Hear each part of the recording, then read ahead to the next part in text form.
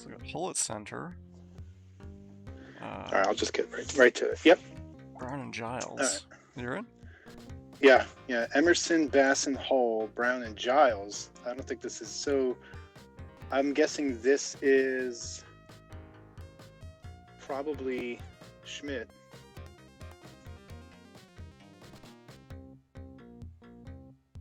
I should move my camera. All right. Did they just stop here? There we go. And St. Louis, Quebec. Interesting. I feel like we've seen these matchups a bit here. Home team is Schmidt. AJ, the away team. And I missed who's who, so we'll find out in a second here. So Schmidt's St. Louis. Or he should be. Schmidt is St. Louis. He's going with the lighter. Yeah, he's not putting in Janney or Shanahan. All right. So AJ, Quebec, game one in the semifinals-ish of the winner's bracket. I say ish because the winner of this faces me in the winner's final, but then the lose. Oh, that's Kovalenko out for the period. We're in a double elimination tournament, so the loser here moves down to face. I think we have a Habs, Sebi. I think Zeppelin's still alive down there, and then the winner here will face one of those guys. I'm not sure. I have to recall on the bracket, but then you have the opportunity to come back up and make it to the finals, in which you'll be down 1-0 in the best of 7. So Brett Hull in the box for 2 minutes as he takes out Kovalenko for the period. Janney comes in at center for Schmidt. AJ on the power play controls the puck with Sakic. Sakic coming out. He's gonna wait, look around. He's got a cross opportunity. One-timer, doesn't take it. Still holds the puck. He's gonna try to take the shot, but loses the puck right before he gets that off. Ricci now gets hit behind the boards. Oh, aggressive play by Schmidt by taking the goalie, Cujo out there. Flipped with the Coke AJ tried here. Here's Giles, and this is why you don't really want him. He's so slow. Janney's with the puck. He's at center. He loses the puck to Sakic. Sakic's going to come out. Poke checked away by Giles. And here's a breakaway opportunity for Giles. Pass, one-timer, a little too far for Janney. Still gets the puck now, giveaway. Sundin chasing it down with Emerson, but, not Emerson, number 7 on St. Louis is, that must be Basson? I'm losing my mind here. 7's Emerson. It is Emerson, right? All right, so Emerson. There we go. I'll get this down. I'm still waking up. It's early. It feels early. I know it's like in the afternoon, but it feels like it's 8 a.m. So we're all up until, what, 11 last night looking at this? At least. So here we go. Power play, penalty kill successfully done by Schmidt. Holds back out the box. AJ wins the faceoff. Here's a breakaway. This is Basson, number 28. Tries the EA special. Gets a big rebound, but no one there to claim it. Hextall outlet pass to Sundin. Sundin coming in. He's going to have a one-timer opportunity to Sakic, who doesn't take it. Tries to fire up a shot. Gets knocked down before he gets it. Basson, Emerson. Emerson tries. He's going to cause some chaos in front of the room. Hull lets off that big shot, but he's way out there. He's got to try to get a little closer to the slot, as an AI. That's a good opportunity. Ooh, another rebound had the open net. Here's a breakaway opportunity for Joe Sakic. Does the EA special. Good job by Schmidt initially on the goalie control, but Sundin comes barreling in. I don't even know if AJ did that or if that was just the AI just getting that goal in for Quebec to go up 1-0 here. So let's see how Schmidt responds. Tries to get that shot off. We got 15 seconds left. AJ's going to come down and just put something on net here. Here it is. Good save, rebound.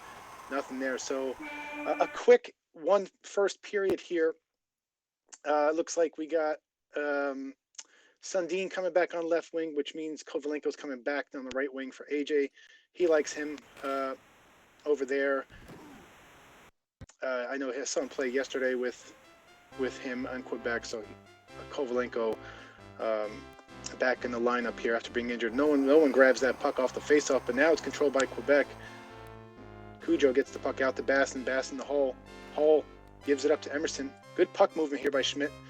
He's looking for Hull, not getting it, gets caught in there. It looks like Emerson's going to go for some roughing or cross-checking or something, as he was getting pretty busy in the corner there. Let's see what the call is by Don Koharski, who's our referee for today. Hooking.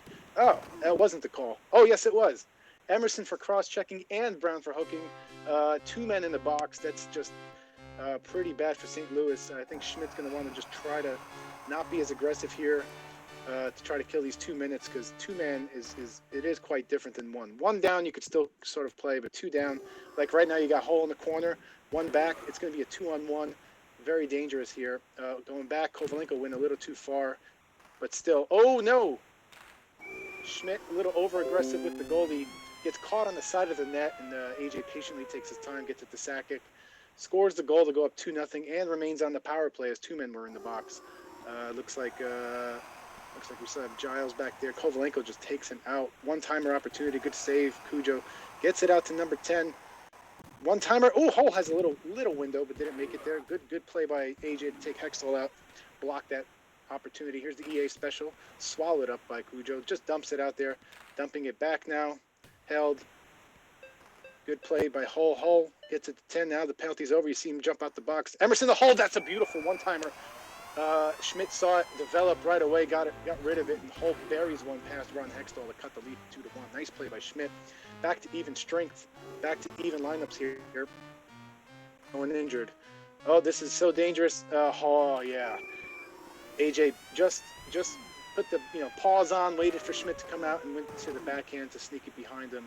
Very patient play, nicely done by AJ, and he goes up 3-1. This is game 1 in the best of 3. Hull in the corner, escapes the hit, doesn't escape the second hit, but given up to Emerson. Hull has it back. Hull now waiting to reset his lineup. Here's Basson. Basson's going to look for Hull. He's got an opportunity. Ooh, just missed it on the side. Back to Basson. Nope. Doesn't get it back. It looks like that was going to go to the defenseman. Emerson looking to try to get that puck away from Kovalenko. That's going to be hard. Kovalenko, unless you B-check, which looks like Schmidt is just going to B-check him to death. It's injured twice. Kovalenko. Yeah, Kovalenko, man, just back-to-back injuries in the period. This one for only 36 seconds, but yet again, we have Emerson now in the box. I think that's the 4th penalty on St. Louis in this game. So that's not helping Schmidt, and for just 36 seconds on Kovalenko, not going to do a lot of damage for AJ. Quebec deep enough that they could have alternate lineups, as you saw. Ricci's in there. You still have Kamensky if you wanted a big shot power. That's going to go in. Sakic, another beautiful play, and AJ goes up 4-1 with just 6 seconds left. Going to put in Kovalenko back in the lineup, 6 seconds left. I mean, they'll just finish out the period, do it now. Or not. AJ's going to just wait out the 6 seconds and change it at the end of the period. At least that's what I think. Let's see. Let's see if he changes the lineup again. And he puts it in, down, and yeah, here comes Kovalenko back. He may have done that only because of, maybe per the rules of King of 94, you're technically not allowed to change lines outside of whatever the rule is, outside of a penalty or a injury, I think, or a stoppage. I'm not sure. All right, Smaz, you got to drop out of player 3. Sorry, yeah. Yep, good. So here we go. Emerson in. Emerson looks for Hull. Oh, this is going to be the 5th penalty, I think, on St. Louis now, as Hull's going to go in for some interference unless AJ scores here. Net knocked off the moorings by St. Louis. So this is going to be a offensive zone face-off for Quebec. Just pouring it on here in game 1. Really, really tough with the referees. No home love in here for St. Louis. Emerson pumps the brakes. Emerson, nice shot. Great save by AJ. That looked a lot easier than it was.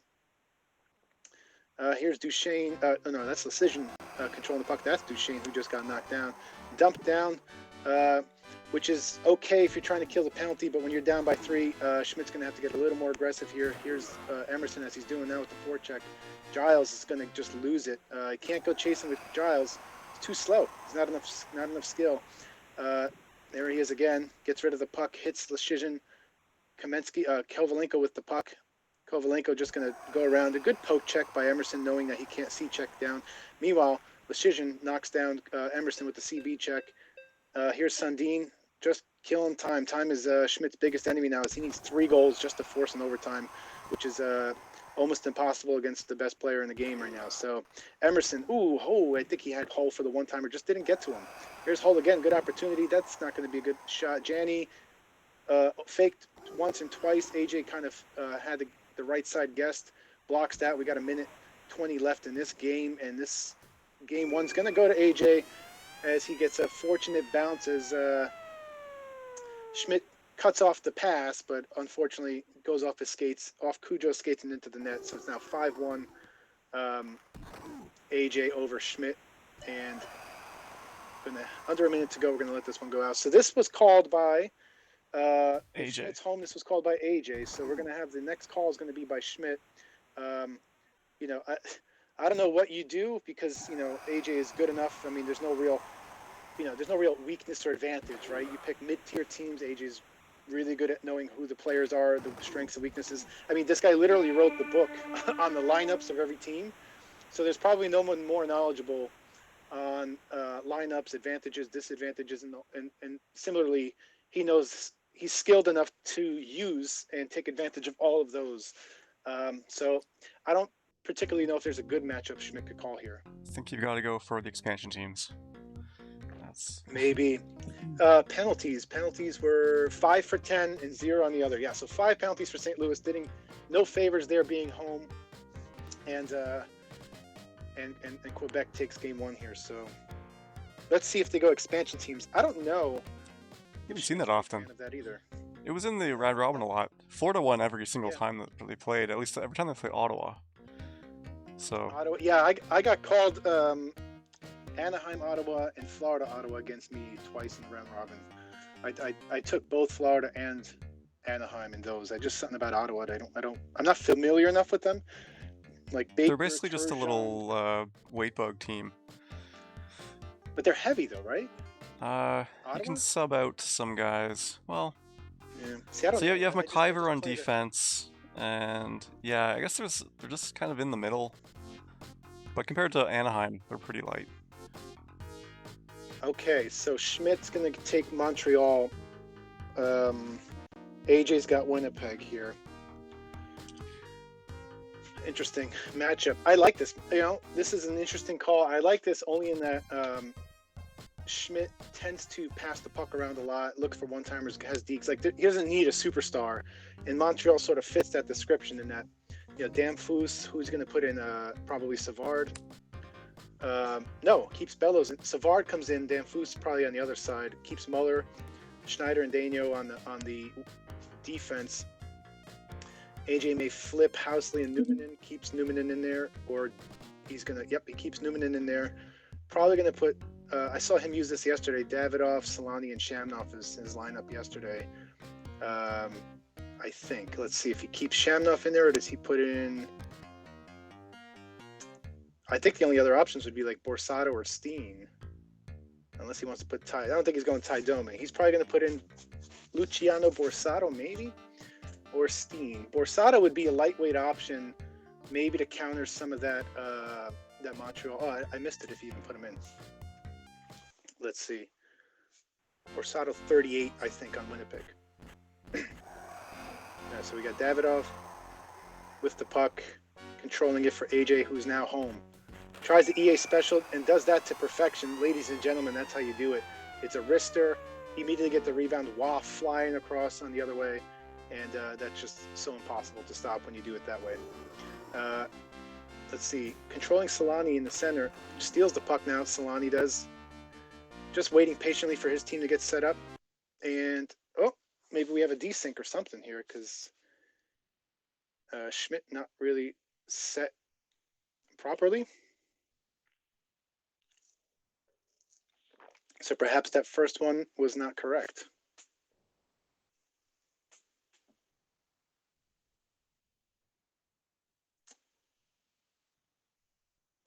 Yeah, okay. Going to rehost here.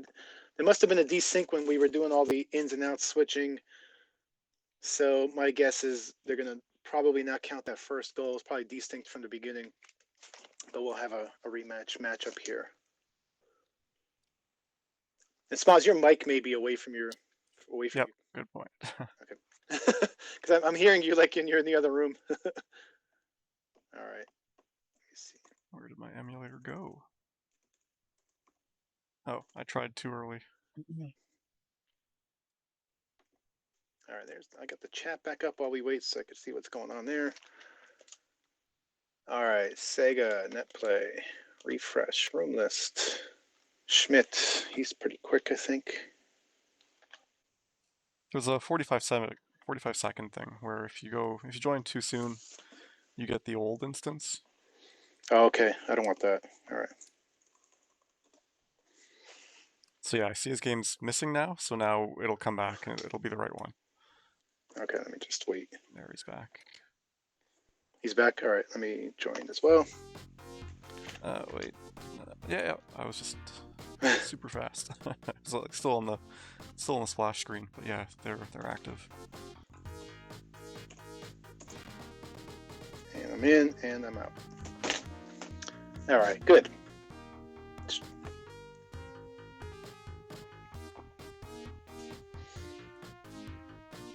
All right, Sega Finals Day today. Gonna definitely share the stream once we get close here. It's on Facebook right now. You can, it's on Facebook now, good. You gotta put a picture. So what I discovered is if you don't put a picture or a video or something, basically Facebook doesn't really spread your message at all. And people don't read, so you need, it's like we always said, you need infographics, you need a picture, you need an animated GIF, get Tick and Nest to make a GIF. Yeah. And, it'll get 100 times more reactions. A picture of the stream, and then I'll just link to it and say something. Yeah. So here we go. AJ setting his lineups here. He has his lineup. Housley, Newman, and Davidoff, Solani, Shamnoff.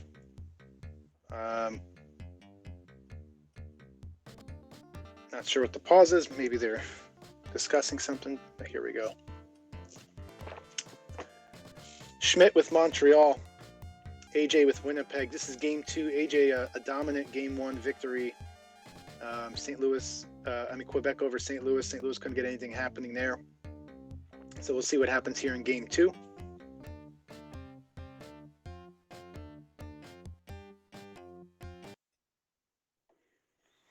Here we go. We're underway here. Opening face-off. I guess they agreed that that first goal was probably not going to count, which I think is right, since it was probably desynced from the beginning. But this looks like they're in sync. Schmidt's playing good defense here. Has the puck now with Damphus. Damphus looking for the one-timer to Muller. Got it off, but a good save by Bob Essenza. And here we go, Housley. Housley with the puck. Dangerous. Housley, one of the 2 dangerous people on Winnipeg as far as speed and skill, Solani being the other. AJ is going to be able to use them pretty well. But here's Davidoff, and AJ is super deadly behind the net. Shamnoff to Solani. What a thing of beauty. Davidoff skating behind the net, dishes to Shamnoff, and he saw Solani right at the slot, wide open. One-timer in there, right past Patrick Waugh, and Winnipeg goes up 1-0 here. Good poke check to knock down. Oh, the give and go. Almost executed it. AJ good, nicely defended. Here's a great. Oh, he does sneak it in there. Does Housley on the sort of partial breakaway. Schmidt played it out there with Waugh. Not sure how that snuck by. I don't know if he got the animation off. Sometimes you got to put that to make it stick. Tries to backhand past Essenza. That was gobbled up. Floater in there. Ooh, just try to push him in. Don't get the penalty now. He's got plenty of time in this game to come back, so you can't panic if you're Schmidt. There's the EA special done with 2 people. Davidoff throws it up, gets the rebound. Solani cleans it up. And there's just an onslaught now in Winnipeg over Montreal. This one's starting where the first one left off. AJ just sort of dominating here. And he's got another opportunity, but he doesn't get it. Schneider into the puck. Schneider gets leveled out by Jamnoff. Jamnoff now breakout coming out for Winnipeg. Winnipeg. Ooh, Solani shoots the one-timer wide. Gonna have to get down there, but Solani gets his own miss. So AJ now controlling the puck with Solani. Solani just carving up that defense. Shamnoff now gets tied up, but still gets the puck out to Solani. So Montreal, is not able to get any of the loose pucks, even if they are getting some of the takeaways, which is always tough. Here's Savard. Savard's looking for the one-timer, but there's 3 Winnipeg Jets in the way for that. And here we go, Housley trying to go to backhand fake out. Good read by Schmidt to block that out. Solani just wide on that one-timer opportunity. Here's 27. Dano's 48, and aggressive play by Schmidt. But you can't get anything to stick. Here's Savard. Savard coming in. He's got the shot. Oh, he should have gone wide, but AJ just for some reason knows Schmidt went back, tried to go back and didn't fall for it. Could have used that goal. That was big. But here we go. Just like that, it's 3-0 after the first period. AJ up 3-0, and he's up 1-0 in this series, looking to put this away and move on. Davidoff looked for the one-timer, doesn't get it off. Wah gets it out to Damphus. Damphus passed to Savard. Savard in, backhand, just read all the way like a book. Essenza saves that easily off his blocker. Now here's the play. We got a penalty coming up in Montreal. Looks going to be like a slash or something. Roughing call on Dennis Savard. Little frustration setting in for the Montreal Canadiens here as Winnipeg is just pouring it on, and all the offense that Montreal did muster seems to be easily blocked by Winnipeg. But here's Housley again. He got through. That's going to be a one-timer goal to Solani. You know, the top two guys connect for another goal, and it's 4-0 now. Quickly on the way to, looks like, into a mercy rule here. I don't see anything happening for Montreal. So if something's going to have to happen, Schmidt's got to come out now and get something done here. Here's Savard, pumps the brakes. That was a good play, but stolen by Solani. Solani evades the defense, comes in, and was just about to get a. Oh my God, that almost went in, but that's going to be a penalty now. So here's an opportunity. What was the penalty? Was it on 20? Oh, it's Teppo Numminen in the box now. Almost scored on himself, but here's the chance for Montreal to try to climb back in the game, but they lose that face off to Housley, the last guy you want controlling it. Housley, again, dangerous, can't go down. Look at that skating. Just missed on another opportunity to Solani. Here's an opportunity for Savard. Nicely done on the backhand. See AJ reading all those double fakes. Here's, he got lucky. Schmidt got lucky. AJ waited him out, had the open net, but hit the post. So Montreal stays alive in the game. Can that be a turning point in the game? Schmidt looking for the one-timer, but I mean, obviously, this is just absolute defense clogging up by AJ, allowing nothing to get through, no passing lanes, and then when Schmidt does get an opportunity on the breakaway, AJ seems to know exactly what he's going to do. One fake, double fake, doesn't matter. Essens has been right in his face every single time. Look at this, can't get anything set up. Muller now, Savard back to Muller, back to Solani. Solani steals it. Another opportunity here. We got Savard, tries the one-timer, but that's stolen by Numminen. And now Solani, here we go. Solani gets tripped up. I don't know if that's a penalty shot, but it's definitely it is a penalty shot. Solani waits it out. There we go. Good save by Schmidt on that one. To keep it just a 4-goal game, but this is now time's running out. Good face-off win by Winnipeg. Good save by Patrick Waugh. 20 seconds left. See if Schmidt can get something to try to cut this to 3. Does not, and we got 1 period to go. Nice aggressive play. Wow, just got lucky again.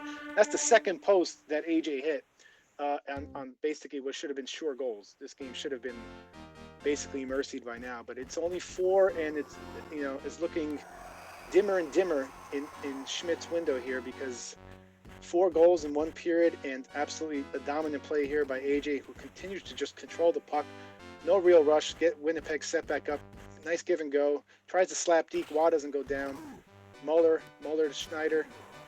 Damphus gets tripped up. That's going to be a penalty. So 4 minutes and 5 seconds, tripping penalty on Phil Housley. So let's see if Schmidt can maybe get a face-off goal right here off the one-timer. He wins it, but loses it right away. Looks like Boltan, maybe 4, gets it. Davidoff just controlling it. Solani pumps the brakes, still has it, tries to get Waugh to go down, but Waugh's staying tall. Waugh is the best goalie in the game, right next to Belfour, 1A, 1B. So you don't really need a lot of manual. I say that, with the asterisk, because against the top guys, they can make every goalie look pretty silly. So you do need some of it, but nice to see he's standing tall.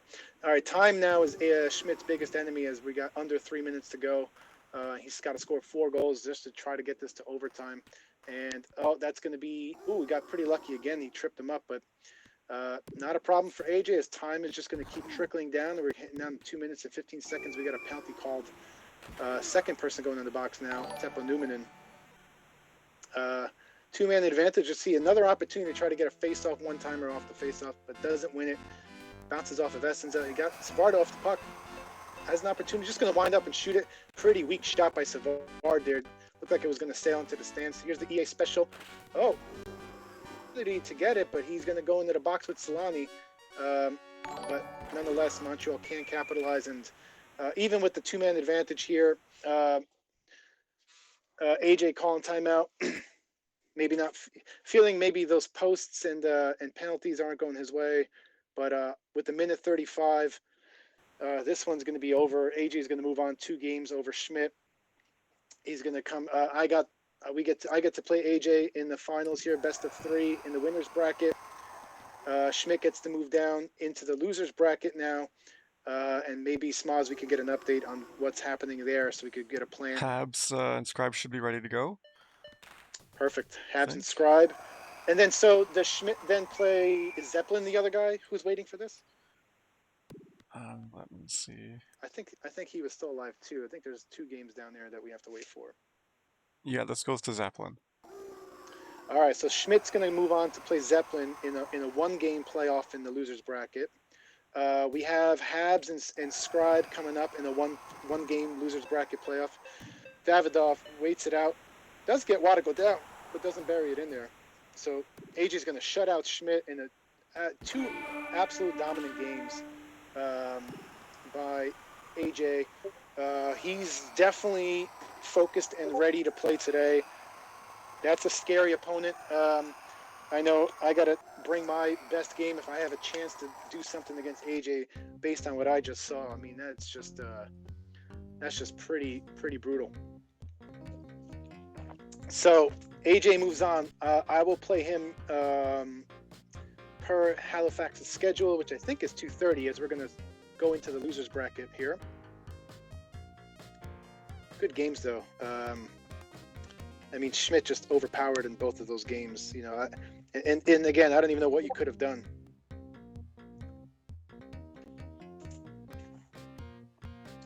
All right, Scribe and Habs are loading up. This is going to be a matchup of some old school guys. Scribe and Habs go all the way back to the early days. Scribe returning to action about a year or so ago from a long hiatus, and Habs coming back for this tournament, which is nice to see him coming back. Hopefully he'll stick around as well, as we always like to have these top players in here. Always makes it more fun. So we're going to join Habs.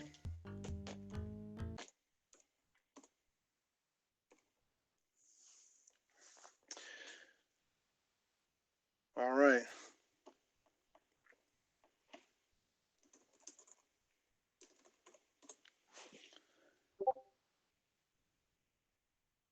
So we have now Habs and Scribe. We'll see who's, and usually Smoz gets the information of who's who. But actually, Scribe is on the chat too, so I don't know if you know who's home. Scribe's going to be home.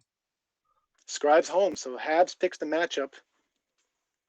Let's see what he goes with against Scribe. In a 1-game playoff here, so no fooling around. If you had to pick 2 teams where you were comfortable enough that, you know, whoever your opponent picked, you had a chance to win on the other one, who would you take here?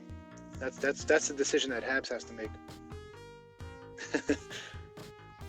The guys like the Don Koharski, you know, I got the referees from the 90s. I'm trying to think of other ones. I can't think of. Kerry Fraser. Oh, Kerry Fraser. Yeah, that's every Leafs fan's worst enemy. That was right on the tip of your tongue. As soon as I said, "What's a referee?" It's not. Yep. It's Kerry Fraser. Yeah, Denny Morel. Wasn't it like Andy Van Helleman or something? That's one. And yeah. All right. Are you in, Smoz? Nope. I gotta press the button here. All right, you're in. You're out of the game. All right, Pete McCreer, Kevin Collins. I like Ray Scapinello. Good one from Schmidt. Winnipeg and Calgary. Winnipeg and Calgary is interesting here. I'm going to go with Kerry Fraser is the referee for today's game. Watch those high sticks. We got we have Winnipeg again. Let's see. AJ used with Winnipeg, usually has Davidoff on the left wing. Let's see. There's a Housley Newman switch to get Housley on the stick side. Davidoff going to be on the right, Solani at center, and do we keep Shamnoff in there? A lot of people switch Shamnoff out, but here's the question again. Shamnoff is kind of like fool's gold because he's sort of slow with the 3 speed, but he's got great Passing, I don't know what stick handling is, but yeah. Very high stick. I think he's got a 5 stick as well, because that's what makes him so good. He's also easy to knock down. Yeah. So you got slow and easy to knock down. It's like, is that really what you want? No, but I think that the high stick kind of beat check prevents it. So here we go. Oh, that's true, yeah. The toddle. With Calgary. And I like Habs. I like actually Habs with Calgary because he can let him rip just like that. Gary Roberts with the too much man. Theo Fleury. Yeah, just goes up 1-0 here. Very early, 11 seconds into the game here. So Scribe's got he's got an opportunity quick. Solani just missed that one-timer. Vernon controls it right back out to Gary Roberts, who's on the left wing. He's got Nieuwendyk is Nieuwendyk? I missed the lineup for Habs. Yeah, Nieuwendyk and Roberts on the wings. And he's got Theo Fleury, I guess, at the center. And that's a good one-time opportunity for Shamrock, not the big shot. Here's Gary Roberts, pumps the brakes, avoids the check. Here is Fleury at center. Good passing here, good shots, good save by Essens. They got a few shots off. Breakaway opportunity for Solani. Backhands it in right through Vernon's legs. Nice play by Scribe to get back in this game 1-1 with a minute and a half. So face-off won by Winnipeg. Controlled now by Solani. Avoids a check by Fleury. Gets all the way in. Has the one-timer opportunity, but cut off the angle there. Ran out of room, basically. Fleury controls the puck. He's going to reset, get Calgary back in action here. Here we got Nieuwendyk back to Roberts. Loses the puck to Shamrock, but gets the puck back. Here's Fleury again. Good passing here by Calgary. Gets checked in the boards in the corner. Still retains control. Gets checked again. Shamrock just bashing heads in there. Shamrock avoids some checks. He's got a good in the corner. Avoids the Roberts check, but does get the puck trickled away. This could be an icing, but that's going to be negated. Scribe's going to want that one back. Habs avoids it. Good control there by Scribe to take the goalie out, cover off that angle. And he's going to go with Shamnoff. Has an opportunity. This is a good offensive play. Gets the one-timer. Gets the pass shot out. One-timer missed by Solani as that puck never made it to him. Coming back the other way. Good defense on both sides here. They all both settled down after the first goal. That almost trickled through on the play. Looks like McInnes may have helped him there. Pass all the way to the corner here to Fleury. Fleury pass all the way back to the other side. That's going to get intercepted by Phil Housley, who's also going to draw the penalty as the Calgary player went behind and checked him. He got him to bite. Shamnoff got Vernon to bite on the fake outside. Habs had to play it. He just wound up and stuck it in short side. There's the mental part of the game. You know, you try to prevent one side, and then if someone guesses the other, makes you look silly. So nice play by Scribe. Gives up the goal early, scores the next two, and finishes the period up 2-1 here. And this is, again, a one-game playoff. So winner moves on, loser is done for the tournament. So Habs looking to respond here. Has the EA special, tries it with Fleury, but that didn't work. Good opportunity, one-timer, all the way back to Housley. That almost actually made it in as Essens looked out of position. Fleury tries the pass shot, got a little wide, and I think it's going to go in the box here for 2 minutes for interference with the goalie. So not a good sequence there for Habs. Is he going to do a lineup change? Not allowed, I think, right? But Reichel comes in at center in place of Fleury. Interesting that he's got Nieuwendyk and Roberts on wings and Fleury at center. Yeah, I don't see the point of Nieuwendyk on the wing or on the ice, period. This is one of the things we talked about before with Calgary. They have so many options that you could second guess yourself all day, but it's what you feel comfortable with. So Habs feeling comfortable with Nieuwendyk, he takes them. But back to the action here. Here's a dangerous guy. Looks like the one-timer animation for Solani. No one's getting the puck. That's always a bad sign if you're the AI there's going to be an interference call.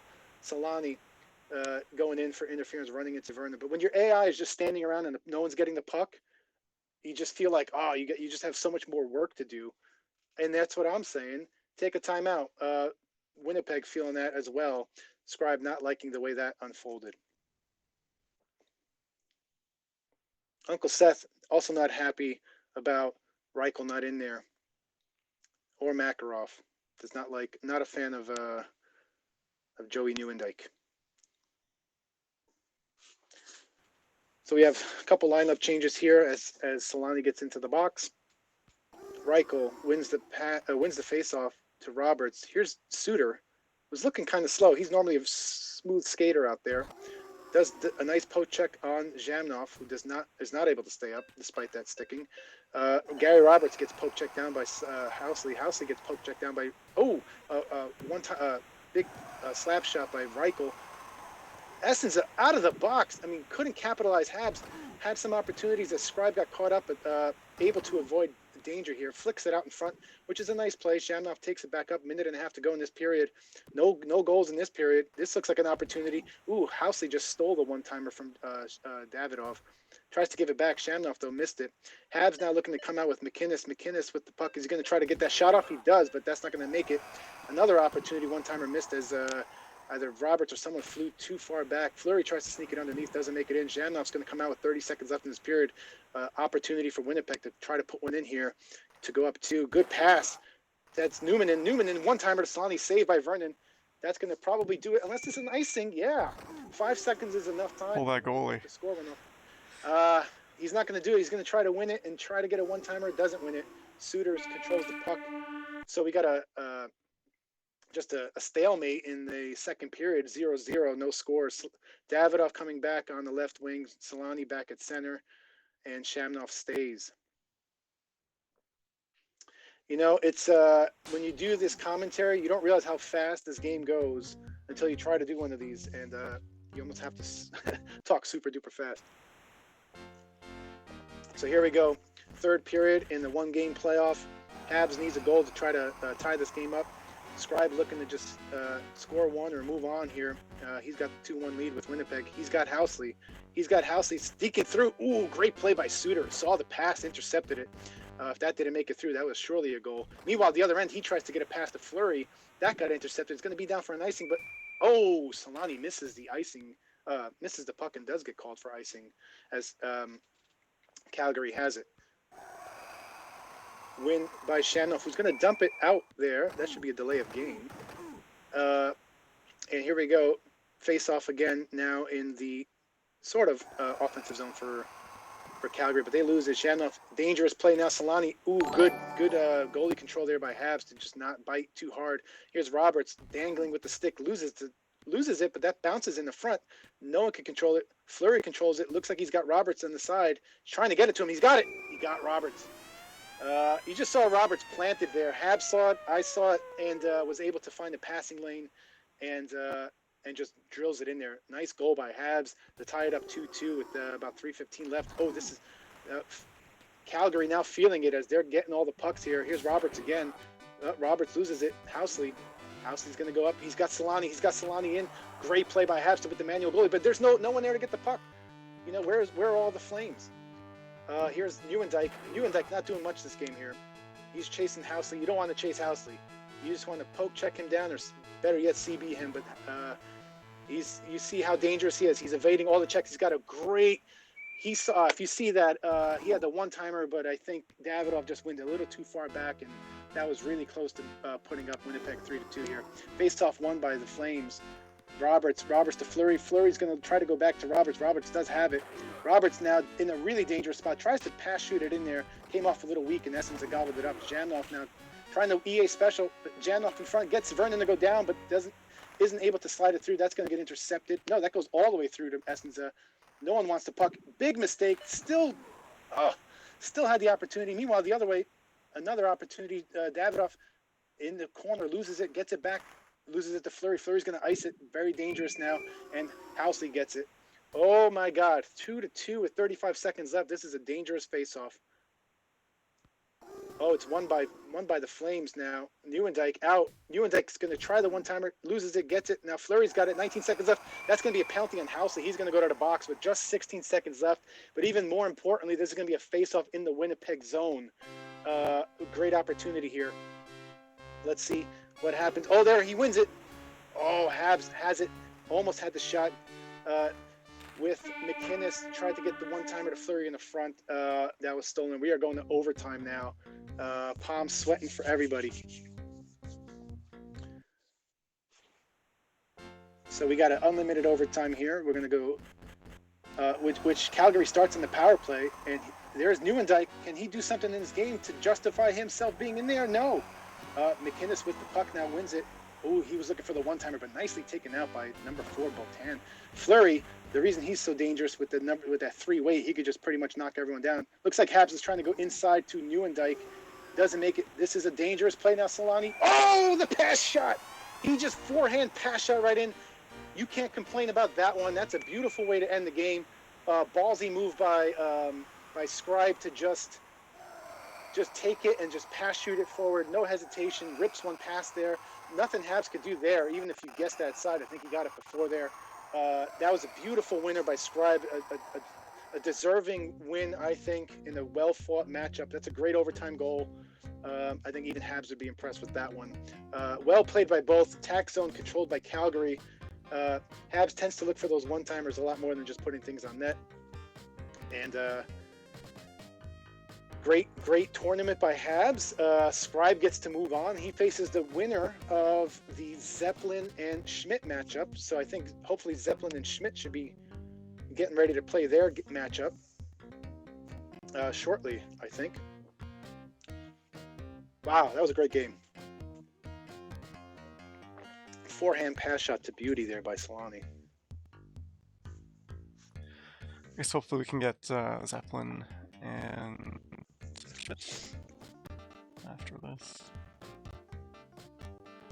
Now let's see if I don't know if Zepp's around. I think I just saw him on here. Yeah, we know Schmidt's here. Yeah, Scribe looking really good. I agree, Seth, and his game has been pretty solid as of late. And you see, Habs also a great competitor. That was just a back and forth game. A couple chances on both sides. Scribe did get caught up with Essenza a few times with out of net. Habs couldn't capitalize on that and took it to overtime here. So let's see. I mean, we have it should be Zeppelin and Schmidt. If not, then I think AJ and I could play. I know we're scheduled for 2:30, but if AJ's around, we could definitely get it done sooner than later, and then wait to see what happens in the loser bracket there. Yeah, Joe Nieuwendyk just didn't do anything that game. I don't think they didn't really call his name much, and when it did, he was just chasing and not even able to get some shots off there. I don't know if I could commentate as I'm playing you, because it's just going to be a lot of F-bombs and frustration, and I also got to focus like crazy, so it's really, really hard. I'm assuming you're also joking, because I can't do that. Well, unless you want to do it too, and then we'll both be on stream. Both have... just cursing each other all day. We can do that after the tournament.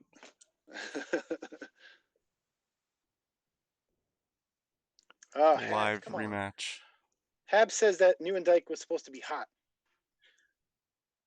According to Ron Barr doesn't know what he's talking about in that screen. Yeah, Habs, you can't trust the ratings, man. They mean nothing. They're good to within 9 points, which is a huge swing. Like it's a 20% swing. Actually, it's isn't it more? Isn't it +9 -8 or something like that? Yeah, it's around that. So it's like a 17% swing. It's pretty big. Yeah.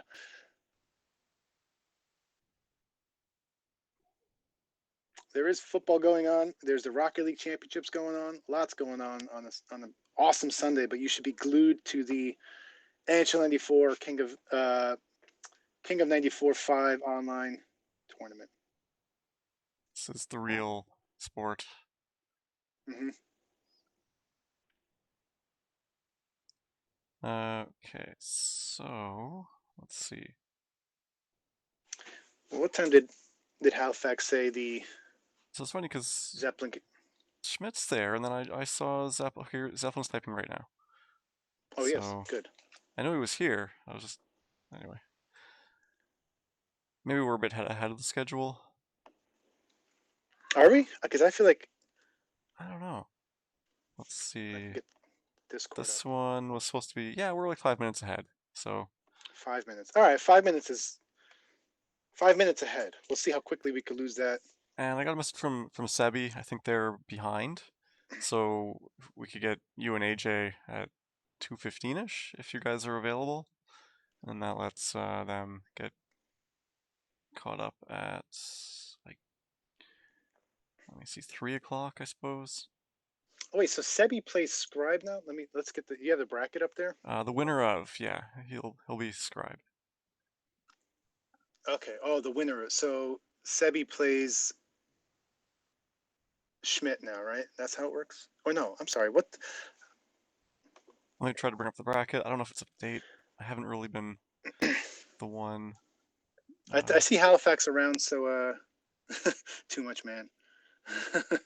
I think Halifax is around, so hopefully, I think Yeah, he's the got the bracket Habs or updated. the Habs scribe game is already in there. All right, so Sebi plays It's all up to Scribe. That's date. what we Yeah. thought, and then Schmidt plays Zeppelin. So we got 2 games here.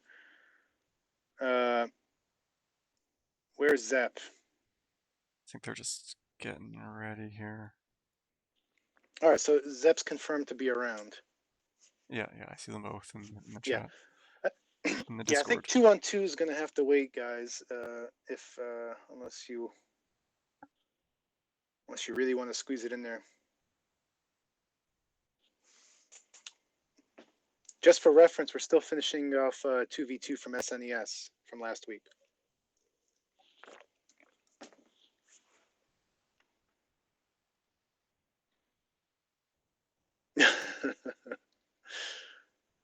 Seth taking shots at Zepp.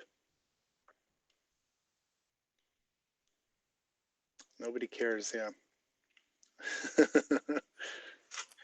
We're gonna try to set up the 2-on-2 for tomorrow. I gotta talk to the guys and hopefully we can set up a time to get we'll get the 4 guys and Halifax on the commentary. That'd be good. All right, Zepp says 1 second. So this is good. I'll stay on for the call against Schmidt and Zepp. That's going to be a 1-game playoff. Yeah, I mean, look, after like about 100, 150 games of SNES, I actually started to like it. So it takes a while to get into it. I liked it when I played in a couple tournaments. It's fun.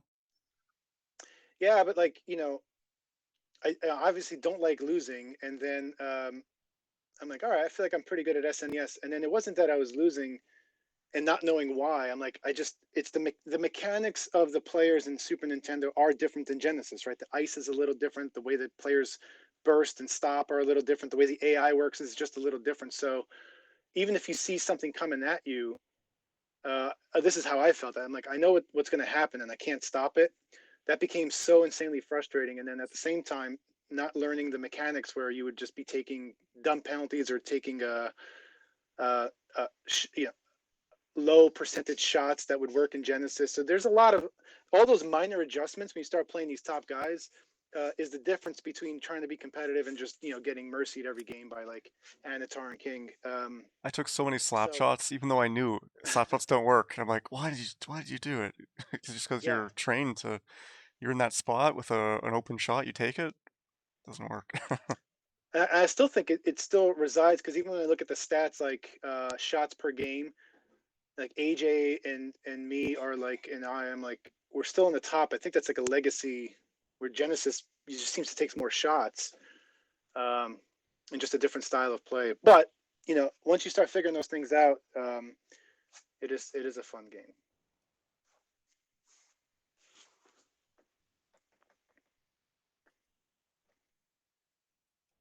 Yeah, 95's next in line. You got Genesis, then Super Nintendo, and then you could get 95.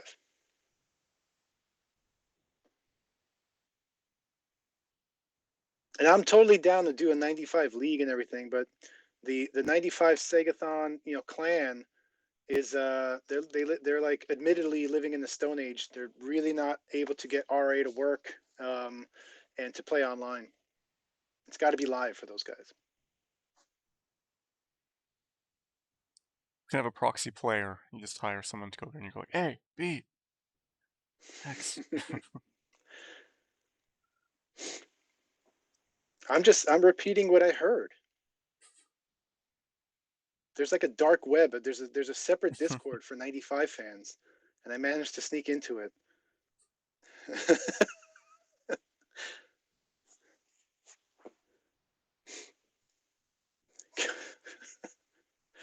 Comments are great. All right, so we're just waiting for Schmidt and Zepp. Yeah, I don't see the game up yet. It's 2 o'clock. We're officially behind schedule now. All right, that was quick. Took 5 minutes to eat up our 5 minute ahead of time.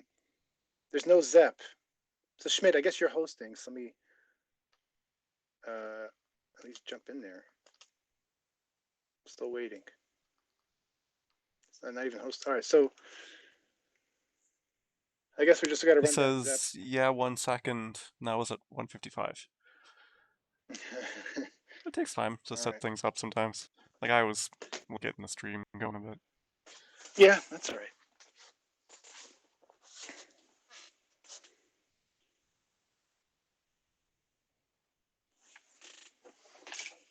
Okay, it says he's loading up. All right, perfect. And I'll just ask them Now, host password home. yeah, I'm assuming team. Schmidt's going to host again. And in the meantime, I don't think Schmidt and Zepp have faced each other in this tournament yet. So I think they do have to flip the coin. So you guys could do the flip, decide who's home, who's away, who gets to choose their fate as far as picking teams, who gets the home ice advantage. So in terms of seeding, this is 5th, and I mean 17th for Zeppelin that's unusual. That Yeah, was Zepp went 4-4 in the round robin. So a bit of a surprise. I think NIU Husky took him out 2 games. yeah. And that was unexpected. I think Zepp was expected to be the group player to come out, probably 6-2, 7-1, if anything 8-0. So he came out with the lower seed, and in fact, his first matchup after he moved on was AJ.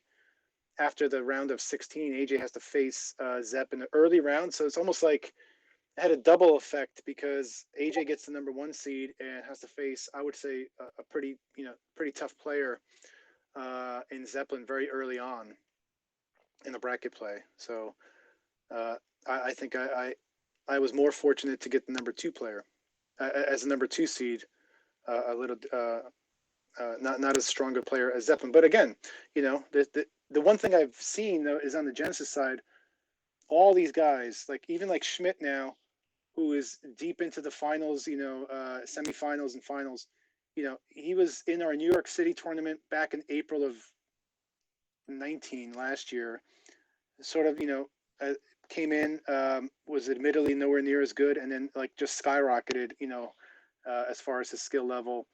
Corbett's always a dangerous foe. Scribe back, he's playing late, and then you get guys like Habs and Sebi, and all of a sudden, we're back into a super competitive, Genesis division of leagues. Yeah. Now, having said that, neither AJ or I predicted we'd probably be playing each other. We both kind of felt there would be more upsets, and it was a close call for me against Sebi. I think I made a mistake giving him Buffalo in the opening. I definitely made a mistake with that. That killed me, and was able to squeak out two games after that against him.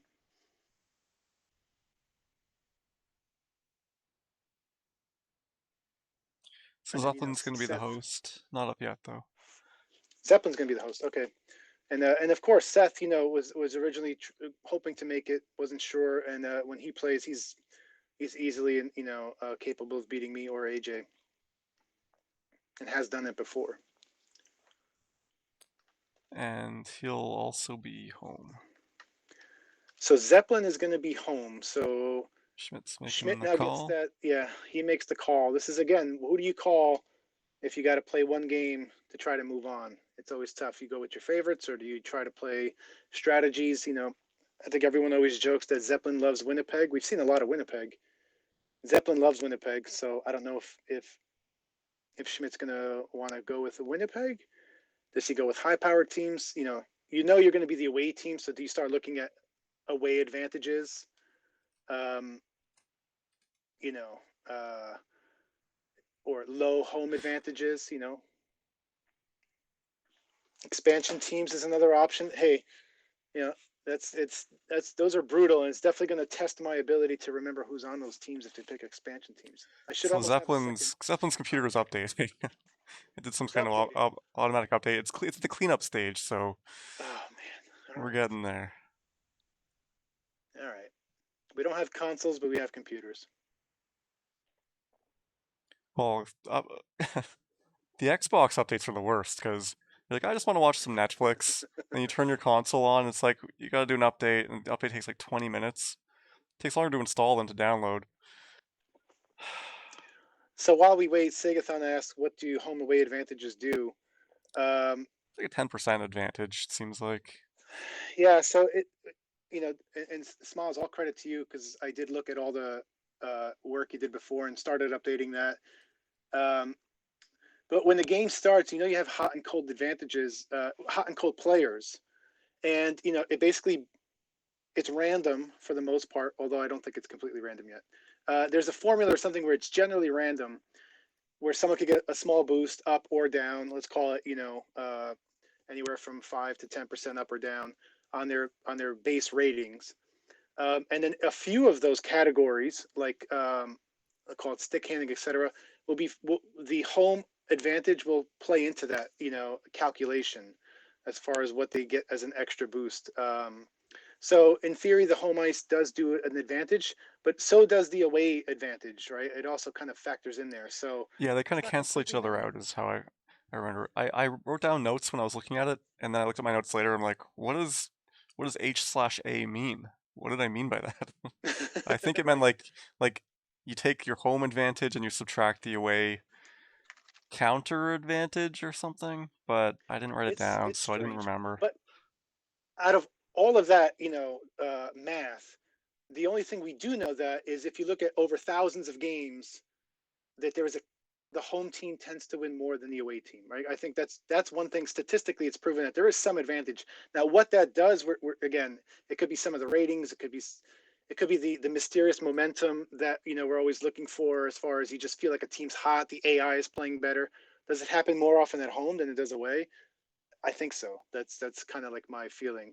Um, and it's game by game. I think when we get to a one game playoff like this, I kind of hope that you don't really see that. I think it's just almost like the um, Habs versus Scribe. Again, there was probably some instances where AI looked a little funny, but it wasn't like clearly, cascading one way or the other. That seemed like that game was played clean, and as far as the AI didn't really decide that game. Um, like when my game one versus Sebi, I felt like Vancouver was ice cold. I couldn't get anything happening, and Sebi's too good of a player to sort of for me to overcome that.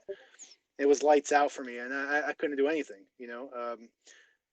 And not again, not taking anything away from Sebi. Like I said, he's good enough that even if it was even, it would probably be an even matchup. But when the game has the advantage for one team over the other, it just makes it so difficult. I know AJ and I have played a bunch of games in those best of sevens where it's like, I know if it's going my way and there's nothing he can do, and then I feel that on the other way where I'm trying my best and there's absolutely nothing you do when you're equally matched, or your opponent's definitely skilled enough to take advantage of the hot cold.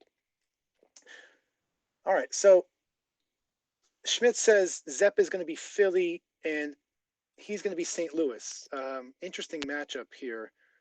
Uh, Schmidt's going to be St. Louis away, uh, and we're going to have Philly at home. What do you guys think of that matchup? That's going to be interesting.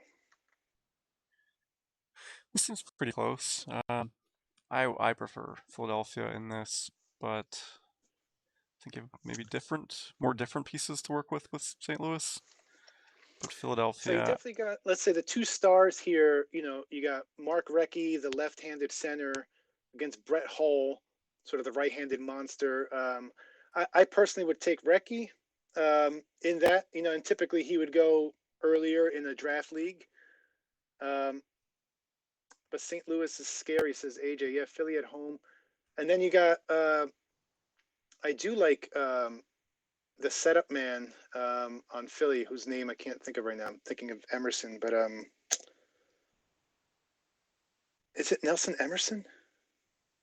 Sorry, was that Emerson's got like a 4-4 shot, 4-5 Eklund, weight. thank you. Yeah, so Eklund, Eklund yeah. is. I love Pally Eklund as the setup guy or sort of winger to Recchi versus Emerson. Um, so Emerson and Eklund, yeah, I think those guys kind of match each other out. Hall and Recchi, and then you got the third winger who doesn't really, I think, is not as important in the game. That's going to be interesting to see who Zeppelin goes with in Philly. You could take some big shot guys. You could put a Lindros and Brindamore in there, or typically you get a speedster like Kevin Deneen. So it'll be interesting to see who he goes with. And then we saw Schmidt use St. Louis. He's probably going to go with probably Basson to try to nullify all of that. But you do have options there as well in St. Louis, right? Craig Janney's an option, is a little heavier. So there's some lineup options on that third winger. The first two sort of seem to be set. Will be interesting to see who they pick as we wait for Zeppelin's computer to restart. And then on defense, it's like Yuskevich and whoever, and then Hawgood or something on Yeah. Philly. And then they're just not really game changers. I do like St. Louis's defense better. I think Brown, even though you're not going to use it too much, he's got a 5-shot. He's got a 5-3 shot. So if Brown could get one off, which doesn't really happen too often at this game, but it's pretty good. And then you got Butcher. Again, nothing to speak about there. And then when you look at the goalies, I think pretty even as well as far as So the game is Soderstrom is a pretty solid goalie, lightweight, good manual goalie, and you got Cujo on the other side. So let me drop here. So we've done a lot of talking. Let's see how this plays out, and let's see what these guys are going to do here. The game is up. One game. Good luck to both guys. Like we said, Philly is going to be at home. Who's going to be Zeppelin? Schmidt is going to be St. Louis away. Let's see what they decide to do in the lineups here. First person to change their line is Schmidt. He's going to go with his lineup with Emerson, Hall at center. And does he stick with Basson, or does he go with a bigger guy? He's going to stick with Basson, which is what he used against AJ, or a previous matchup. I know he saw him there. So we're probably going to see Eklund, Eklund's going to come in left. We're going to put Recchi at center here. And let's see who Zeppelin goes with as his other winger. He's going to go with the speedster Deneen. He's going to Yuskevich and Gary Galley in defense. So going to have to remember that. All right, face-off. Game one in a one-game playoff here. Schmidt versus Zeppelin in the loser's bracket. Winner of this gets to face the winner of Sebi and Schmidt and Scribe. Sorry, too many S's. Here's Brown, just waiting there. Good patience by Schmidt there to just wait it out. Didn't get the shot off, but here's Zeppelin. Zeppelin likes to come very direct in his style of play. And as mentioned, when he was playing, he likes to do a lot of those EA special opportunities by dumping the puck around. But here's a breakaway opportunity. Nelson Emerson just does the EA special, doesn't get the rebound as Philly recovers pretty nicely to get the puck. But having said that, there's a good backhand save by Soderstrom. That's a great goalie play by Zeppelin to stop that one. I thought that was going to trickle in. One-timer by Deneen gets it off, but saved by Cujo, dives out. Brown now with the puck. Brown deep again. Dangerous if he doesn't get it off. Gets a shot off by Emerson, but that was right in the pads of Soderstrom. This was going to send back down. Could be icing or over the board. No, Basson recovers. Trips up by Soderstrom. Another almost penalty if you get these interference calls. Nothing called yet, though. Refs letting them play. Basson with the puck. Basson just shadowing Deneen. Recchi now. Recchi avoids a poke check. Recchi throws one on. That's what I said Zepp likes to do. He got some confusion, but no one there to pick it up. Emerson now. Emerson's going to come in. He's just going to blast one by Soderstrom. A sneaky little play there by Schmidt because you didn't really expect Emerson to wind up and shoot it. And Zepp not going to the goalie fast enough there because I didn't think he expected it. So meanwhile, Brown again with the puck. He's got Hall up there for a one-timer. That's what he's looking at. At least that's what I think. He's going to try to get it, but Zepp blocking that lane. Got to move the puck around, try to move that defense. He does. Now we got a little bit more action. There's Hall again with a big shot saved by Soderstrom. That's going to hurt his chest.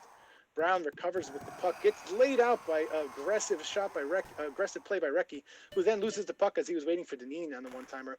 Cujo, aggressive play out to Emerson, gets it to Basson. Basson coming in. Ooh, tried to get the one-timer to Hall, intercepted. Picked up by Butcher. Emerson pumps the brakes.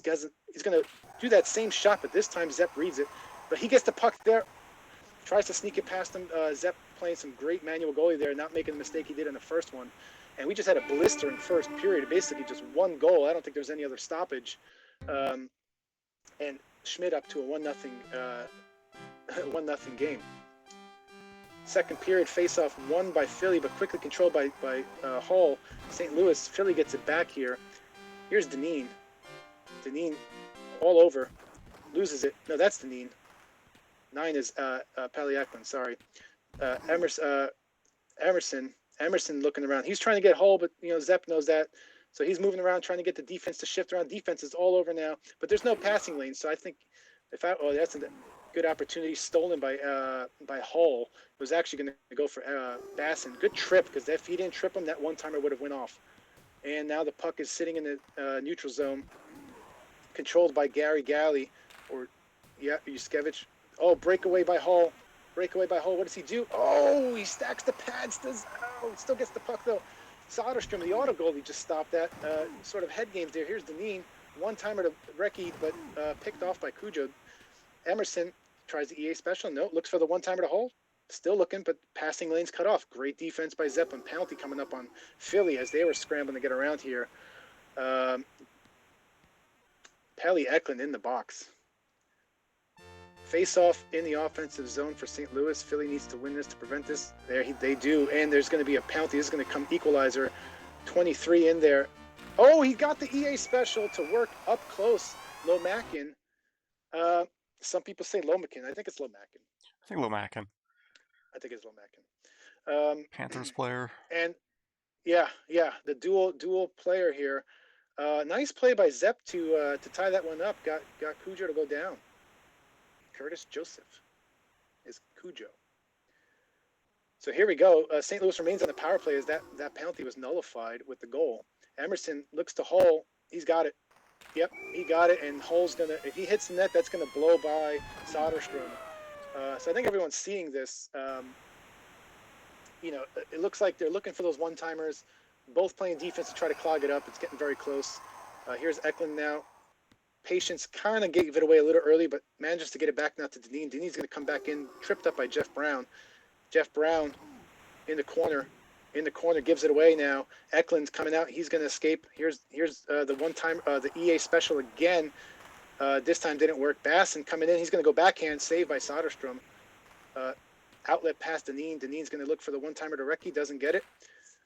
These guys are going to have to mix it up, because if I'm seeing it, they're seeing it as well. So they're going to have to try something, because they're playing great defense to block off these one-timers. I do think throwing it on net, probably a good idea, as Zeppelin's going to try to do. Here's Gary Galley or Yuskevich. Two is who. He just comes in, 10 seconds left. Get rid of the puck here, and we're going to go to a 2-1 lead here for Schmidt over Zeppelin in a one-game series. So here it comes period 3 in a single-game elimination. Won by Recchi. Philly got the puck. Recchi's going to come in. Recchi's going to go behind the net. No, he pumps the brakes, comes back in, but gets laid out. Meanwhile, Eklund has it. He's going to have a one-timer. Ooh, great play by Cujo to come out the net, block that pass, because I think that gets through, and that would have been a goal by Deneen. Back behind the net is Emerson. Emerson skating around trying to get that Philly defense to buckle, but they don't. They do for a second. Good one-timer, good slap shot, great save by Soderstrom on that. Saw it all the way. There's a little tricky play, almost snuck in there. Basson gets the puck behind the net. He's able to escape, but they lose it. Philly has it. This is a dangerous spot now. Philly's got the one-timer opportunity. Poke checked away before they could get the pass off. Hull with the puck. Hull's going to go. He's going to get laid out by Galley. Recchi stays on his feet, but gets the poke check away. Oh, breakaway. Oh, almost a breakaway, but Recchi takes out Hull. Hull just heavy. Emerson takes out Recchi, tries to go the sneak the back door, but ran out of room there. Good play, manual goalie by Zeppelin. Here's Butcher. Butcher's going to just take it in. Butcher's trying to get Hull for the big shot. We got a breakaway for Philly. Super slow Galley. Oh, one-timer. Misses the other way. Emerson gets, I'm sorry, that was Deneen gets plowed. Emerson now with the puck. He's going to go back in. He's going to sneak that in behind Tommy Soderstrom. Just great play back and forth there by Deneen's Schmidt. check, he went almost to the red line from the behind the net. So, stays in the game, does Deneen. No concussion protocol in the 90s. Even Kovalenko, Udo, two aggressive play. knocked out twice, Aggressive still in the play. game. Yeah, that's true. We saw it previously. Kovalenko out 2 periods in a row. Played the third. Maybe go back to the action. Hull almost snuck that in. Nice play. Very sneaky. Puck bouncing back and forth. Look, minute left in the game. This is going so quick. Zepp's going to have to try to do something here. Not able to get anything on net. Schmidt's going to have this. Here's another opportunity. This has to go in or this game is over here. One-timer. Nothing set up. There it is, but not a good position. The rebound almost gets out there. Philly's going to run out of time. Schmidt's going to move on here to go into the finals of the loser bracket finals as one more opportunity. Well played by both guys. Again, I didn't see anything in particular to suggest that something was ultra hot, ultra cold. I think Schmidt outplayed Zepp all game.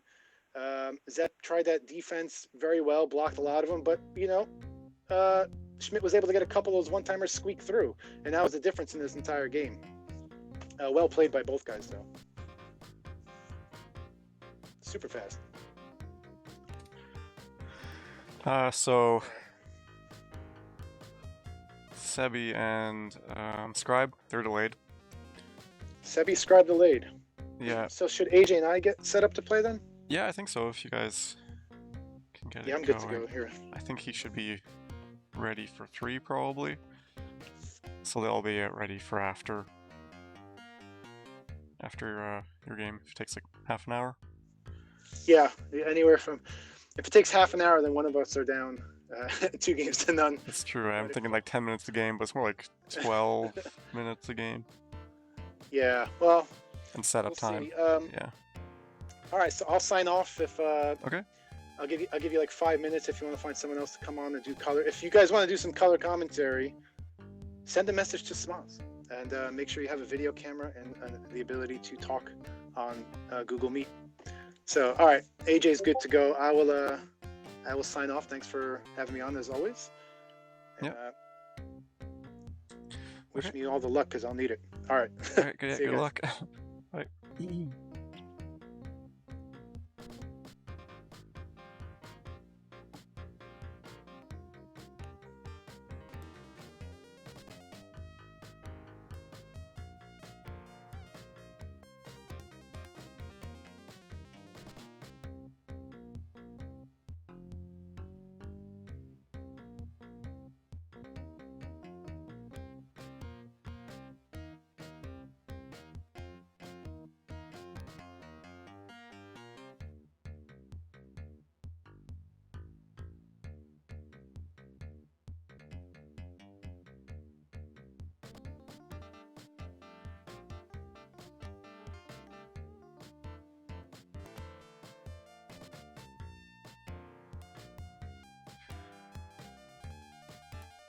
Alright, so let's watch for the game. Let's check out the bracket.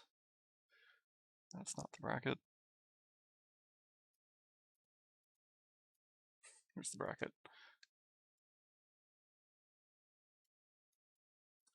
So yeah, this is the game we're going to watch. AJ King Raff, AJ beating Schmidt, who we just saw. Raff beating Sebi, who should be playing around 3, I think. The game we just watched was this one. And that's the one we'll get after that. And then, so yeah, we'll have to have this game, and then this game. So what will probably happen is we'll have a winner here. They'll go down here, and this is a best of 3 series. So whoever comes through here, it's a best of 3. And then we go to this finals, which is best of 7, although the person who wins this series starts with a 1-0 win.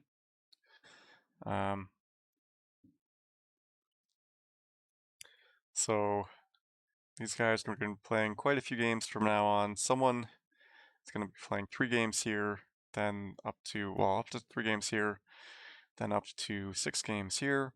Whoever loses this is going to play, 2 games here, 2 games here, and possibly again up to 6 games here. So this person could be playing, um, around 10 games.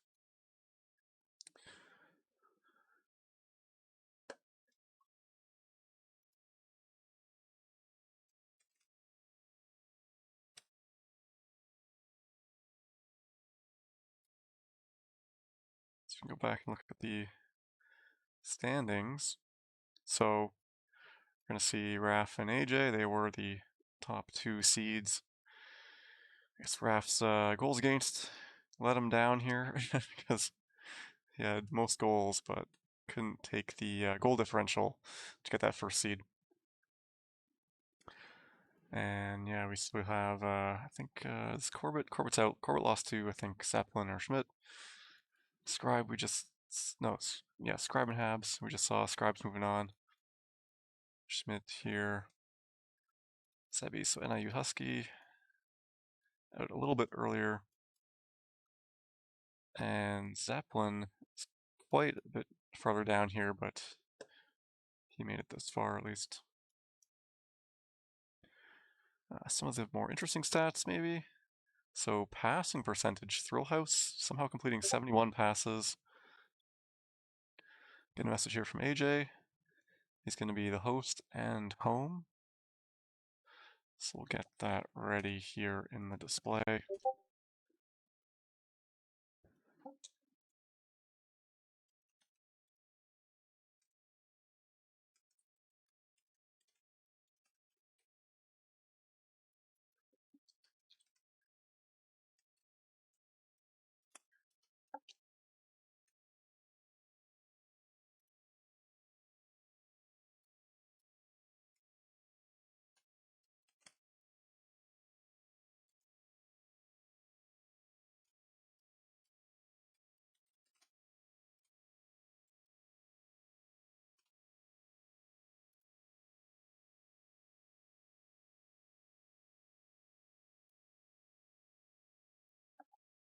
So that means AJ's calling the matchups. I'm not sure what he'll do. I don't think he'll call the expansion teams as much as we're all looking for that, aren't we? Maybe he'll go for faster teams against AJ.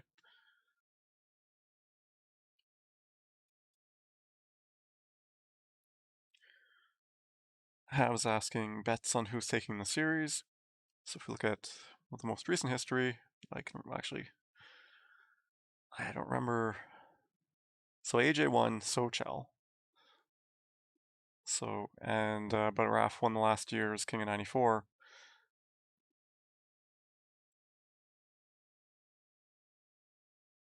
So hard to pick based on that. I'll just make sure I can join the game.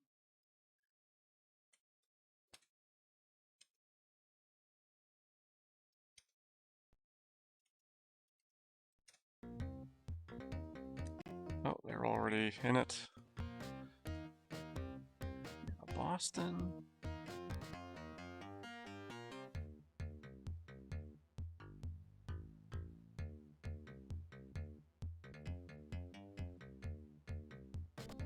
So this is a best of 3 at this point. Boston and Toronto. That is interesting. So AJ called Boston, Toronto. Both teams not too fast. I think Boston's definitely the better team, and you give them home advantage. Boston's good at home. Toronto's good on the road, I think. But that's, if we look at the graphic here, Boston 4-star team, Leafs 3 stars. Bit of a goaltending advantage for the Leafs. So here comes Raf Borshevsky. That first shot saved by Moog. Juno for AJ. AJ playing rugby here. Juno into the corner, behind the net. You don't want AJ behind the net. Especially I wonder if he's got, oh, Gilmore. Raf's probably glad he can see him twitching, because that means he'll be back.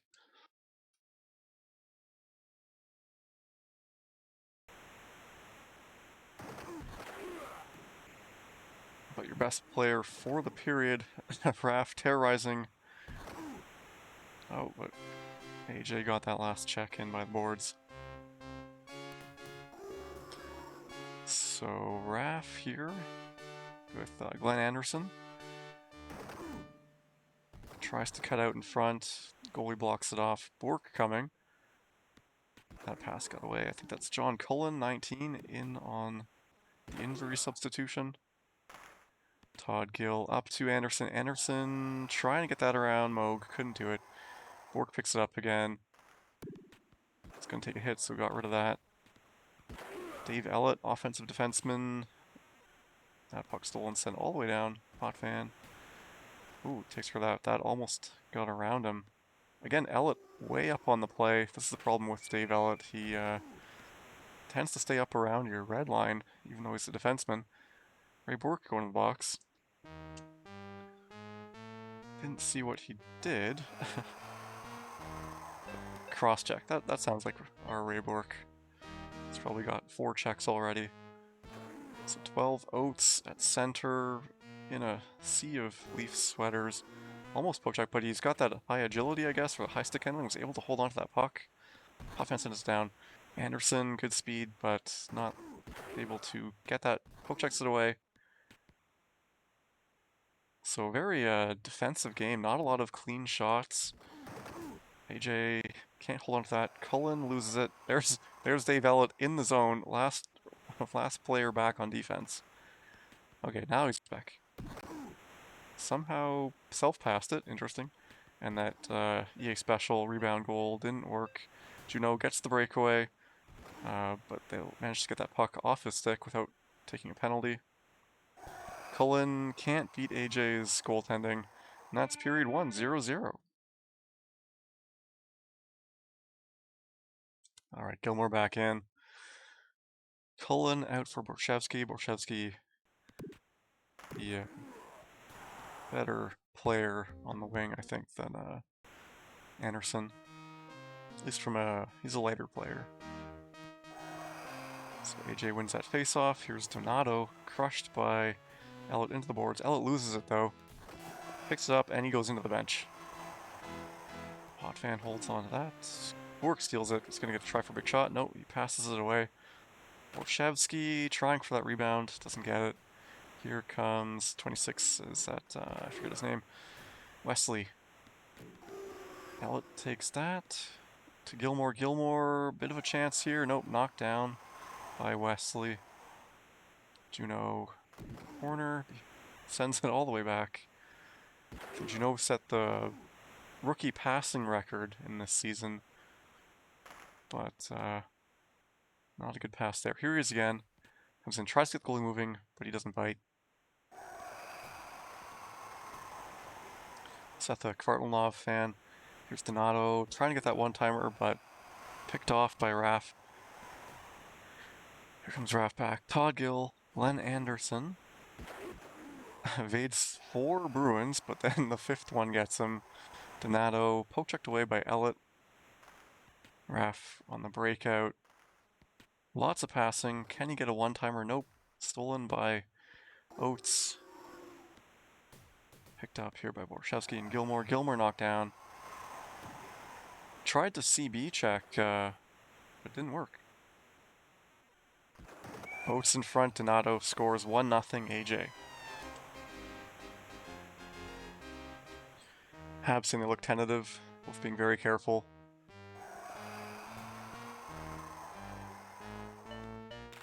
Stolen by Gill, but just took a weak shot. Another one-timer, another Donato goal.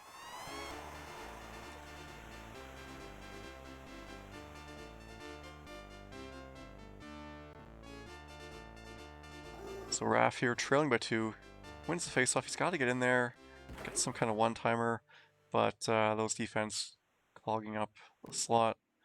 Juneau around, trying to find Donato again. No Donato, there he is. But that pass goes to Ellett, way at the top of the slot. So second period ends 2-0 for AJ in game 1.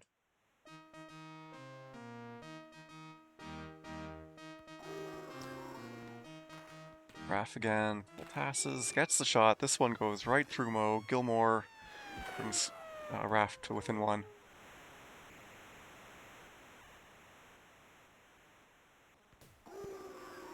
I think me too, I'd put McCown on. Eld's just never there, so. Breakaway, gotta be careful, can't take a penalty. It'll be a penalty shot.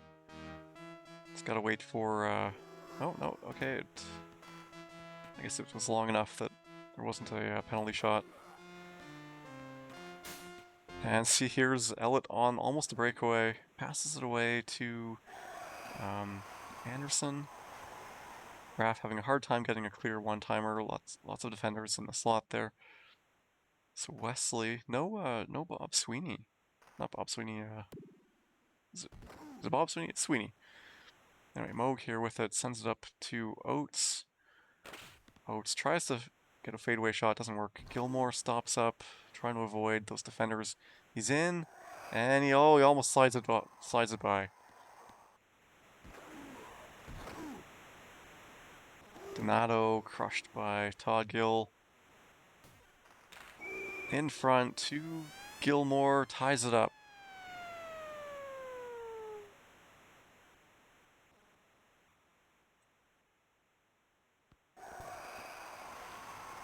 Raff again here with Lefebvre stops up, gets the one-timer, nice save by AJ. Gill again, gives it away to Donato. Two Bruins up there. Here comes Juno back. Gilmore, oh, huge dive save. Juno again, Donato. Passes into the corner, gets it. Oh, he gets launched into the slot. Here is Elliott again. Gilmore trying to check that player, couldn't get him. Turns around, wipes out Bork. Gilmore again, his partner knocked down. Here he is in front, backhand pass shot, scores 3-2. Raff takes the lead with 18 seconds. This is a huge comeback with the Leafs over the Bruins. Is this reality? I don't understand what's going on. The Leafs beating the Bruins in the last minute. And that is game one for King Raff in this 3-game series.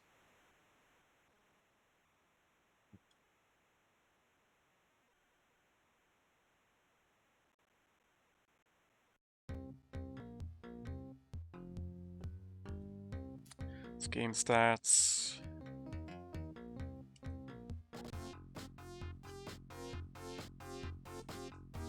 It's hard to bring Clark on because he's just so easy to knock down. He's slow. Speed's so important in this.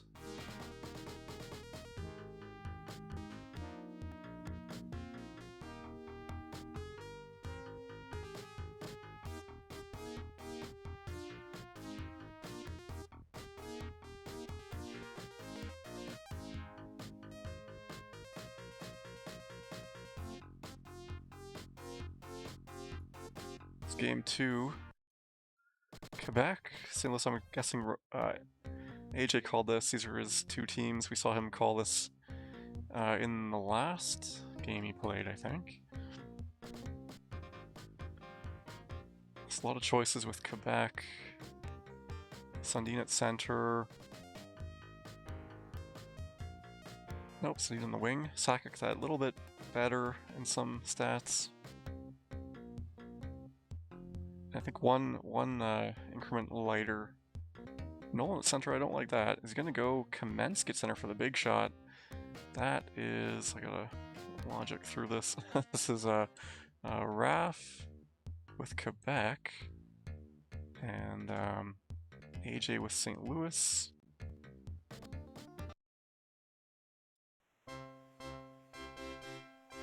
See, I've got this right. Raff, yeah, I think so. Here is Raff with Decision and trying for that rebound goal, didn't get it, but he gets the one-timer to Kamensky. So master plan coming into effect. Kamensky with the one-timer.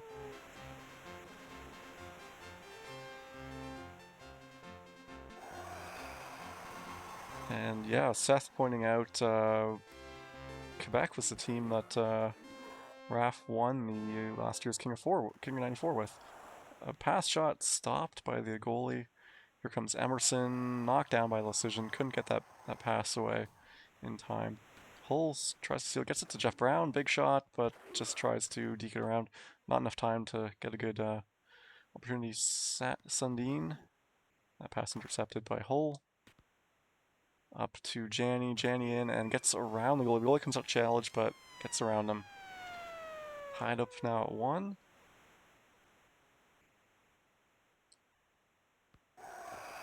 Raff again, sneaks through, and oh, backhand stopped by the goalie. Nice save.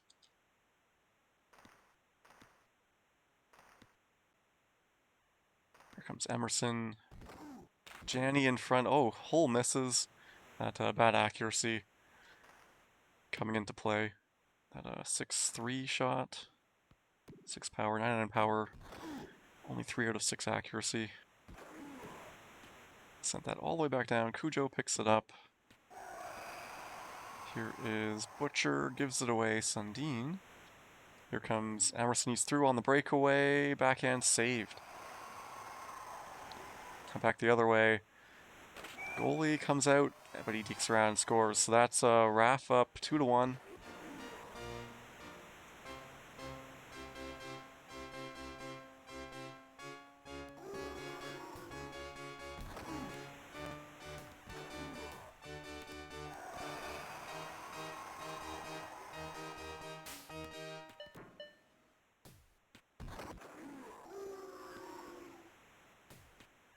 He's setting off the auto mod with typos. So here is AJ scores from Emerson, Hull.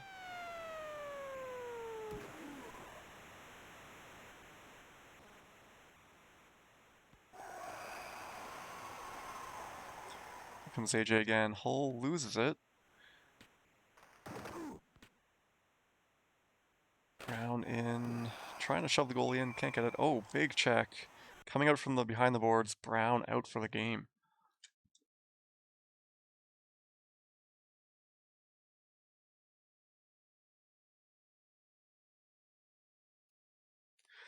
Who do you put in? Probably Kurt Giles. He's a light player. Rick Zombo. Brown for the game. Not sure how crucial Brown is. I mean, he's a decent skill player, but he's not a good checker. Seth saying Giles a 2-passer, so kind of losing some skill there.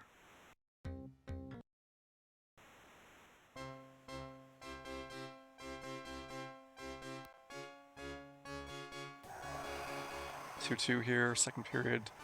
Hextall sends it all the way down. AJ getting this up the ice quick. Janny behind the net, waiting for that one-timer to Hull. Oh, Janny tripped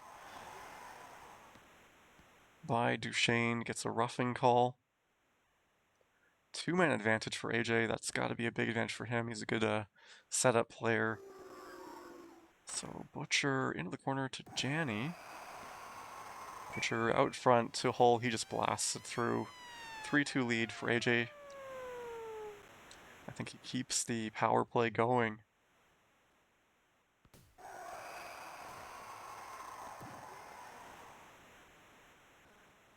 So AJ, or Raff, pulling on this puck, trying to get some time, but he gets the goal from Kamensky.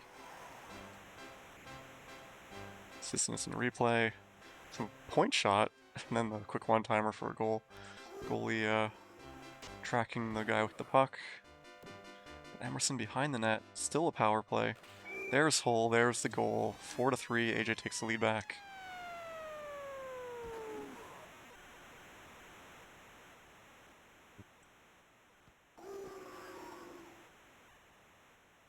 It's 34, is that Quintal or something?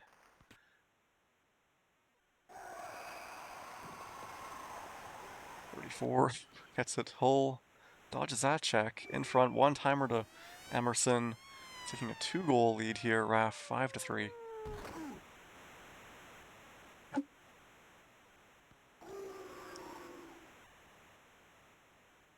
So Janny keeping possession, trying to find his way in, and he gets the one-timer, offside one-timer. Kamensky in, just shoots it. AJ gets just enough of it. More one-timers by Raph, but no particularly good angles. Duchesne steals that on the first bounce. Looking for that one-timer. Kamensky is there, but he's being shadowed by 34. Duchesne behind the net. There was a good... No, that one guy moved. He was in good one-timer position and he moved. That stopped up the wing. Janney gets it. And then the goalie trying to get the angles. Emerson just gets that rebound. Duchesne to Sundin. Gets it back. Here comes Butcher. Poke checked away. Poke check steal. AJ, a couple quick passes. Loses it. Sundin. That's period 2. Oh, that almost bounced out in front off the goalie. So we're going to get our period 3 here. Raph winning 1-0 in the series, but trailing by 2 goals here. Here comes AJ again into the corner behind the net. No one in front. And Raph takes a penalty. Charging to Sakic.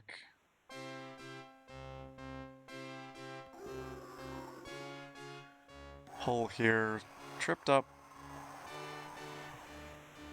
Raph coming in, trying to that rebound, and he gets it. Goalie didn't move much, but just enough to slide that in. Raph back to within 1.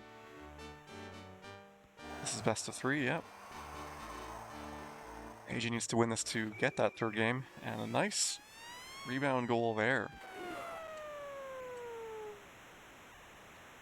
So those rebound goals really seem to be, I mean, when there's no other way to score, you just got to go with the rebound. It's good defense. Duchesne, not quite a breakaway. Can't get the shot. Oh, and he might have gotten a interference penalty from behind the goalie.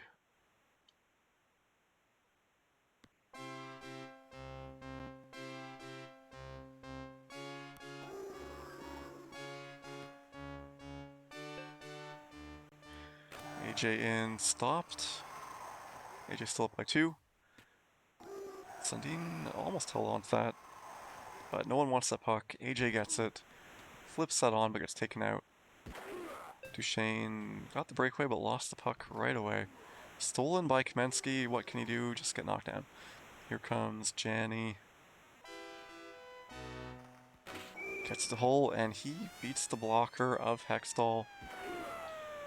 7-4 here.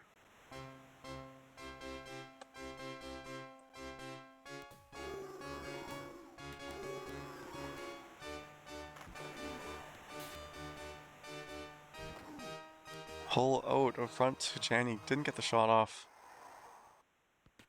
So 2 minutes to go here. Oh, he gets it. The goalie goes the wrong way. Nice one-timer by Raft. Within 2, just as I was saying, it's pretty much over.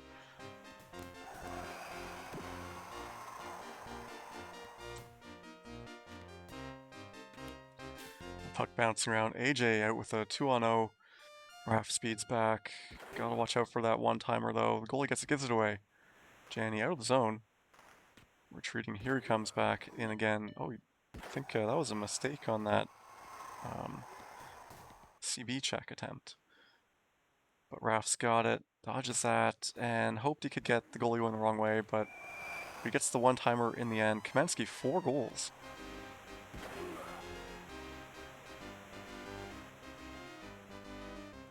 Third seconds to go. Raft needs a goal to win this in 2. Or AJ can hold on, take it to game 3.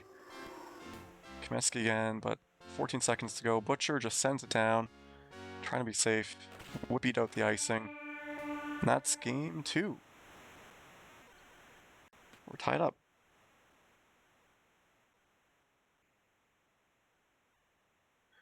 So it seems like the player who called the matchup won both games so far. Let's check out those game stats. A couple more shots for Quebec, but 1 less goal.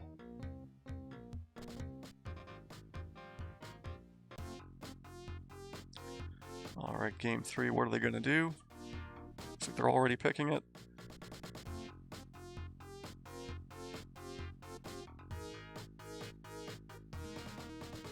I might just be looking at the teams for inspiration right now.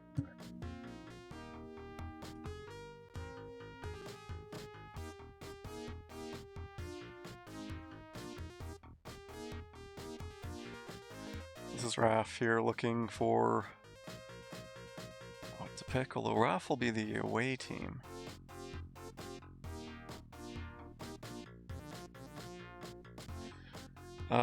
Seth asking, no, so the, let's get the bracket up. San Jose, are we going for expansion teams?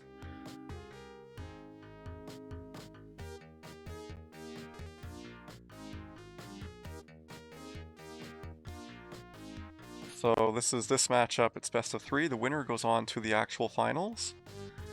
And then the loser goes down here, plays a single game.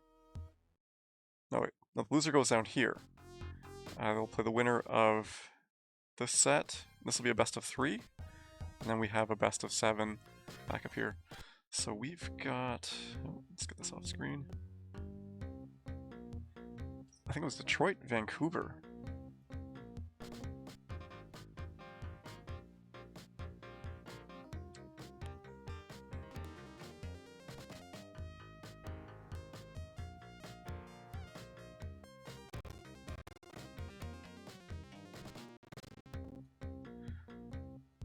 Single C Bure at center, right? Yeah. Interesting matchup. Detroit's strong on the home. Strong at home. Sorry, Detroit's strong on the road. So that's why you might offer up this matchup. Oh, big save there by McLean. Let's get the right teams up on that graphic. So that's AJ circling around. Chevalier, that pass intercepted for the breakaway. So Raph gets that puck stolen. Here goes AJ around behind the net. Gets it to Bure. Bure, the fadeaway shot just barely stopped.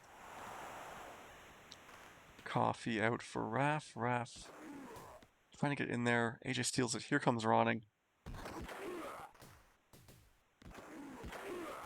Fedorov, apparently today's his 50th birthday.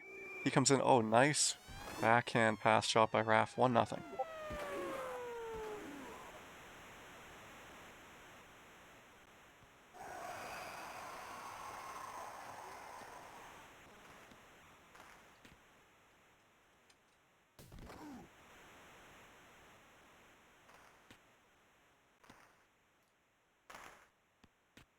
Here it is, Fedorov, all the way back. This will be an icing, probably. Nope.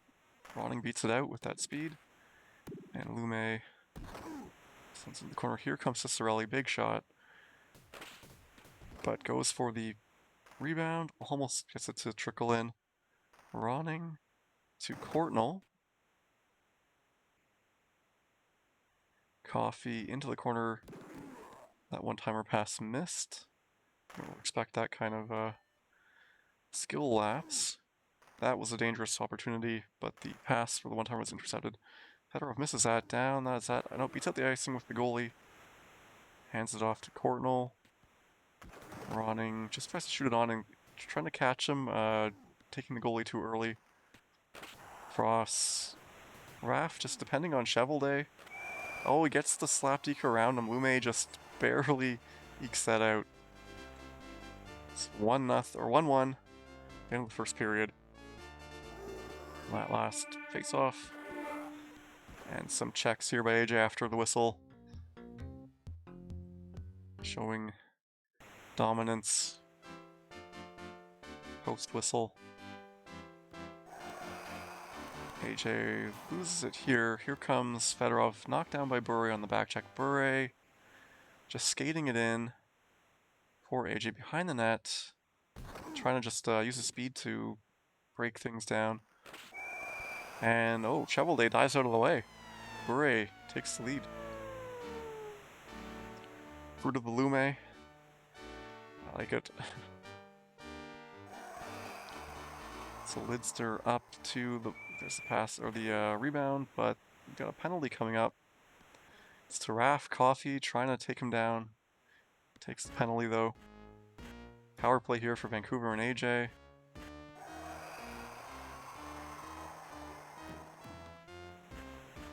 puck dropped offhand the net and intercepted. Here comes Raff. He's got Iserman. Tried to get that give and go, but that was intercepted by Courtnall. Into Bure. Bure gets the shot on the rebound, but picked up by the defense. Here's Iserman. Good chance. But Bure on the back check, that 99 speed, caught up to him. And Ronning in gets the deke. Raff going for the timeout. Got to take the goalie there.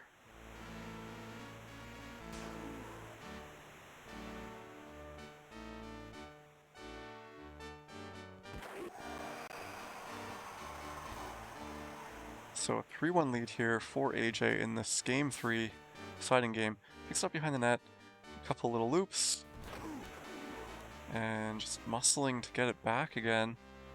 Here is Cicerelli, not able to get a lot going on the road. A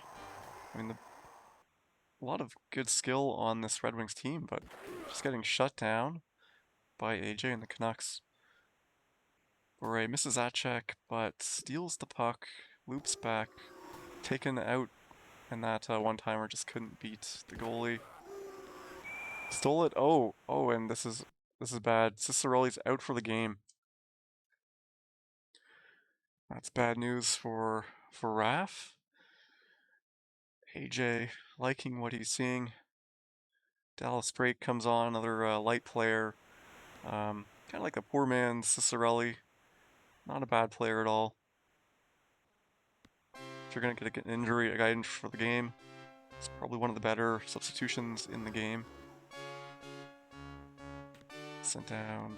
Raff picks that up with the power play. Needs a goal here. Just tries to skate through that defense.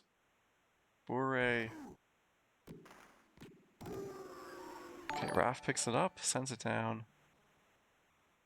Now AJ finding options. He somehow squeezes through there, past those 2 players. Raff, 3 players up, just goes for the pass shot to try to get a quick goal before the end of the period. Can't do it. 3-1 AJ. 1 second to go.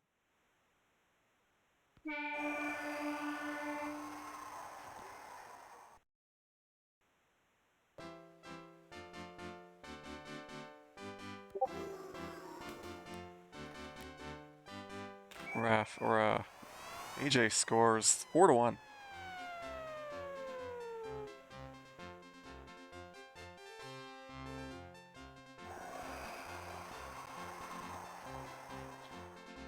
Here comes Raff, though, gets one back.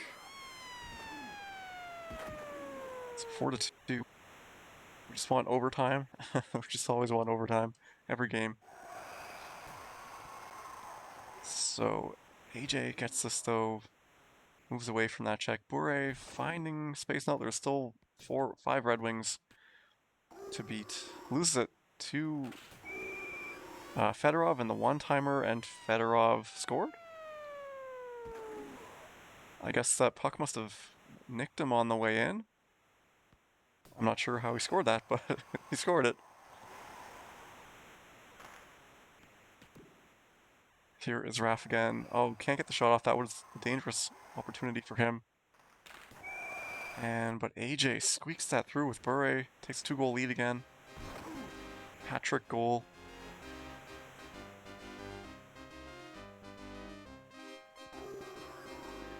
Raff wins the faceoff. That's important. Tries to shoot it, just not gonna get it to go from there. The defense of AJ and the Canucks just a little too strong for Raff and the Red Wings, just not getting good opportunities. And then that puck just bounces past for a goal. That's gotta hurt. What can you do? 3 players just goes, well, I guess got past 2 players.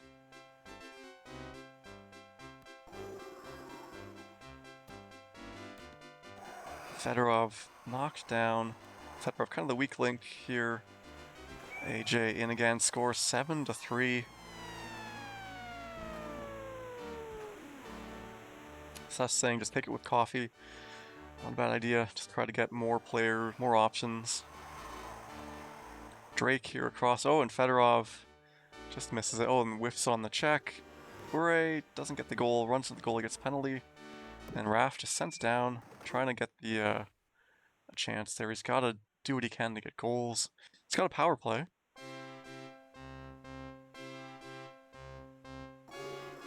And gets that one-timer off the face-off. Drake from Chase on Iserman. I don't know how you do those. I've tried. I can never get it to work. Wins that face-off. Tries to barge through. Can't get through, though. Luckily stopped that. Here's Drake to Fedorov. What can Fedorov do? Oh, the pass shot goes wide. And Coffee knocked down. Coffee a little bit out of sorts. Bure gets in, gets the rebound as well. Picks up that. Shovelday with the save. 3-goal deficit here to overcome in the last minute. And again, just Fedorov just not getting it done this game.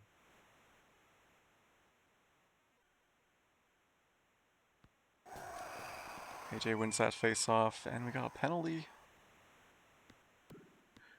Well, that's gotta be it. Unless you can get a supreme power kill. But AJ wins the face-off, taking his time, and scores 8-4. Bure 4 goals. So it looks like AJ's gonna move on straight to the finals. Raf, we'll see him a bit later. Oh, he gets that one more goal. 8-5 though.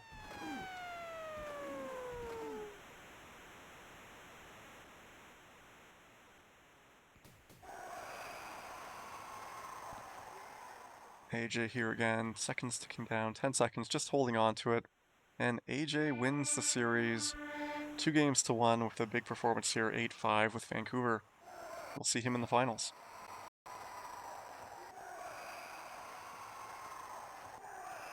Alright, we got Sebi and Scribe ready to go.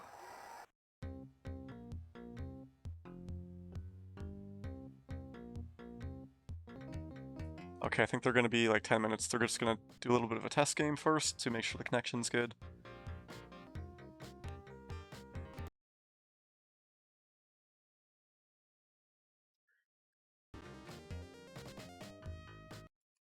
So yeah, they're going to be 15 minutes. So I'm going to take a quick break here. I'll be back in like 10 minutes, about 3:10.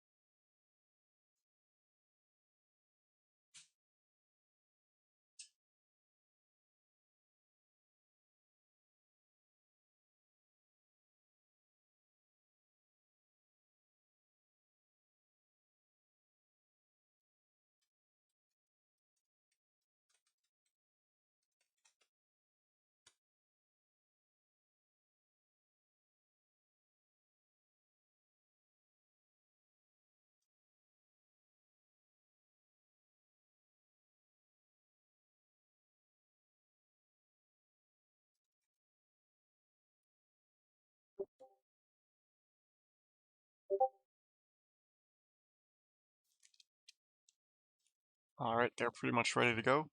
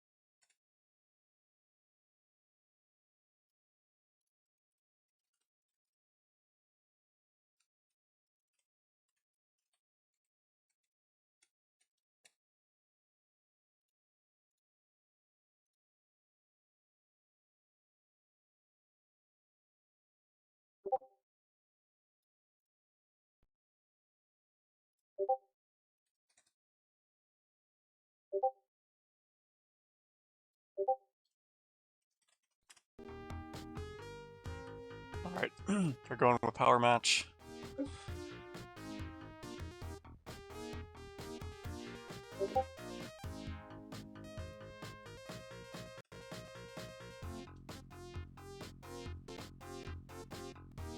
So we got Scribe.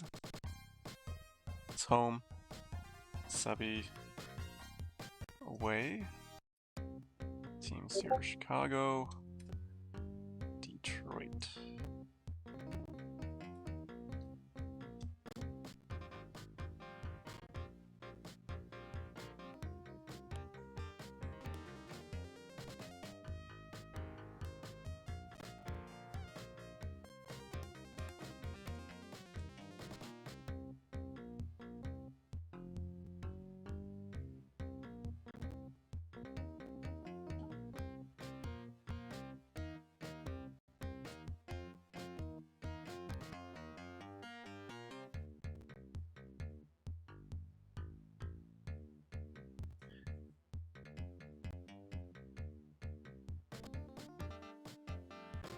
Alright, so this is the top teams matchup. Brown on the wing. That's interesting. I don't know. I've never seen that before. Usually go Rutu or Murphy.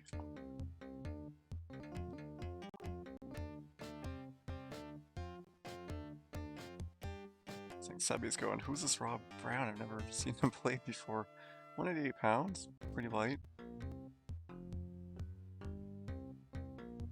His skills.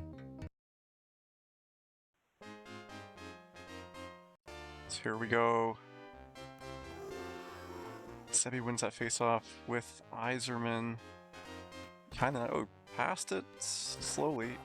Larmer trying to get through. And we've got Dan TML here.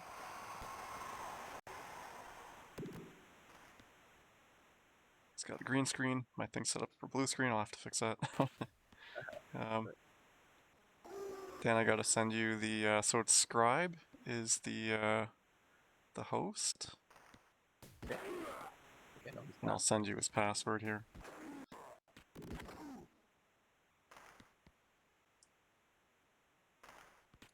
So here comes Scribe, going for the one time or the rebound goal.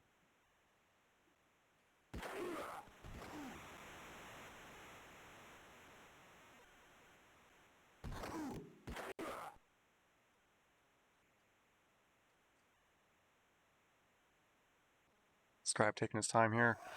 Over the blue line, gets a draws a penalty, but gets it across to Rob Brown.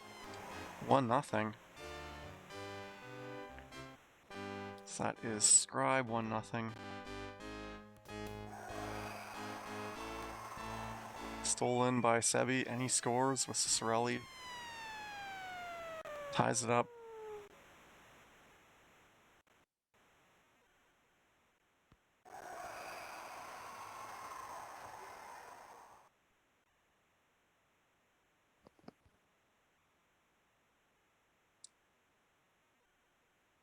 Here is Scribe. Lots of patience. Stolen by Sebi. Sebi quickly up to Drake. Looking for that one-timer.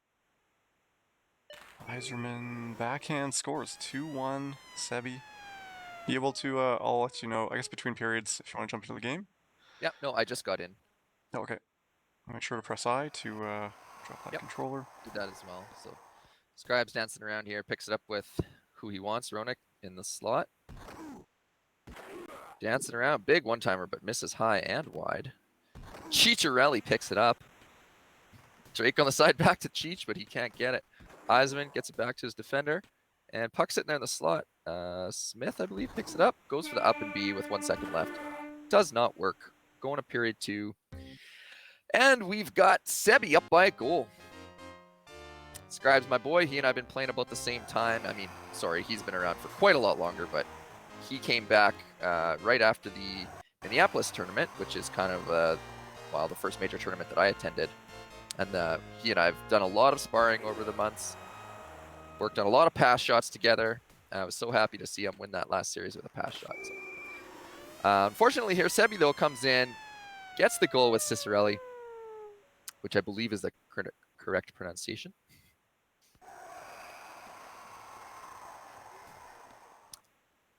Scribe going for a rebound, doesn't work. Sebi picks it up, circles back.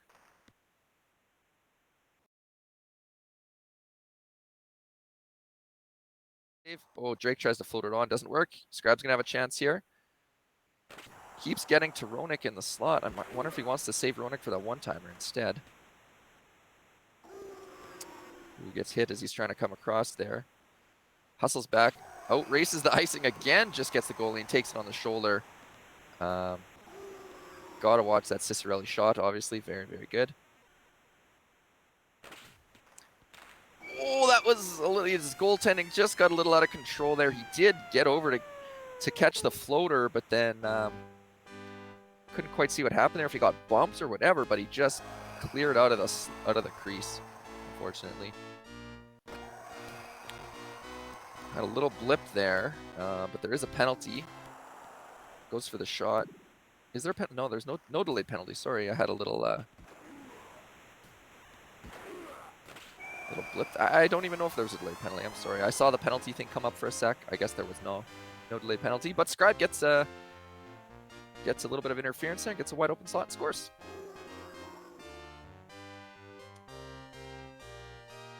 Oh, I guess my camera's a little low. Didn't realize that.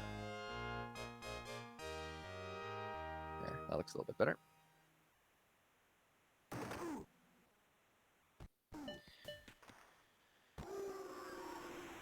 Someone said they heard the whistle there too. Yeah, Croning. Okay.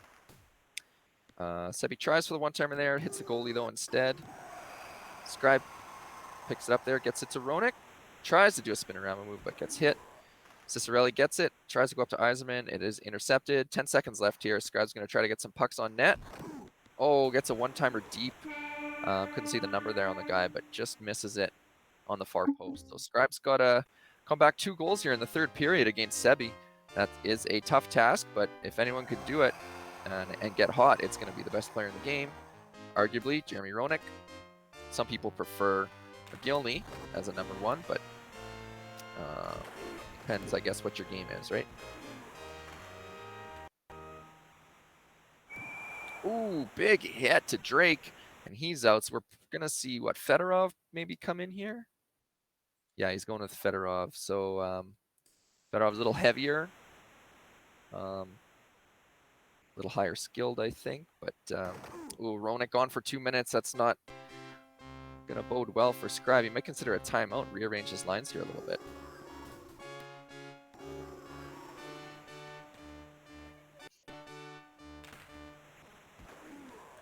Tries to outwit the goalie and go backhand. Didn't work, but Detroit's going to get called for a penalty here, so that'll even it up. Now we're going to be 4-on-4 for the next couple minutes. Got my son here interrupting the stream. Cicerelli circling in the neutral zone, drives in. Scribe easily takes the goalie there and gets back to that post.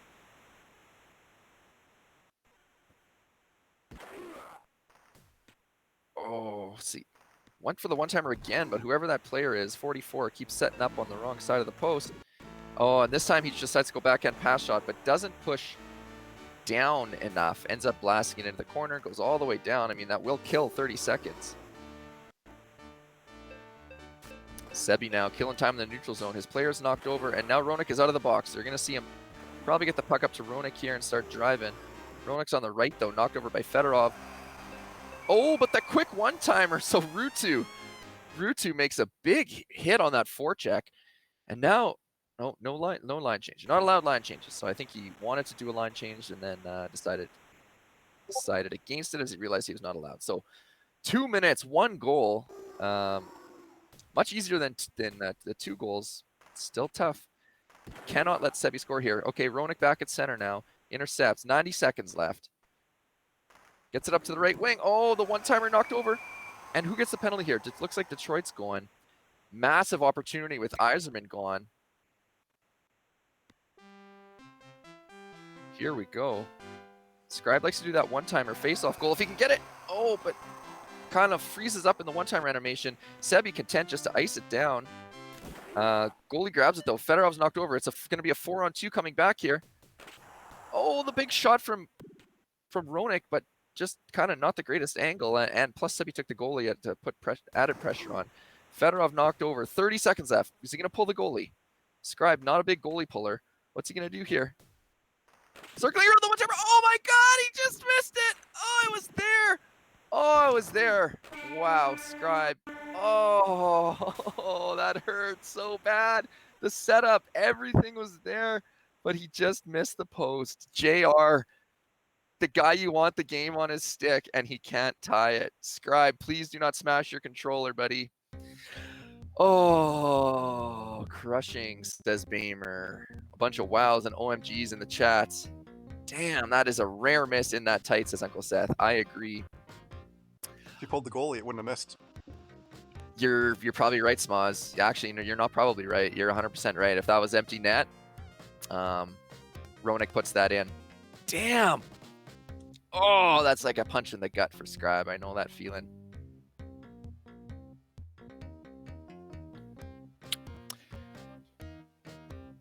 Yeah, double doubles. We'll do. Where's Murphy? Another good question. Well, you know what, guys? We can't. You can't lament this loss anymore. I mean, they both played great. 4-3 game. Chance to tie late. Very, very, very close. Sebi is moving on. This was a best of 1, right? Yep. And the next one is actually best of 3. In the losers bracket? Yeah, that final... Perfect. So that's Schmidt and Raff, if I'm tracking things properly. Oh, wait. Oops, I'm looking at the wrong game. Yeah, we got Sebi and Schmidt.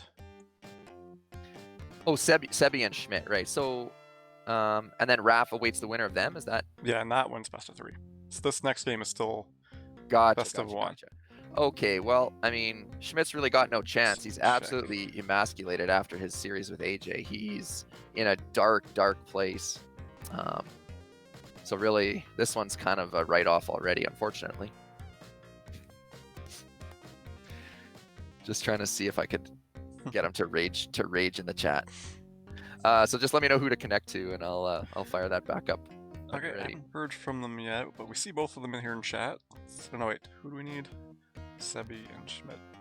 Okay. No problem. Oh, I was driving earlier when you guys were talking, but Raph had made some good commentary there about what it feels like when it's a one-sided battle, and it really sucks when it's in a one game. You know, you'd like it to be even, where the person who wins is the one who plays better. I don't know if you guys ended up streaming my 3rd game against Chris O, but I don't think I think we got. I don't forget how far we got. I don't think we did the 3rd one. It only lasted 7 minutes because it was 8-2.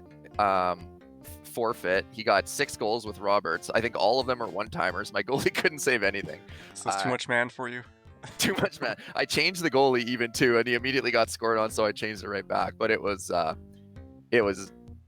horrible. It was horrible, and feels like driving uphill in a rear-wheel drive car in winter. Yep, with no sanded streets even. You're just spinning your tires. There's nothing you can do. Yeah, over in like 7 minutes. It was crazy. And certainly taking nothing away from Chris O. He's a great player and he played well, but it was just like every single shot was just picking every single corner.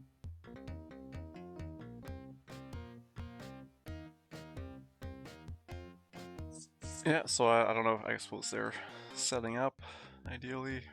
Sebi's ready to go. Schmidt's here in chat, so he's probably ready to go as well. So yeah, let us know who's going to be the host and who's going to be home. Let us know, get those teams sorted out. Smalls, I just got word from Limpin. He said that they will not be able to participate in the 2v2. I don't know if you knew that already. Yeah, I saw Halifax mention that earlier, that they just got, he just forfeited their games in the bracket. Okay, perfect. I mean, I think it was a forfeit against me and OK Bamer, so I'll have to check and see who we're set up to play next and try to arrange that. Yeah, once this is done, the only thing is left is 2-on-2, which I'm looking forward to. And we'll finally get to it round 5 tonight, I guess. 5 being optimistic. Yeah, well, I mean, we should stream some of that. I think it's a real. I think it's a spectator sport. It's pretty fun. Back and forth action. Yeah, it's awesome. Can't wait to start drinking. Yeah, I have to head out to my local convenience store and get my bulldog supplies, and then we can have some real fun. In Canada, we call them paralyzers. Paralyzers. I'm not in touch with this. What is that? No, you're not? Oh, so in Minneapolis, the waitress came over and I asked her, I said, "Can I get a paralyzer?" And she just gave me this blank stare, had no idea what I was talking about. And I was like, she pulls a wrestling move on you. I'm like, it's a drink that's got like Pepsi, and then the liquor is some sort of rum or something, and milk in the drink, which sounds disgusting, but no. So it's a milky rum and Coke, rum and Pepsi. I guess, yeah, something like that. The stream sponsored by Municipal Pepsi. And as soon as I say milk, she's like, "Oh, you mean a bulldog?" And I was like, "Oh, it's too blue. It's too blue for the stream." Yeah, as soon as I say it's got milk in it, she's like, "Oh, this is the real Pepsi Clear." Oh, nice. Yeah, and then so she goes and gets me one, and then of course 30 minutes later she asks me if I want another, and then it's double time. And so then I think she continuously brought me doubles till I had about 6 of them, and then I don't remember much for the next 4 or 5 hours. But apparently I did really good in SNES, which is shocking to me. I think that's how it's traditionally played. Like the Vancouver guys, you'll see they'll be there playing with the beer by their foot. Take a sip, score a goal. So AJ went. Did AJ go 2-0 against Raf? I'm sorry, I can't remember. It went 3 games. Okay. What was let's see. Are they setting up here? Oh right, AJ had the last one with Vancouver and just lights out.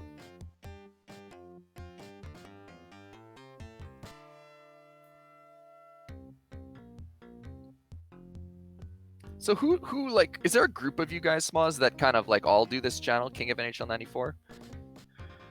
In theory, but basically it's just me. We had Mikey McBrien was hosting it a little while ago. He did a NHL94 Rewind stream. I think he was trying to play Halifax. I'm not sure they ever got it working, so it was just kind of a Rewind single player stream.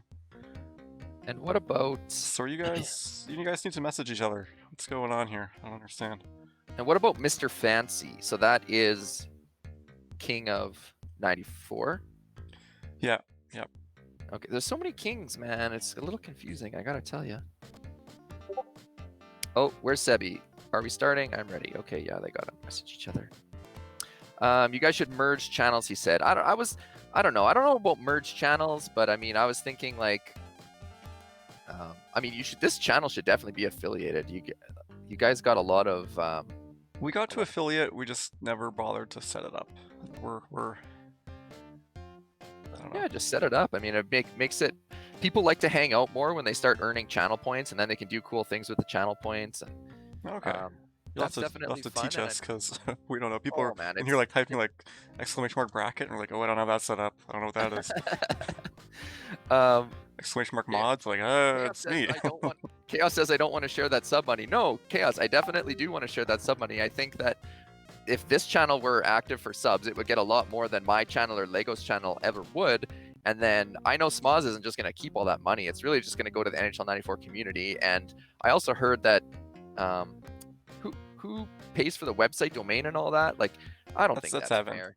Yeah, like, I mean, that's not fair. That really should be supported by the community. And this is just a fun way to do it. Anyone that's got an extra $6 kicking around could just kind of Send kick him it in. some bitcoins. Exactly, yeah. Can you Bitcoin tip on Twitch? No, but what you do is there's two ways. You can either sub, which is like a There's steady just so few people though. $6 a month, or you can, if you want to basically tip, like if something cool happens or you want to just give a little extra money, so you use your real money to buy bits, and then with your bits you can tip bits. So like I think 10 bits is a cent or something. 100 bits, 10, yeah, 1,000. Oh no, one bit is a penny, something like that. So yeah, So if somebody tips you, it's a Dogecoin. basically, if someone tips you 100 bits, that's a buck. I use Jeff Bezos' money. Yes, look at all those Prime. See, all those Prime guys, Raph, AJ, Croning, Chaos, they'll move all their Prime subs to you, and then all of a sudden you're getting all this Jeff Bezos money. It's quite easy, and then you can decide what to do with it. And it'd be nice to have a little slush fund for the 94 community in case, if somebody has a tragedy in their family, whatever, you can send them flowers. Like, it's just, there's a lot of good things that you can do once you start getting some money. And it's not really fair to charge a membership to everybody, because certainly not everybody's in a position where they can pay that, but it's kind of a nice voluntary way of people kicking in money to the community. Croning hands out subs so people will like him. Yeah. A lot of overcompensation going on. We all like you, Croning, but we certainly do appreciate the gifted subs too. I mean, hey, if a guy like Lego can figure it out, Smoz, I'm sure you can figure it out. No offense to Lego. Awesome, dude. AJ, here's some flowers after getting wrecked in the finals. Rip. Yeah, we could do that. Sorry about your loss. We could pre-send out flowers to Schmidt because we know he's gonna lose. Things like that. All right, we gotta have a game to commentate here. Okay, they're up. They're up. All right. I think I know Schmidt's password, so I can join it since I play everybody.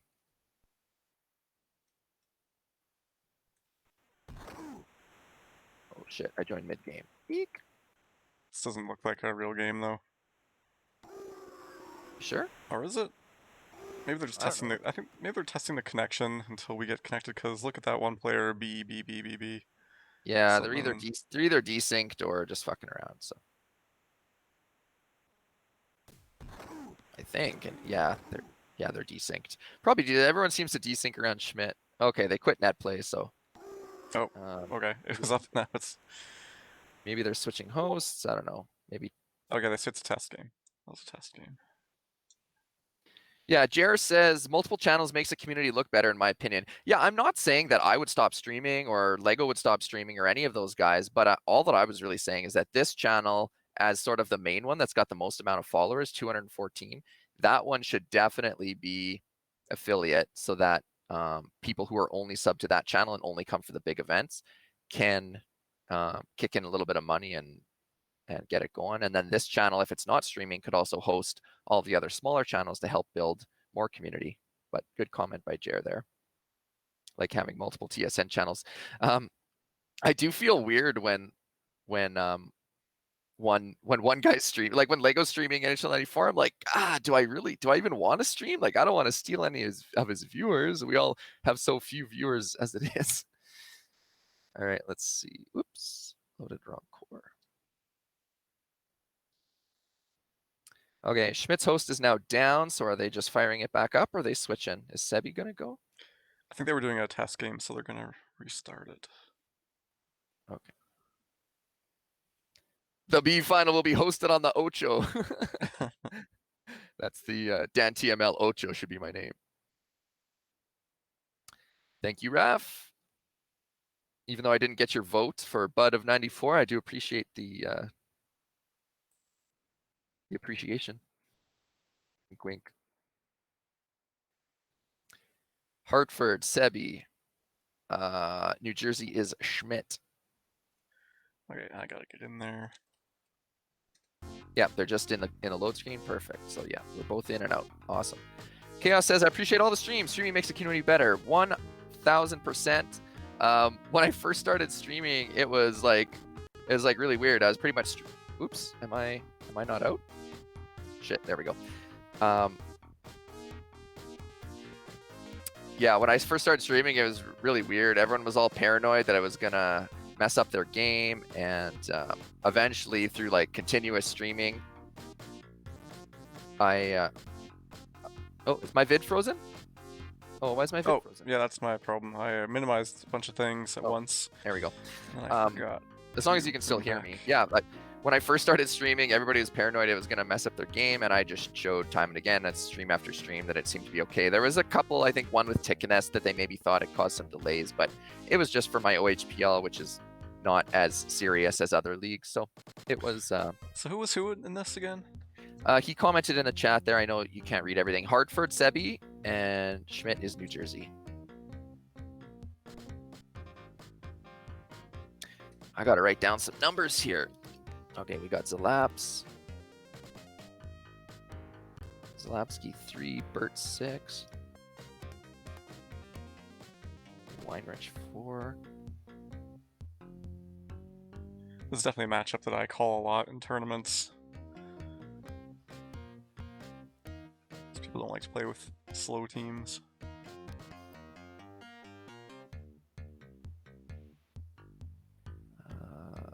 Sanderson 21 Castles. Sanderson 8 for Beak 16. Yeah. Oh, he's going Yake. Is he going Yake? Nylander. Teriyaki. Ooh-wee. Teriyaki. When there's a chance you can talk about OHPL. Yes, definitely, Croning. I will certainly do that. I already got one of the new guys that came here and is having a blast. He's going to join OHPL next season, so pretty sweet.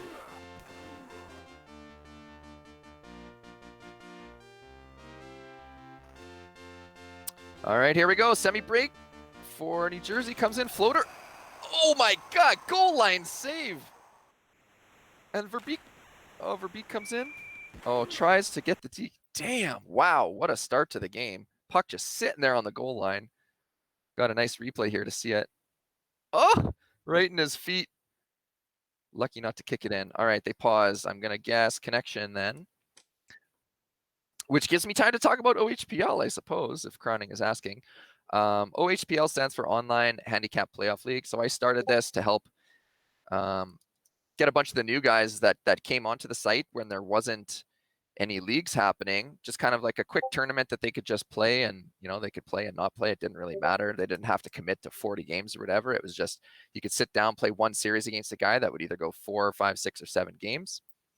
And the thing that I like the most about it is that if you sit down and try to play a guy like Schmidt or AJ or Raf straight up with even teams, you're gonna lose 19 out of 20.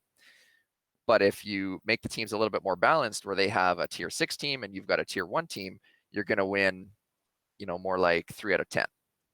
So that was the theory behind OHPL, is I wanted to make the series as even as possible so that everyone was pretty much a coin flip.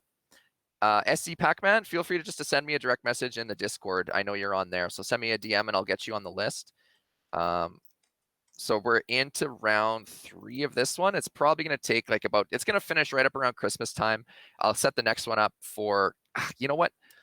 I might do it. Or, I mean, a lot of people will be on Christmas break, so I might be able to set it up right around or after Christmas. We can get a lot of games in over the holidays. Or I could wait until first week of January. Just set it right up for January too. But yeah, love to get both of you guys in it. And so what happened after I played a few seasons of this, I thought, well, what happens next?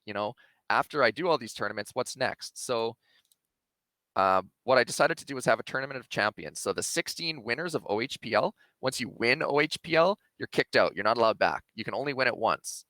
And once you win, you're then invited back to the Tournament of Champions. So once we're done 16 tournaments, all of the 16 players are then invited back for a 16-person tournament where we do it again, and we have some prizes for probably A division winner, A division finalist, B division winner, maybe B finalist, maybe some other random prizes that I can figure out along the way. But all of the cash that I get from any of the subs on my channel is going towards the tournament.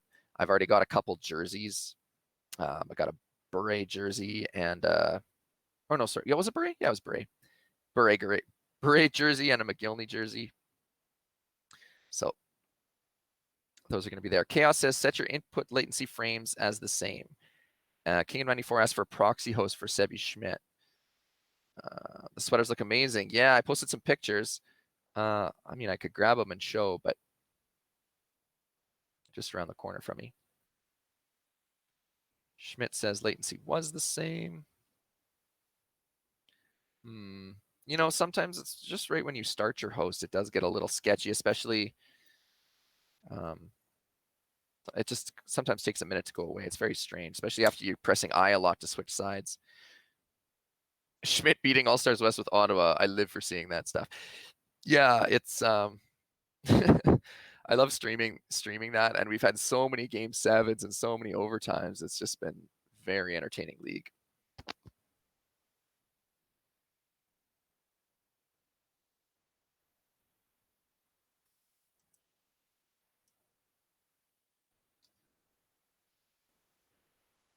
Still gonna try. Okay, I don't think Sebi's set up for direct hosting. Yeah. Okay, I mean, I can try to host. I don't know if that would. Ideally, we'd get someone who's, well, I guess that'll work. Not streaming. You can Yeah, try I it. think that would probably be better. I mean, they're gonna be watching on Twitch probably anyway, so it's Yeah. not like Okay, their Raph says he can connection's that host. clean. That sounds like. Okay. Yeah. No, we're talking Ottawa and Anaheim. Ottawa, I personally think Ottawa is the worst in the game too. I actually was able to beat AJ with Ottawa and Schmidt with Ottawa, whereas with Anaheim, I don't think I could. Yake is just too dangerous.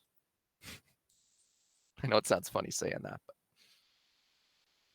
I like Ottawa. Pistol 715 says looks like Hamilton needs some new internet towers. Ooh. Yeah, I don't know. No, I don't think I had a whole bunch of good games against Sebi, so I don't think he's got any issues on his end. But then again, I've had good games with Schmidt, so not sure. Sometimes it's just like, when you're doing internet traffic and you're doing direct host to each other, it's not like it goes literally from your computer right to their computer. You guys, the internet traffic is routed through so many different hubs, and if there's one hub that it goes through that's just having issues with traffic or latency or whatever, that can be what messes you up. A good way to check it is you go to speedtest.net, try to find the internet service provider in the area of the person that you're looking to play, and you can run a speed test on it. So if you know that your opponent is in Tennessee and he's with Verizon or whatever, you can usually find that ISP in the server list, do a speed test with it, and once again, it's not the speed, it's the latency, it's the jitter, and that's what makes the games bad. And if you just have bad latency between those two people, it's not like it's going to be bad forever. On another day, another time, it could be good. You play a couple hours later, it might be completely different. I know there's a lot of frustration from some players, and some say that's why I never play online. That I can't get past the lag. The lag sucks or whatever. My first year here, I would say it's it's frustrating, but there's also usually ways around it with RetroArch, and that's what I like about it, is that there's things you can do, closing programs, stopping streaming, a lot of different things. You can play on AOL dial-up, says Chaos. I was playing someone earlier, and there was I was on a Zoom call at the same time, and it was bad. And then I remembered somebody said that you shouldn't be streaming, and Zooming especially is bad. As soon as I turned off Zoom, it was like 100% better. Okay, Schmidt says they're back up under me. So we're on Schmidt then? We're on Schmidt as host. Okay. Well, I'm in and I've left the game. You've got mail. Sebi's in as player 2. I think he wanted to be. Oh shit! I was still in there, so I just got it. Oh, damn it! Bad timing. All right, Sebi's in as player 1. Schmidt's player 2. All right, they're ready to rock and roll.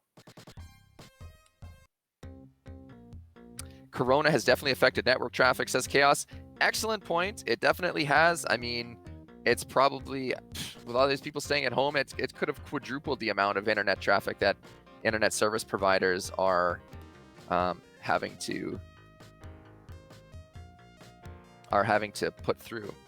And so then a lot of them are trying to upgrade their stuff to keep their customers happy.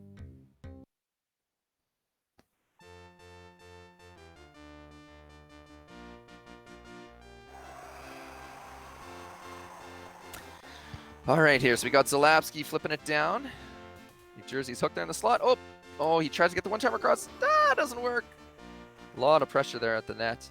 All right, New Jersey takes it back. What are they doing? One-timer setting up in front. AI crushes them. Shot misses the net. Who's 25 on New Jersey? Looking cold. And they stop again. So I'm assuming still more latency issues. Zelapukin, thank you.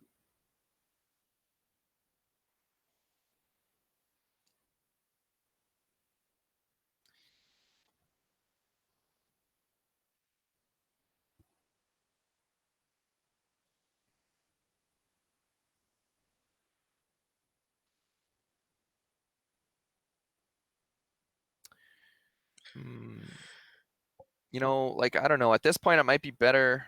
If they want to see if they could just record it quick and we can just get it done. Because is this just a one game? Just one game, but I Yeah, mean, maybe we could we see if they don't could we just don't really record it. affect their connection probably. So I think it's just their connection. I could also maybe try to quickly set Sebi up. I mean, for me to get in there and fix his hosting ability shouldn't take very long, as long as he's got access to his router. Yeah, that could be worth a try.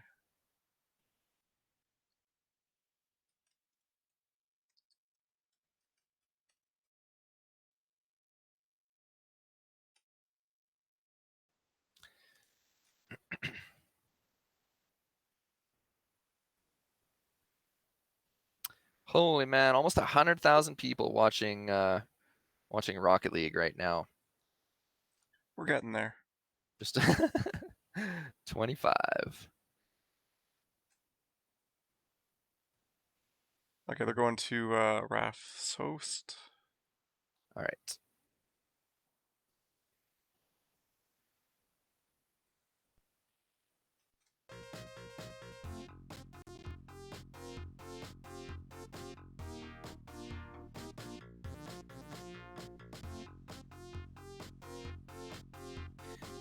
Raf sending the password here. Okay.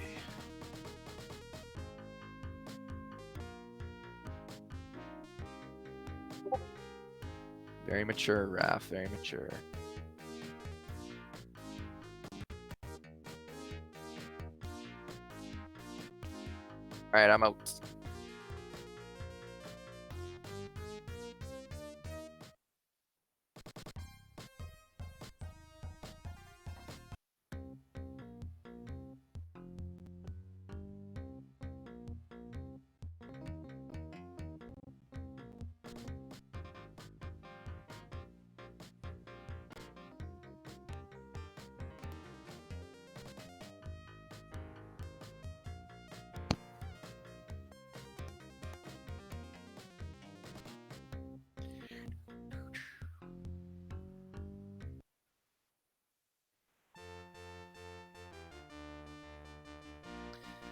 All right, here we go.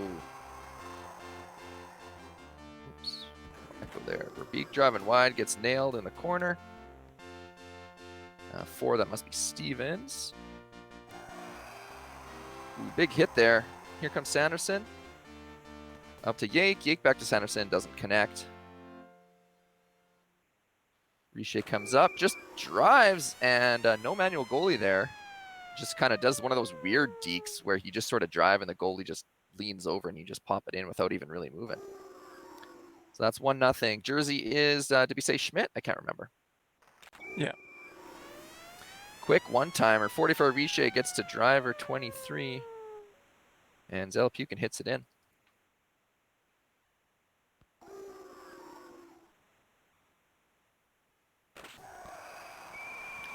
Quick kind of EA special. It was more just like a slapper and a one-timer, but Riche puts it in 3-0 this game, 90 seconds in. Schmidt's taking control here. Couple hooks in front. Sebi almost gets the backhand off. Riche gets through. Is he going to... Wow, he's held and tripped. No penalty. No penalty shot. Grabbed by the goalie. And Riche breakaway. This is bad. Schmidt is deadly in close. And what a fake to the backhand. Goes forehand. 2.5 minutes in. 4-0. This is... You want to see a timeout here? Maybe change something? I don't know. Oh, this is one of those games. It's just... They're just looking hot. Well, okay, big save. Maybe that's a game changer here. Up to Verbeek. Verbeek goes backhand. Tries to C-check the goalie into the net. Doesn't work. C-Mac comes in there and... Going through the goalie. Don't know what to say there. Yeah, took the goalie, but did he take the goalie? I might have missed that. Yeah, it just seemed like it went like right through him somehow. Yeah, basically. C-Mac trying to get the mercy here. Oh, man, and Sebi comes out just a little too far with the goalie.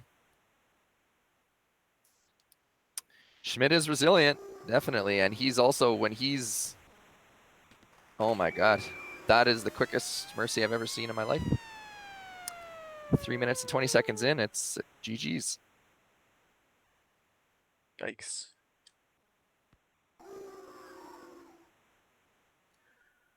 So I guess Schmidt is warmed up now for King Raff.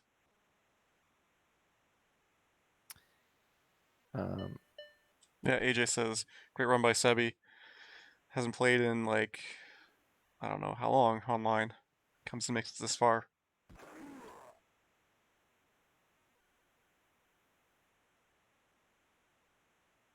Why did Schmidt say fuck this? Did we get the teams wrong?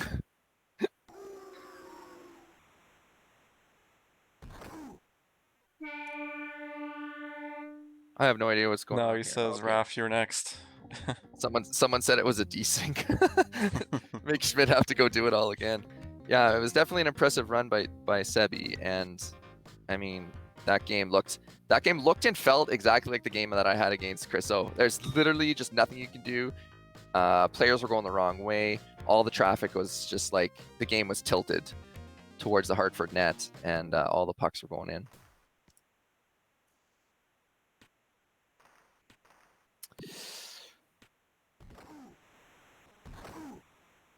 Angry G says, what did I do to Schmidt earlier?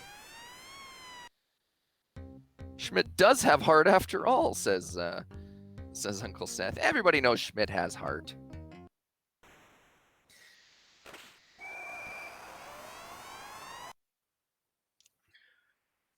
I know if Sebi's listening, I mean, I know you're gonna want to just go back into oblivion, but you should stick around because the lag may have been problematic for you in a couple series, but has not been my experience this whole year. And when there is lag, there's usually a guy like me or Chaos around that can help either with a host or help figure it out as to what's happening on your computer or their computer that's making it happen. So one game, just things like that can happen. For sure. So what's next on the schedule here? Should be Raff and Schmidt. So they're already connected. Oh, I disconnected from them. I guess, do we have to connect just, back? They could have just kept playing. I guess technically, yeah. Okay, so we're sticking with Raff's host, I imagine. Yeah, well, probably. Yeah, I see. Oh, it looks like he's probably resetting his host. I tried to join and it didn't work. Uncle Seth says, taken from someone who complains about lag all the time, it's actually pretty rare these days. That's what Uncle Seth says. And he and I, 1 month, we must have played probably 200 exhibition games and not a lick of lag. So And I think I won 3 of those. 3 of 200. It was a pretty good session for me.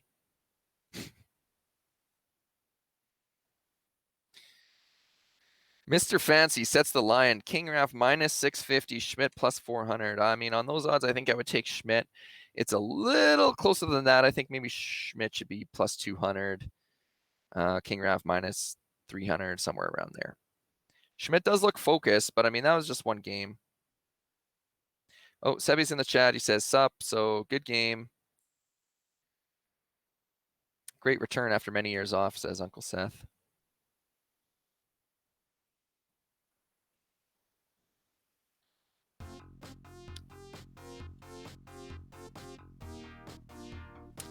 Connection was bad, jumpy for him, but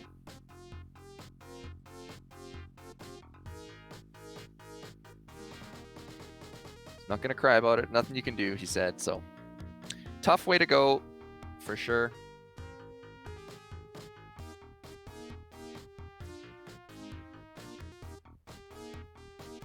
Show must go on, as they say.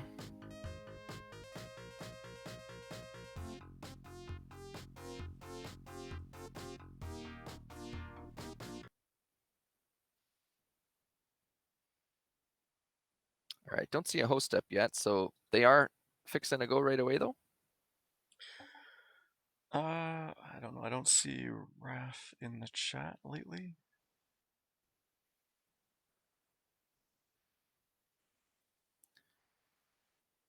Is this a GDL league, maybe, says Mr. T. Maybe Sebi should come back and refire up the GDL league. I think that's what has to happen.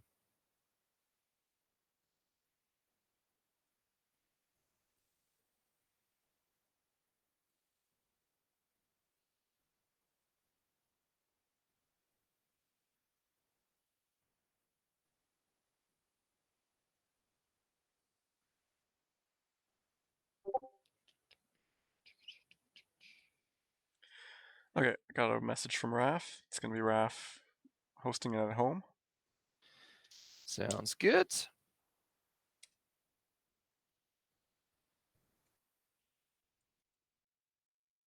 This one's a best of 3. All right, let's get her done.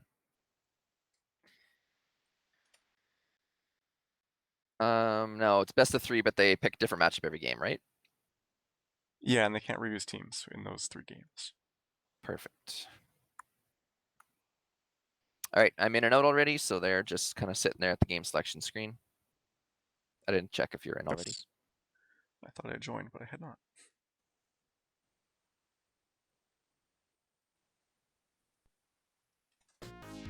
So did you see, looks like Windows came out with their own Meet program as well. It just automatically installed on my computer. It's called Meet Now. So you got Google Meet, you got Windows coming out with Meet Now. They're all trying to take Zoom's market share. Yep. No, I haven't seen it yet.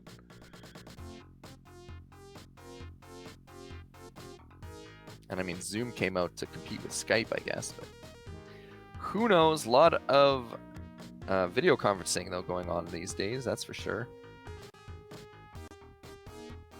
Are we doing Tour Philly? So Schmidt's away with Philly. Raf liking his performance last time with Tour.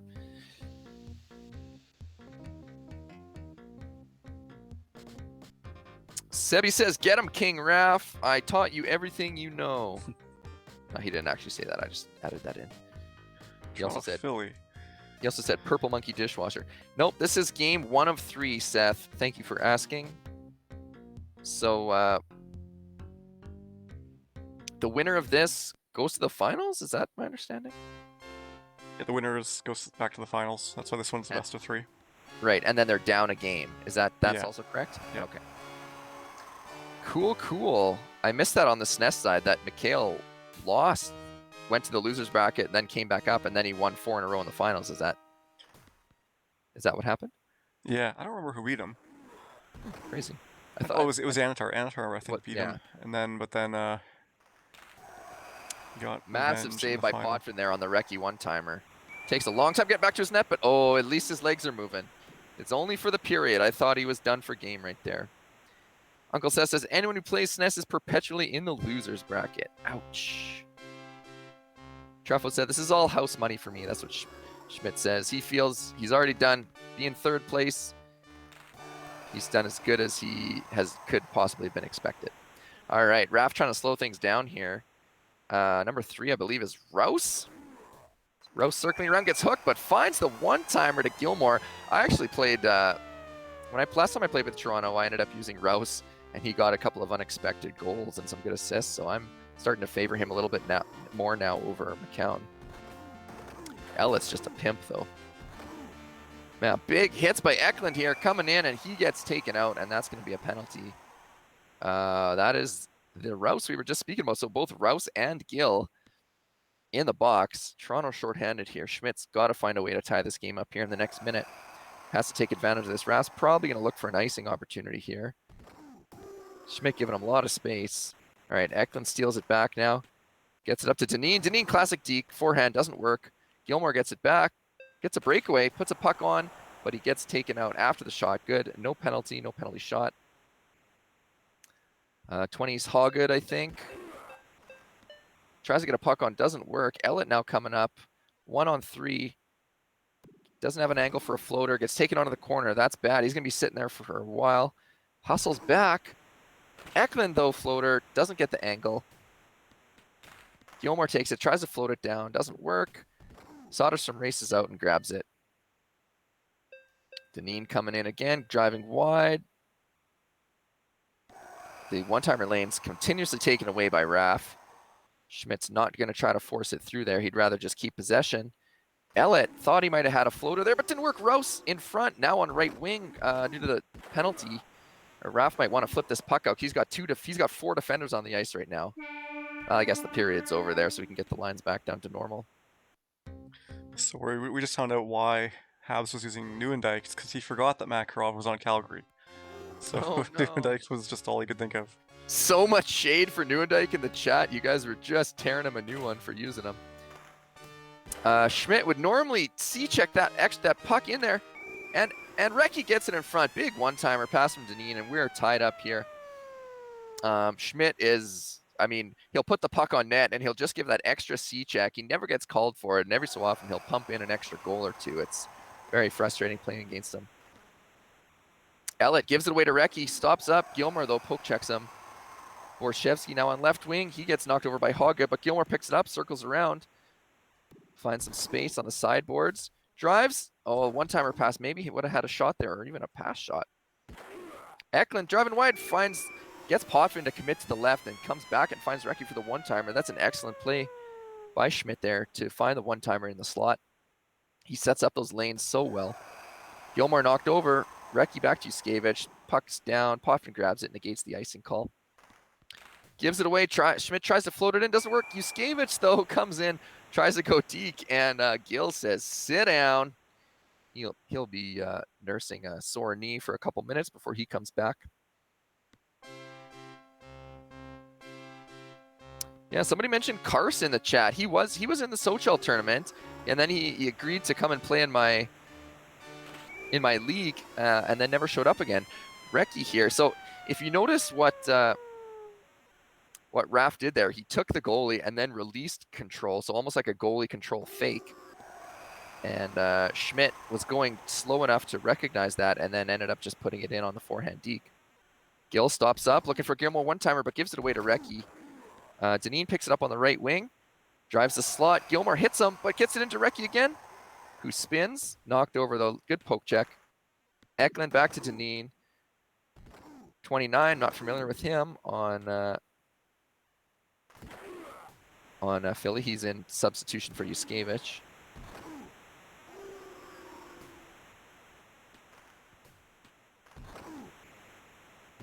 Hoggood coming in, stops up, tries to go forehand there, but there will be a penalty on the play there. AJ thinks 29 is Ryan McGill. Thank you for that. Hopefully I will not have to remember that, as he will be out again in a few minutes. All right, Recchi on the faceoff, gets it back to Hoggood, who puts it over to Dineen, but one-timer is saved, and then thrown out of play by Potvin. All right, Gilmore wins the faceoff. Recchi steals it, tries to go floater, picked up by Gill. Headman to Gilmore, though, doesn't work. Yuskevich picks it up. He drives wide. Gilmore tries to smash. That does not work. Gil lays a big hit, drives it in. Looking for Gilmore in the one-timer. Eklund picks it up. Ooh, Ellett makes a risky play there. Will it pay off? Yes, the pass shot, the angled pass shot. That one is so powerful. If you can get your guy not taking his goalie.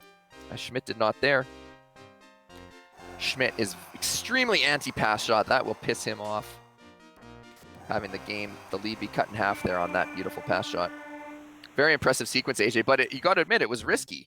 No risk, no reward, some people say, but it was a 2-on-1, and most people would think Ellett should just go back and cover the slot, but he made the aggressive check and then took that puck in. And Gilmore one-timer, EA special there from the side. Schmidt cannot get the goalie in time, and his goalie Soderstrom jumps off to the side, and Gilmore puts it in. We got a tie ball game, boys and girls. This is a best of 3, though, so no matter what happens here, we're going to see 1 or 2 more games. Gilmore is turning on beast mode for sure. Canadians fan says Raff is heating up. Big dive by Raff there. Schmidt just can't get back and get the angle. Fakes the forehand floater. Schmidt takes the goalie, and Borshevsky goes to the backhand, and it's 4-3 Raff. He is definitely heating up. Got the last 3 goals. Hoggood comes in, gets to Eklund. Eklund knocked over by Gilmore. Borshevsky on the side, tries the pass, doesn't work. Gilmore comes in with a big hit. Eklund putting pressure on Danino's poke check. And Ellett comes on the breakaway. And Raff goes for the pass shot. Nice manual goalie control by Schmidt there to block it, but puck given away. Gilmore's got it again. Off to Borshevsky, who's hit. 3 minutes left here in the third period. No breakaway, but he comes in. Oh, the one-timer misses his target and just flies down the ice and is almost put in his own net by Hoggood. Here we go. We got another chance. Midway through the third period, Deneen, ooh, draw pass there. You could say it was a one-timer, but oh no, Schmidt doesn't get the goalie, and Anderson puts it in on the floater. Dave Ellett is leading the tournament in breakaways. I don't know if that's true or not. King of 94 said that, so that must have been Feels like it. Halifax. Probably Halifax looking up some stats. Oh my God, Schmidt, his own worst enemy. Deneen puts it on, should have been in. Recchi says, no, I want my 4th of the game. I am the captain of this ship. Ends up putting it in. 2 minutes left, down by a goal. Oh, Anderson goes for the one-timer there. Knocked over. Here we go. What do we got? Gil with a big check, and Potvin does pick it up, gets it up to Gilmore. No, he doesn't. Hoggood steals it, sets up the one-timer. Recchi can't hit the net. Had a chance. Maybe could have delayed a split second longer. Gilmore coming in. He's knocked over. Just over a minute left. This one-timer, yeah, that's in the back of the net. You saw the setup, and as soon as you saw it there,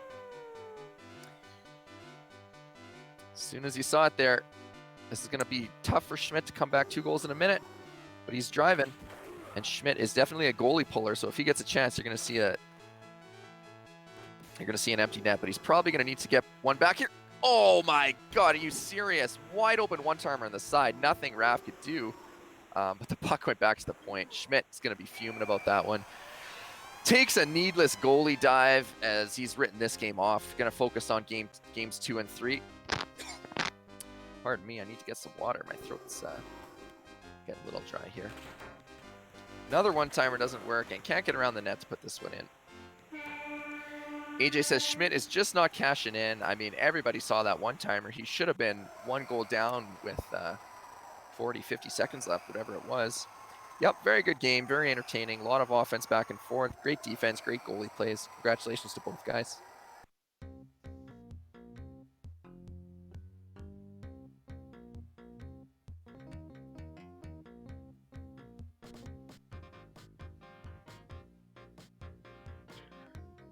Oh, the power play minutes for Philadelphia.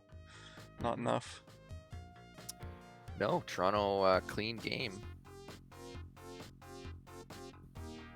Or sorry, other way around. Toronto had all the penalties. This time, I think, so that would have been Schmidt's call.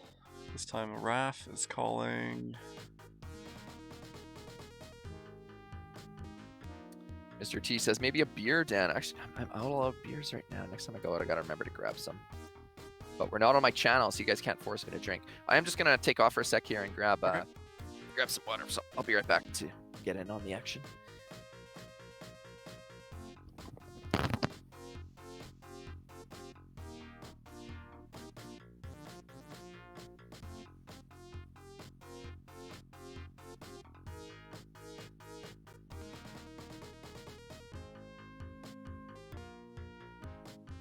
So we broke 30 viewers on the stream.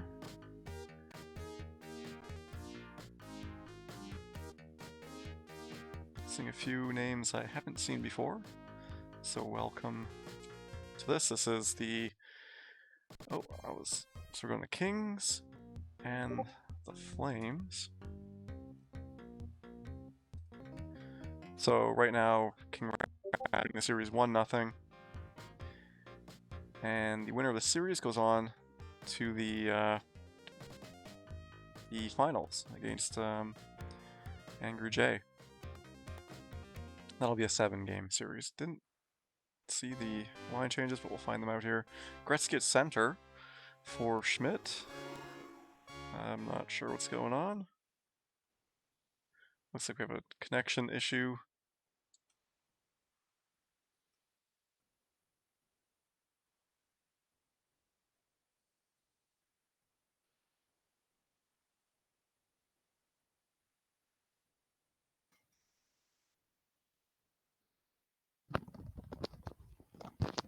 Yeah, Sebi, if you wanna get in here and do commentary, I'm fine just watching for sure.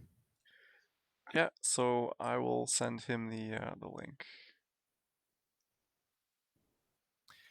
It's so funny. I mean, when I saw Chaos for the first time last night, I was like, oh, that's what a Chaos looks like. And, I'm so public, like everybody knows what I look like because I'm always on stream all the time. But I'm like, what the hell does a Sebi look like? So let's say he's gonna be about 39 years old. He's gonna have short, brown hair, kind of like maybe like a beard. He's clean shaven. Let's say he's clean shaven. Oh wait, he does have a beard? Oh wait, which one? Are you clean shaven or you got a beard? Oh, he does have a beard. Okay. This is with no beard. Is that no I need beard or is that? What does a Sebastian look like? Okay, he doesn't have glasses though. And I don't know. I'm gonna say about 200 pounds. What? All right, they're going. They're just throwing that into the crowd just to get a whistle, get a new face-off.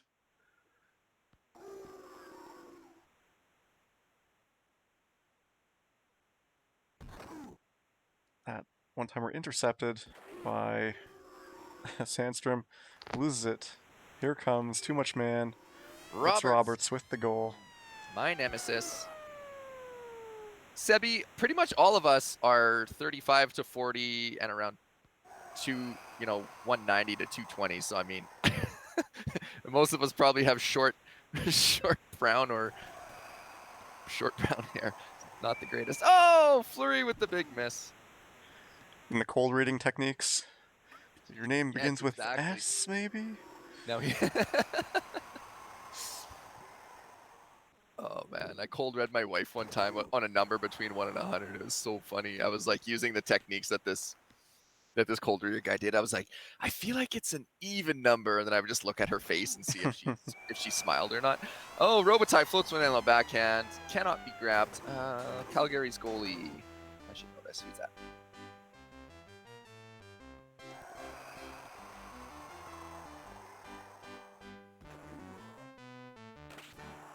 Robitaille shot on Gretzky, goes to Sanson for the one-timer and doesn't go.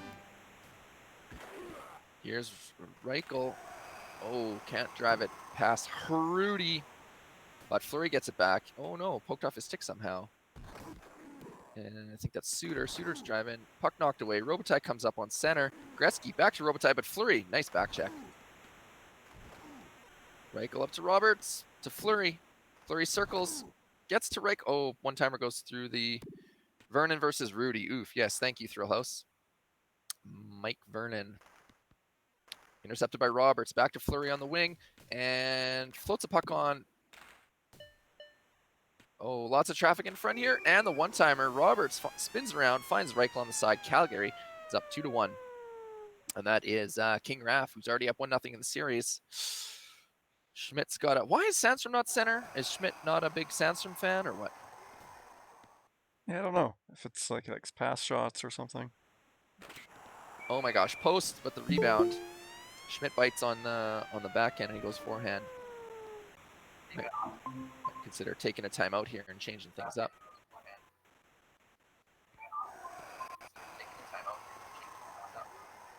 Oh, is that Sebi on the stream now? Hey, what's up, guys? Can you hear me? We can hear you, yeah, but Yep. there's a little echo when I talk. Actually, it looks like it's gone now. Oh, So I need to mute my speaker. Yeah, use headphones if you can, or turn it down quite a bit. Yeah, they'll be picked up by your mic if they're too loud. Yeah, use headphones if you can, or turn it down.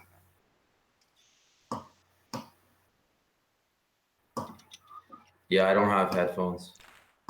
Yeah, no problem. It's as long as Yeah. you turn your speakers down a bit, you should be good. Is that better? Oh yeah, way better. All right, I'm gonna go full screen here. So, let me have a look and see what's happening.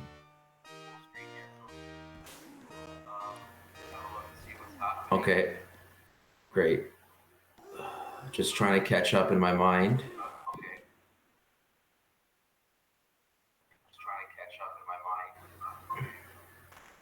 It's a great matchup. There we go. Now we got Sansom at center, and he comes in and pumps that one in. And Sebi, nobody can really see you. If you have any light that you a lamp or something you could put on in front, that would be Yeah, that would the also be brightest good. I can get it. He's being greened away, so I gotta just disable the green screen. Oh, I see. I see.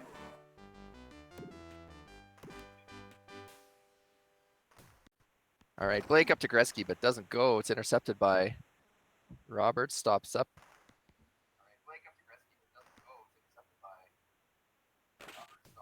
I didn't see what happened. Did Fleury get injured? I must have missed that.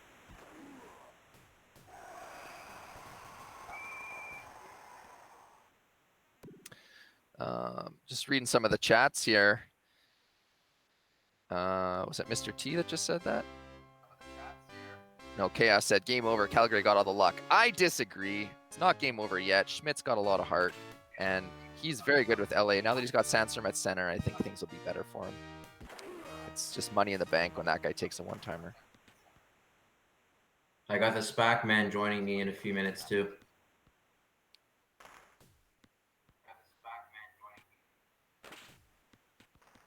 Oh, here we go. Nice stop up backhand. Oh, doesn't go. Gretzky knocked over two. This is going to be a 2-on-1. Sandstrom, the only guy back. Oh, and he just lets Fleury walk in and do the backhand deke. It's unfortunate. 2-goal lead here late in the second period. Goal. Great deke.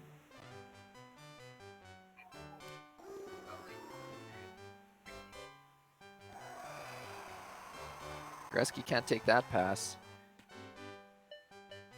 And wow, nice agility there by Suter to walk in and do that floater. Schmidt just does not seem to have an answer for Raf's Nice goal. skill and Bad clay. connection. You guys can't hear me? No, we can hear you fine, but I think maybe like, are you live on are you connected to Raf to see the game live, or are you watching it on the stream? Oh, I'm watching on the screen. Do I need to connect to it? Well, technically, but It's too late for it because yeah, it's too late. we do it between games. I'll try not to talk very much. I don't want to ruin it for you guys. No, you're like, it's just that I'll call a goal, and then like 4 seconds later, you're like, oh, nice goal. Oh, But that's fine. okay. It's I get still it. cool having it here. All right. Okay, here we I'll go. just Good watch. start. Sansom comes in off the faceoff, walks in, and blows it by. Vernon. But does he have more of that in him? Okay, Sandstrom floats it down. Vernon a little out of sorts. He gives the puck away, but pick back up. Now Fleury's got it. Oh, nice interception there by Blake. But Roberts knocks over two people. Gets it to Reichel, and Reichel to Fleury. And that was like an AI one-timer almost. I didn't see if the star shifted quick enough, but Raf ended up with the star on his defense, but still got the one-timer. Goes for the EA special, but blocked by Zhitnik, I think. Gretzky just passing pucks to nobody. And Fleury circling around, and Roberts. Oh, yay. Hate Calgary. Roberts single-handedly knocking out LA, pretty much. That's what Thrillhouse said. Yeah. Just completely taking over right now. Yep. And look at Raf just blocking the slot there. Nothing to do. Like, I mean, tries for Sandstrom one-strimer. Instead, Sandstrom takes a slap shot to the face. Just nothing going right for Schmidt here. And this is, Raph was talking, one of those games where it just feels like, you know, the other player can't do anything right. See, Gretzky, good passer, but nope, puck's just going off skates. Can he take this one? Yeah, he takes this, gets the breakaway, goes forehand deke. Vernon, nice save, nice good pressure. Roberts gets it back, drives the slot, given away though, but once again, overbeat by Schmidt and just ices the puck. Uncle Seth says, problem is Blake can't attack, he's too slow. It's not untrue, but I mean, like, it depends on your game style.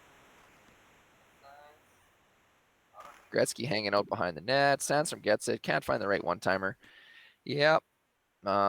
Definitely, obviously, do not want to take anything away from Raph. Excellent play, but Schmidt's definitely having some AI issues here. There's Gretzky. I mean, should be able to put that deke away. Instead, cranks off the post. Oh. And then just one-timer, sharp angle goes in. Boom. And that's it. So let's all congratulate Schmidt. Great tournament. Third place, King of NHL 94. King of NHL 94 2020 COVID edition. Schmidt takes third place. Excellent competitor and just a good guy in the community. Always willing to play some exhibition games. And that's the Mercy, 6 goals. Yeah, what a tournament for Schmitty there. Played me really tough, obviously, and yeah, you know, King Raps is such a great player. He knows how to set up his players. He knows how to make plays. He's very efficient on offense. I'm not surprised that he's made it to the finals.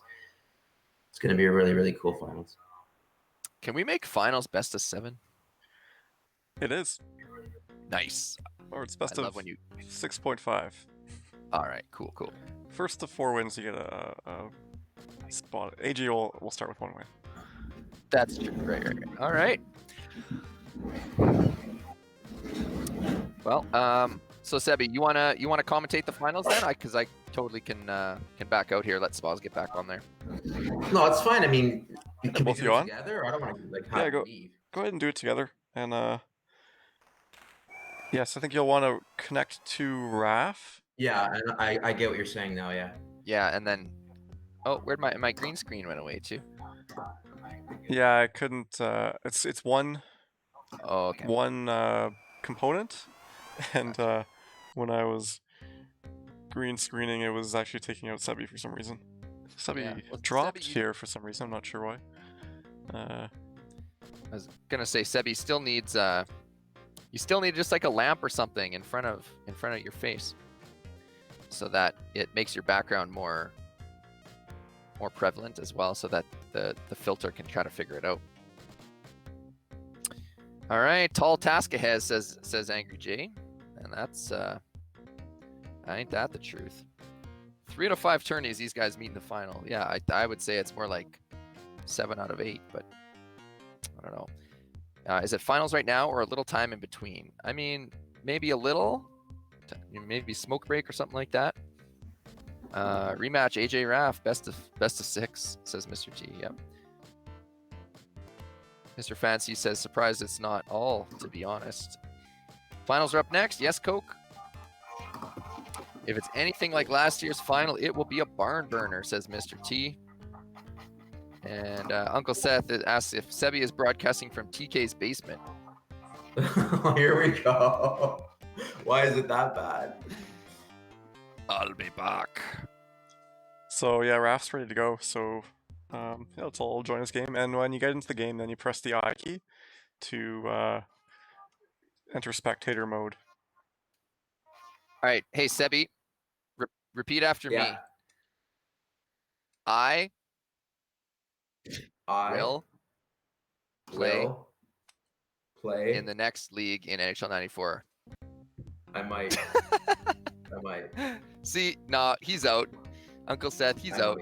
He's a faker. You know what? I just feel bad because it's hard for me to find a lot of time, and I don't want to keep everybody waiting around for me. So if I commit to a league, I want to make sure that I'm not slacking, right? So. Yeah, the barriers are not so onerous. I mean, it's like 8 games every. Yeah, you're right. Yeah, You're right. it's basically like an hour a week or like 90 minutes a week, something like that. Uncle says split a team with Habs. No, we can't do that. It's one player per team. Habs is to me, Habs is one of the best players. Yeah, I don't think I've beat him more than a handful of times, and we've probably played over 50 or 60 games. So yeah. Oh, who are we connected to? Are we not connected? Who's Oh, that? your speaker, Sebi. Sebi. I should probably mute the sound. Yeah, you gotta just probably 100% mute it because yeah, it's making a bad echo. Sorry, I'm just. Oh, you can press the minus key and just it'll go super quiet. All right, so that's probably better, right? Yeah, I guess you're still gonna want to hear me, so we know what we're saying. But so we're gonna join AJ, in fact. okay. So who's hosting and all that? AJ's hosting. I'll send you his password. Is it his same one, Smoz? I guess, I don't know. I think so. Yeah, he I don't likes think that it's one. changed in a while. He wants to keep those certain people out.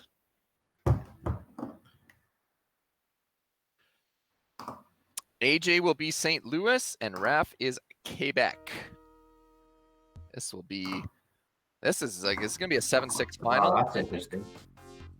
What were the teams again? AJ is St. Louis, Raph is Quebec. Who's home? Yeah, Quebec is. St. Louis is home, so AJ's home. Oh, I see. Now. Sebi, I think you have to press I to leave the game because King Raph's showing up as player 3 right now. I don't think I'm in the game. No, that was me. Oh, you haven't joined yet? No, I'm looking for what name am I looking for? Is it just AJ or Angry J? 93. Oh, I see it. What's the password? Okay, Mr. I sent it in your chat, in our Discord. I'm thinking AJ is like, well, sorry, since he's got a game, I mean, AJ would basically have to be like minus 200, maybe more than that. He's got a game. He's minus 300, and then Raph like plus 200 or whatever the equivalent is. Ooh, I hit that line on the head. Mr. Fancy agreed with me. Yeah, it's gonna be tight either way for sure. Oh, someone said Smodge changed the graphics, which I believe you're probably doing right now anyway. Yeah, working on it. Oh, I'm hearing some audio lag. I hope that doesn't come through as... Is it me? Am I doing something wrong here? Well, King Raph says Sebi drop, please. He thinks maybe it's causing some... Yeah, someone still joined. You have to press the I key. No, it's not even that. Even if you leave, I think it... There we Just go. 1 sec. I'm gonna answer my door. Spack Attack is here. Spack Attack is back. The Spack Attack.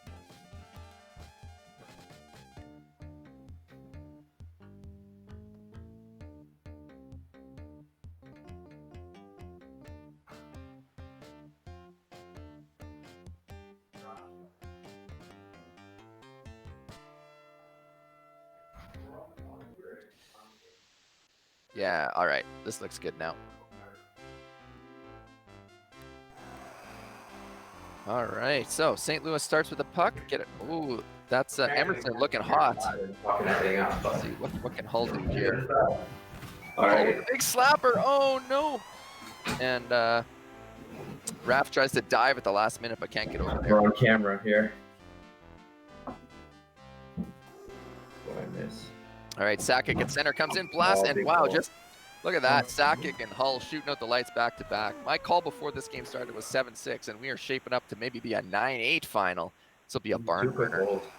Yeah, 2 quick goals. Well, both of these guys are really good at defense, but also really good at offense. So you got 2 teams like that. Holy, 3 goals in 49 seconds. Yeah, great pass, and Hull was just set up so deep in the net. Could have pressed A and it would have went in almost. All right, Sakic over to Sundin, back to 51, I think, Kamensky. I always get those guys confused. Yeah, 51, Kovalenko. Gets it to Duchesne, and Duchesne Sakic, one-timer. Money in the bank. I think we're gonna see a lot of goals this game. Ooh, Sakic almost puts another one in. Kovalenko, big hit, comes in one-on-one, pass shot, scores! See, when Raph was talking about why he does pass shots, one of the things he said was he loves it when he's just about to get hit and he needs to just get a puck on net that's actually going to do something, and that's a perfect example. Sundin drops to Sakic. No, oh, it's almost picked up by Hall. He skates right by it. Sundin again. Back to Sakic. Sundin gets it. Trying to set something up. Sakic, AI one-timer, and scores. Quebec up 4-2 quick. St. Louis. If I join, will it mess up the connection for them? If who? If what? If I join the game again, will it mess up? Like, I don't want to mess up the connection for them. I thought you.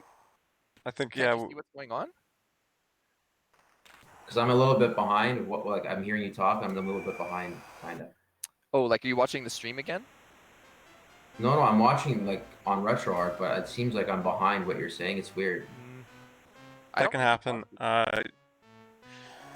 How could he be seeing it? It's kind of like we get Maybe separate I'm hearing streams.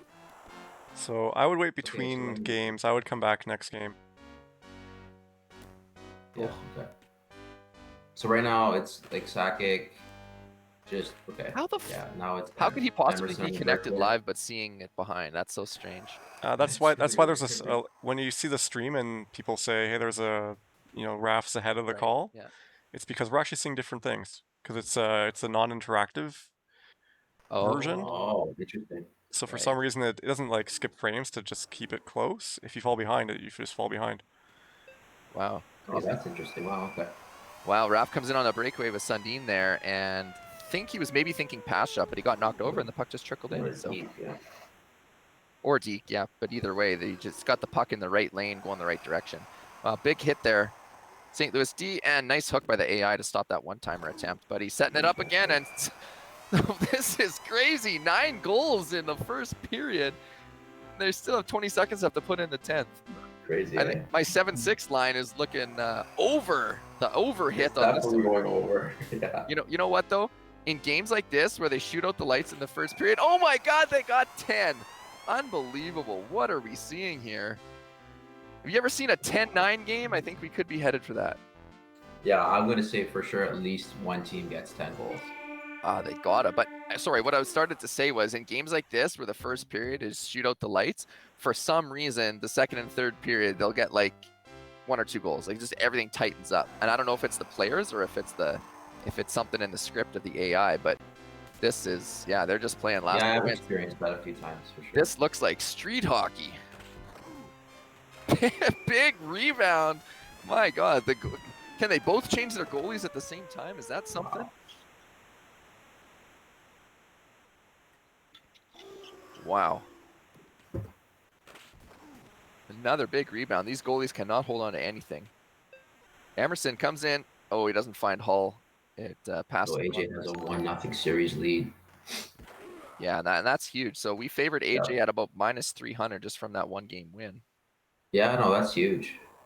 But right now, Raph is Quebec, and he's leading. He's leading this by a goal. Yeah, I'm just about 5 seconds or so behind you guys. Yeah. So after this game, you just kind of drop and then like just close it and then come back in. Oh no, bad. I don't want to say bad goalie control there, but he AJ went to the backhand side and tried to bait him to the forehand, but then Sundin was too quick and couldn't get back there. And then it got disconnected. You just do that? That's what I'm talking about. Like I made a huge save, and then Nice one-timer to Sakic again. Oh, they are on fire. Quebec is shooting up points here. I'm going to be 10 goals. Be 10 goals by the end of the second. I think Sakic might get 10 goals. Pistol Pete's asking, can anyone change their goalie? Because this is getting out of hand. And Thrillhouse says 90% of us would have fed it to Kovalenko there. And Chaos says AJ's got to slow it down. And maybe that's what he's doing. Well, no, never mind. He's going straight up and down. I mean, normally when you get 5 goals midway through the second period, you're happy, but not when the other guy's got 8. Yeah, that's a very good point. Okay, Sakic on a breakaway uses his own guy as a decoy. Emerson, though, knocks him over and comes back on his own breakaway, spins around. We're like, what, 10 seconds And, behind?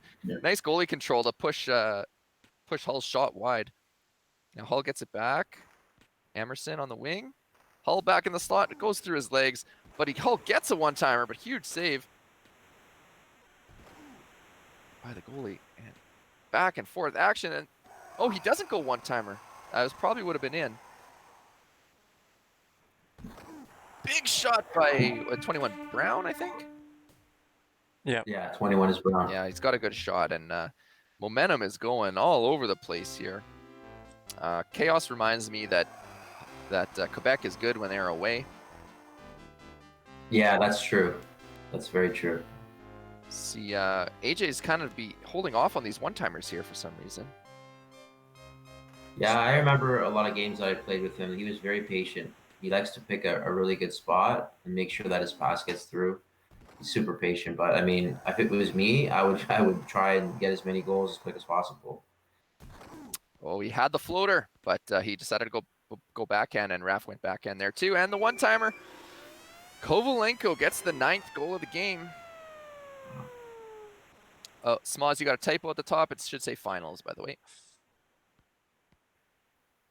Says King of 94, so that's Let me Hallie. see if I can set up a game. Rebounder doesn't go. Hull gets a chance. Oh, we got a breakaway again. Goes forehand pass shot, and stopped by the manual goalie of AJ. But Garth Butcher takes a penalty behind the play. And now Raf's looking to go up by 5. If he can get something going here. Passes it behind the net. Oh, look at this. Whipping it around. But the shot from the line was not good enough to get there. And he drives, and no defense to be found whatsoever. Emerson walks through the entire team. I want tacos too, Anatar. How do we get some tacos up in this biatch? Yeah, I could go for some tacos for sure. Another Quebec penalty here, so this will even it up. They'll be playing 4-4 for a minute or so. Now this could get interesting if AJ gets one quick, but right now it's 3 goals with 2 minutes left. Definitely not insurmountable. AJ got 5 on me in $1.20, so. And the rebound, money in the bank. Here we go. 2 goals, 2 minutes. Now this is looking a lot more attainable. If he gets one quick, this is going to be a crazy last 90 seconds. 4-on-4 hockey, lots of space out there. Emerson, rebound. Oh, Hull can't put it in. Good save. And Raf just dumps it down. This will be an icing.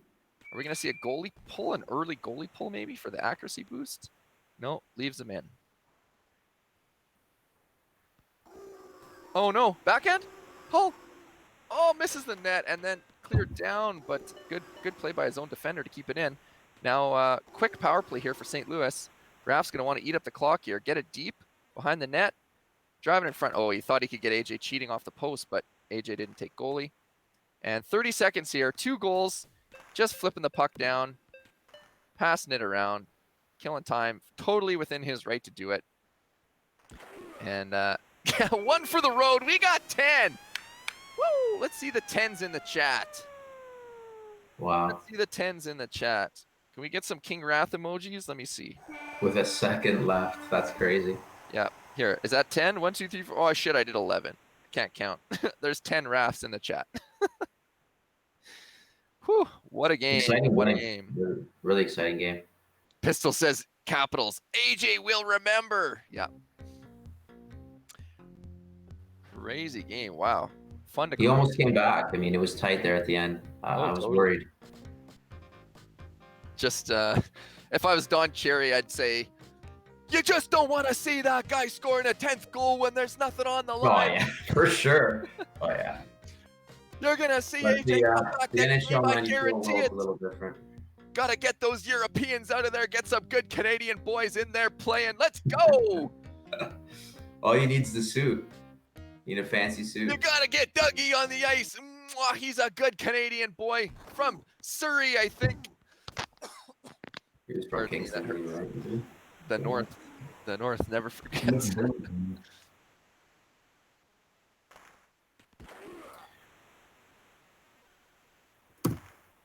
Should I join this? This is just, yeah, they're just doing highlights right now. So it said you joined as player 3 and it kind of froze up. Oh, and then it said you left. So I don't know. There's seems to be some connection shit going on I'm there. probably behind Yeah, now there too. might be. I just don't want to be the reason why anything goes wrong here. So Yeah.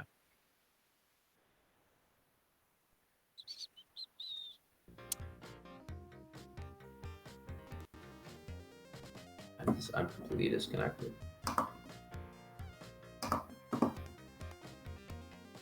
Uncle Seth says 10 goals against makes you want to come back strong. That is true. What was the password? They're probably just talking about lineups here and stuff. Noya who's restart. I should 440.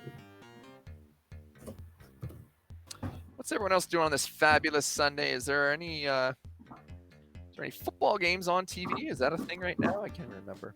Yeah, there's definitely a bunch of games on. NFL Sunday. What are they doing for audience? Are they still down to like 25% capacity or something like that? I think it depends on what stadium or where it is. I'm not sure. I haven't heard a lot about it.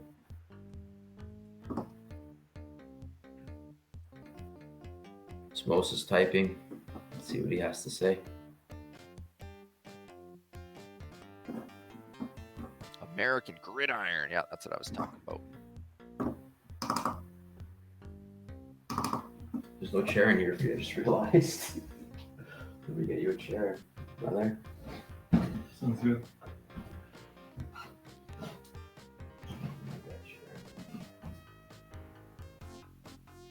So does your buddy really go by SPAC Man? Yeah, you got it right, brother. I assumed it was like just SZ Pac-Man or something like that, but you go No, by no, that's So- that's the Z is silent, right? it's a silent. Yeah. You must be Europe. You must be European. Then we gotta get you off the ice. You're just a flopper. Like, I don't know who comes up with a last name where there's 5 letters and then 1 vowel. You know what I mean? Yeah, I hear ya. I met there's this guy in my city that does amazing tile work, and his name was, what was it? How'd you spell it? Kirsto, Krsto. And the first time I met him, I was like, "Oh, what's your phone number?" And so I put it into my phone. I'm like, "How do you spell your name?" He's like, Krsto. And I was like, I say jokingly, like, "Oh, it looks like you're missing a vowel there." And he just like doesn't smile at all. He just goes, "No." I was like, "All right, sorry. Don't want to joke That's a about bit your of a foot and mouth, right? he says World Junior is going to happen in Calgary, Alberta, or in Edmonton. Yeah, either way, Canada is set up to crush the World Juniors. They got like 4 NHLers on their team. Crazy Wow. times. You never know. Heard that before. Man, back in my glory So are you days, synced I had up now, or is there an issue? There's gonna be like if I connect and everything goes wonky, then no, then I'm not gonna connect to the spirit of the game. all right. Well, they're mid game, so Oh, they are. Okay. yeah, you so would have to then- wait for a sec. So, oh, Gretzky comes in and gets smoked there. Calgary coming up 2-on-2. Roberts, he went back to Calgary again. Oh, Reichel hooked, and that'll be a penalty. LA going to the box. Yeah, Should I not join then? I don't know if there's any other way to do this. Let's get you back for 2-on-2 games after this, because yeah, like you're saying, don't want with 3 people Yeah. connecting. Think so. I'm not sure.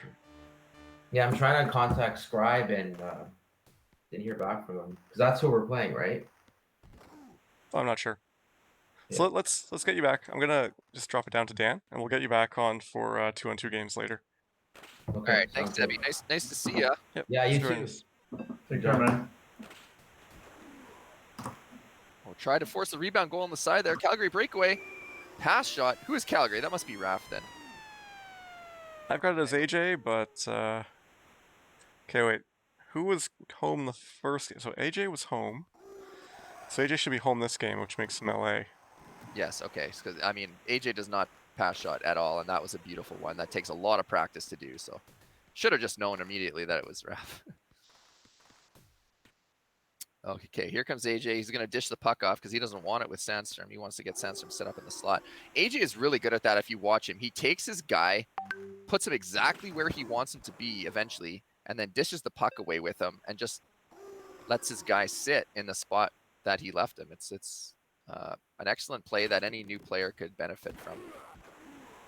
If you've got a trigger man, just pop him right where you want him, and then it's easier for the AI to stay there instead of having to do big loops and blow-bys to get set up.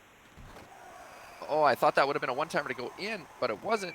You got the accuracy boost now, and it's it's going to be Almac going to the bench. Yes, series is tied 1-1 because AJ... Oh, no, 2 penalties on the play. Angry Jay is going to have a 5-on-3 here for 2 minutes unless he scores. You're going to probably see Raph ice the puck a lot in the next couple minutes here just to get out of this.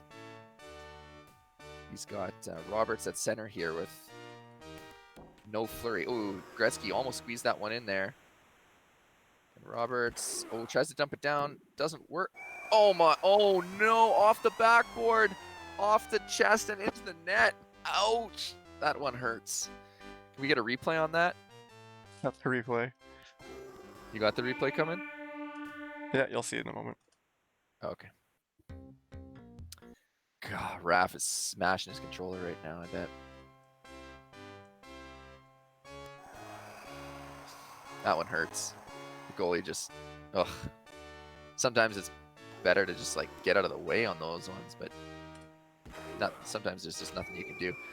And a nice move by Calgary there, and that is 2 goals on that 2-man advantage, and so now we're back to even strength. You trade 2 goals for 2 penalties, not a good trade.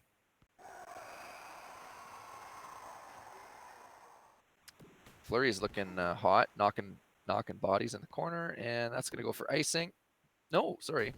LA's got a power play now, short power play. Oh, rebound, but just overseeded a little bit. Blew by the net. Oh, but Robitaille gets it back. What's he going to do this time? Yeah, drives across and gets the goalie to drop. Gets a big slapper, and we're tied back at 2. So not as many goals as in the first game thus far, but still lots of offense from these 2 firepowers. All right, Blake to Robitaille. Robitaille, Sandstrom just winds up, sees if he could blast one by there, but gets hooked at the last second. Fleury gets a puck on, and Roberts can't force it through. No rebound. Rudy actually held on to that one. Gretzky, hard to knock over. Driving, makes an ill-advised pass. There's 3-on-2 coming back. Zhitnik and Blake working together there, but one-timer, no. A Suter blast there, can't get through. Oh, Robitaille tripped up in the neutral zone. Sandstrom follows up, though. Drops it back to Zhitnik, who circles around. Robitaille drives in the middle. Sandstrom can't take that pass, and then he's knocked over. And now we got a one-on-one here. Goes for the floater. I don't know who saved it, Rudy or Zhitnik, but either way, excellent save by the combined efforts. And Robitaille comes in, draws a penalty, flips the puck to the goalie, and So it is AJ at home. I guess they messed it up last time, so AJ's home twice in a row. Maybe Araf will do 2 in a row. I'm not sure what they're doing. okay, yeah, that makes sense because Quebec was away, and so now he's away again. But So that would mean AJ won the first game? But there were pass shots. I'm confused. no, because Quebec was away, and that was AJ, or sorry, and that was Raph, and now he's away. Oh, and that was the mistake. They were supposed to do it the other way around. Yeah. Okay.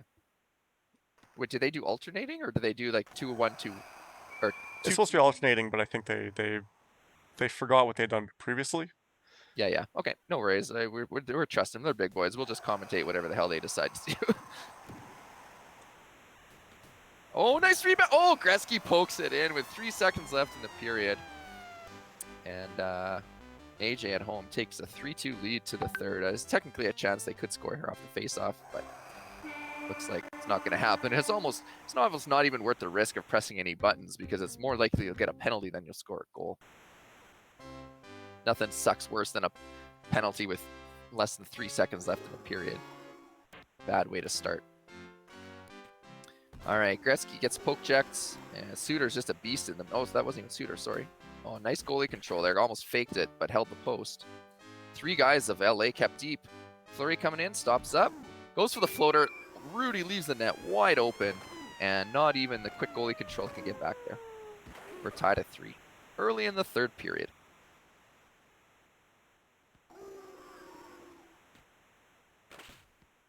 What's the over-under on this game? Comment in the chat. Tell me how many goals you think they'll end up scoring.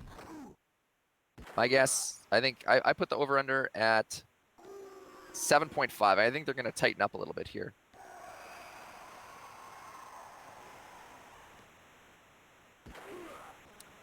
No pistol. AJ cannot pass shot. The only one he would know is probably up and B with limited time left. Oh, the hook gets laid in on Sandstrom. Uses that little bit of accuracy bonus and puts it in. So there's the 7th goal already. Raf not caring about posting here while playing. Big swagger. Yeah. Raf posts in the chat, I am Calgary. It's like, yeah, we know. Oh, Reichel can't get it across. And here we go.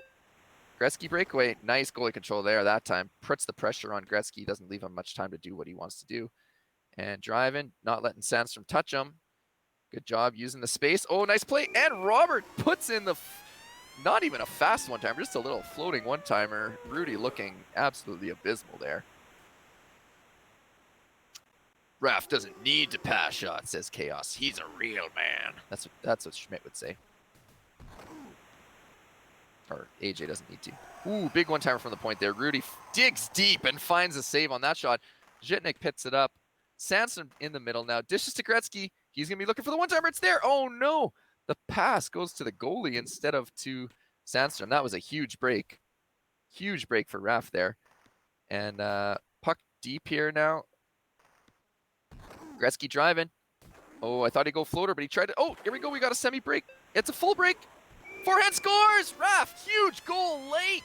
30 seconds left. Is AJ going to pull the goalie right off the face-off here? What a play. Excellent patience shown by Raf. Just wait until he has the puck. Gets it deep now here with Reichel. Reichel cuts across. We're going to see one last chance here. Gretzky knocked away. And Blake gets it. Up to Gretzky. He's got to try to do something. There's nothing he can do. He gets a pass shot on, but not enough. Raf takes a 2-1 series lead. Huge game. And that's 2 in a row for Raf. And he wipes out that 1-game advantage right quick. And we're going on to game 4 of the series, technically.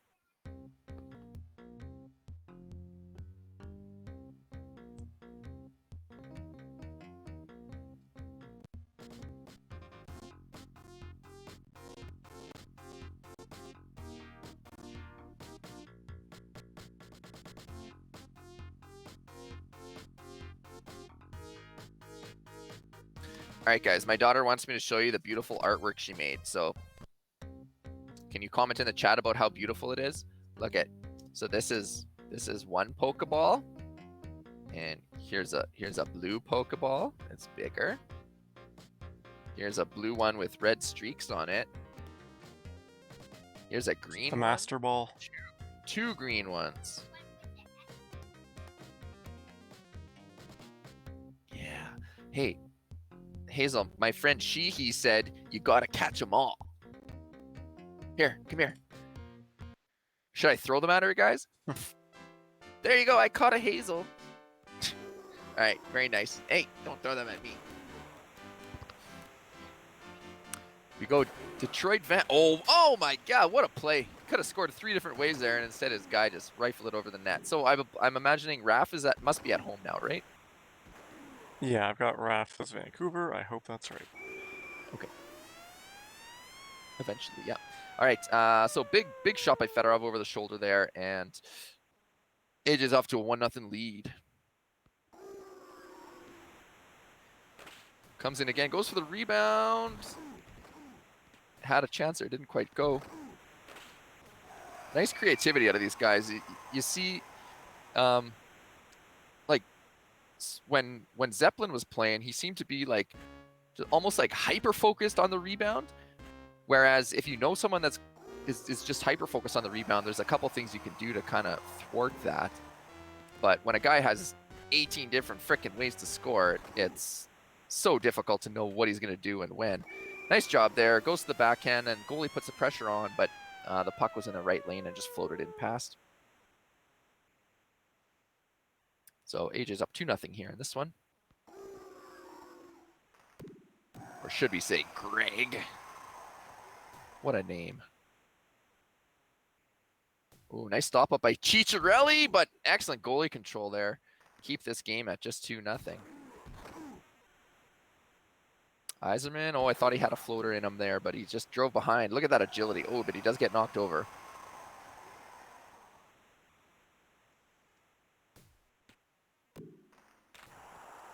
Oh, the rebound, the puck's on there. Bure put it on in 7. Is that Croning? Yeah, AJ's dialed in this game. Let's see, but all it takes is one from Raf. Oh, tries to find the one-timer across, didn't go. No, 7 Linden? Fuck, I should have looked at this beforehand. 7 is Ronning. Oh, it is running. Okay, and then 14 is Jeff Courtnall. Courtnall. Okay. Courtnall, Bure, Ronning. Gotcha. All right, good hit there not to let AJ come out in front of the net. Bure driving strong. Oh, but he's just tripped up. Lucky it wasn't an interference penalty there. You see that one a lot, and this will be a penalty shot. And I think this is our first of the series, actually. So what has AJ got in him? Tries to just kind of go back, forth, and goes quick backhand, but Raf flops down and stops it. Now Fedorov here gets it to the point, and Van's going to be taking a penalty here. I mean, come on, you all got to admit, the NHL 94 hockey gods probably want this series to go to 7 games, don't they? I mean, really, if you're a hockey god getting worshipped, this is just what you want. Just to recap for anybody that's just tuning in, this is a 2-1 series lead right now for King Raf, and he is Vancouver here, down 2-0 in this game. Only in the first period, though. Or just finished the first. AJ being patient there, trying to make someone miss, but Bure doesn't miss. He has a nice hit there. All right. Oh, Raf flipped this out of play. Going to be a deep face-off here. Best players in 94, says Chaos. McGillney, Yzerman, Sundin. JR is around 15 on that list. Don't trust anything this guy says in the chats. He's definitely trolling. Couple huge saves there by Vancouver. Yzerman picks it back up again. I think if we checked out the stats on this, the possession, the shots, everything right now would be favoring Angry J with Detroit. And wow, in close one-timer somehow got saved. Raf is having trouble getting anything on net here. Chicharelli circling around, finds Yzerman. Didn't one-time it, strangely enough. Gets it back to Fedorov, no one-timer. Very, very patient play here. Puck given away, though. Ronning gets it back on D. He's waiting for his guys to turn around the right direction. Now, is he going to take the icing here? Yes, he will get the icing. Good play by Raf to just kind of stop this flow, get the puck back to the offensive end. And, oh, 2 guys fall over behind the goal line now, and there's going to be a 4-on-2 coming back. Fedorov puts the puck on net, but the manual goalie control stopped his goalie from potentially flopping over, which is a nice play. Oh, and he can't find Courtnall back for the one-timer, but intercepted by the defense. Tripping, no call on the refs, and Yzerman gets a clear break. Back and forth, can't slide it through.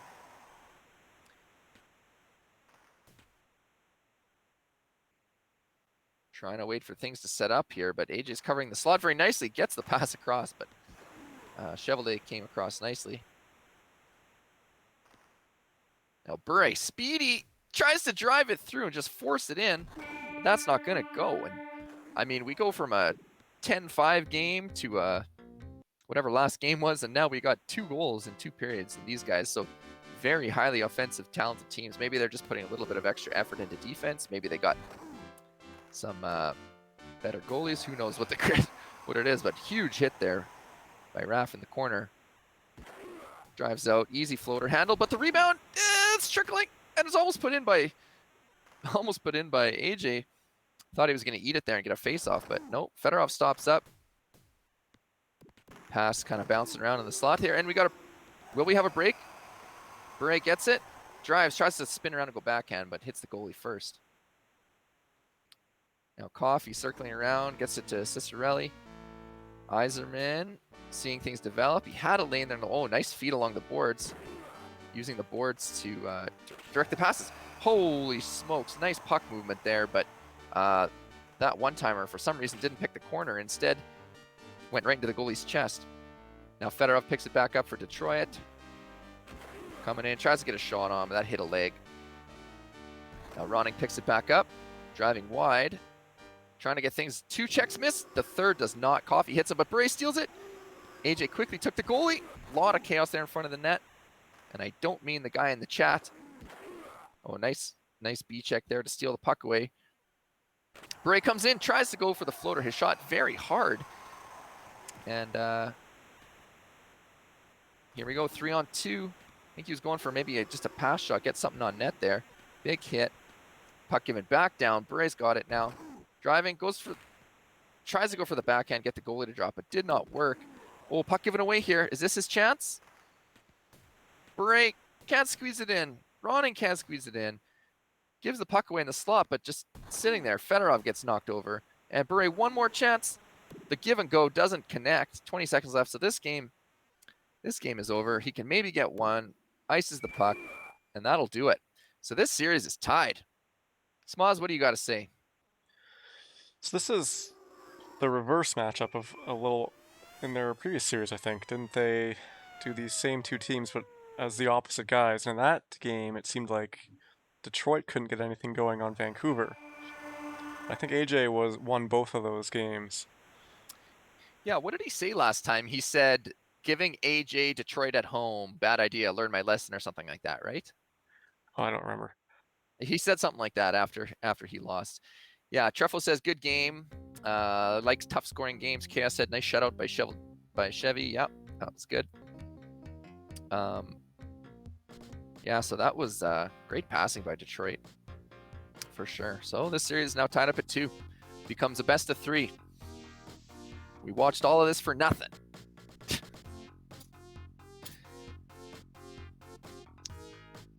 Who was home that one? I'm all mixed up now. Because the games are all...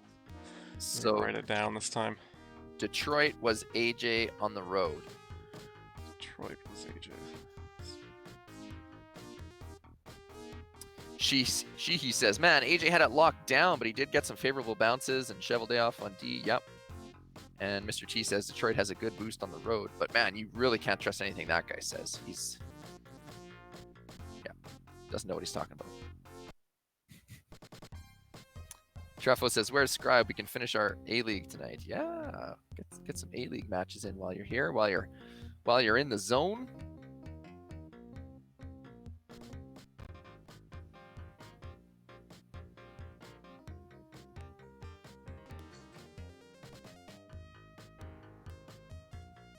So, this is one of AJ's favorite teams, Washington. Oh, I love me some Washington. But is this Raph on Washington or AJ? I don't know. I might be confused. Because if I were Raph, I wouldn't offer him this matchup because he's good with Washington. Interesting. Maybe. Well, I guess we'll figure it out here pretty quick. Schmidt says, look at them using my New Jersey now. Trojan says, hi. Hi, fam. Oh, tries for the give and go. Doesn't work. 17 Pavanka? I didn't check who he put in. Oh, nice. Finding Riche on the one-timer. Well played, well played. Bonja on the wing. Yeah, I don't know. I mean, Kristich got a good shot and everything, but I really prefer Bonja in the center. He's also got a good shot. I love having Kristich on the... wing as I use him as my rebound generating guy. Kristich had the funny legs there as he came back on defense, flying, literally. Tries for the spin around backhand, doesn't work. And Risha's got a breakaway. Goes for the pass shot. So that is Raph. Raph is away with New Jersey. Is that what you got? Yeah. All right, cool. All right, Steven's got this, driving wide. He's got some good lanes, but opts to kind of do a behind-the-back drop pass.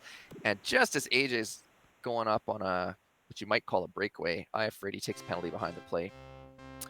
Washington is the team he used well in Vegas to win, says Halifax.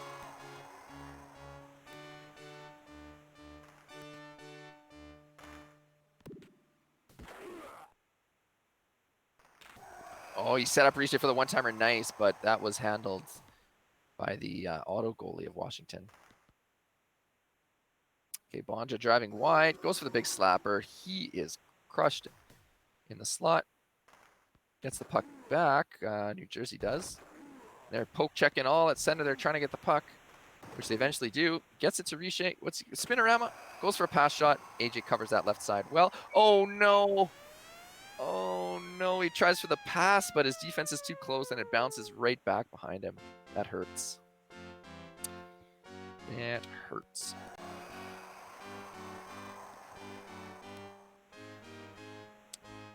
And here we go, another breakaway. Oh, goes for the forehand pass shot again. Just can't squeeze it through. Everything is feeling like New Jersey here. AJ's got to get a goal here to try to turn this momentum around. But Stevens with a huge hit. And he drives wide, looking for the one-timer setup, but no, stolen, flip down. 25 seconds left here. Can AJ get a chance? No, he can't. C-Mac goes for the floater or snapshot there, whatever you want to call it, over the shoulder. And that doesn't quite go.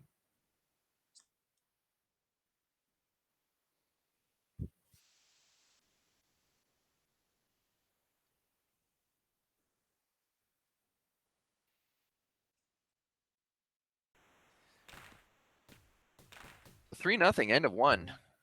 We saw some line changes there from Washington. It looks like he's got Bondra at center now.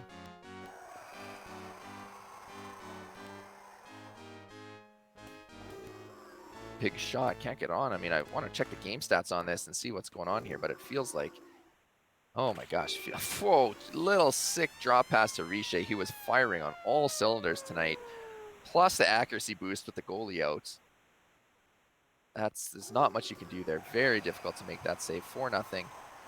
But you feel if AJ can just get one frickin' goal, this momentum might flip around. Raf does not want that to happen. Oh, the forehand. Oh my God, it's just so sick how he can just bust that out of nowhere. 5-0, Raf. Wow. Yeah, he says wow. We're all saying wow. Type wow in the chat if that goal amazes you. Well, I'll put the goal thing that Raf always put. Isn't there a wow? Let me see. I swear there was a wow. Maybe that's a different channel that I was on. We could do a kapow. Boo pray, says Halifax.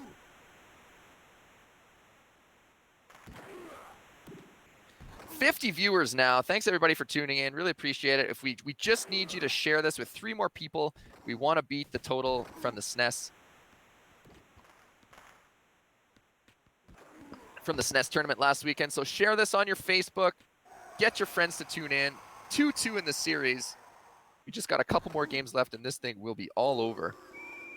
And until the 2v2 starts, which will be fun. That's when the drinking starts. Guys are leaving, says Mr. T. Why would guys leave if it's 2-2 in the series? Oh, maybe a 5-0 gain. Maybe they don't like that. Here, this could be it. Oh, wow. Still got a chance. It's puck's in deep. No one-timer goalie had some interference there. Gets it across. This is skating on thin ice here for sure. Rebound doesn't go, and we're going to have another breakaway. Oh, he drives and tries to do the floater, but ended up puck got knocked away. So instead of...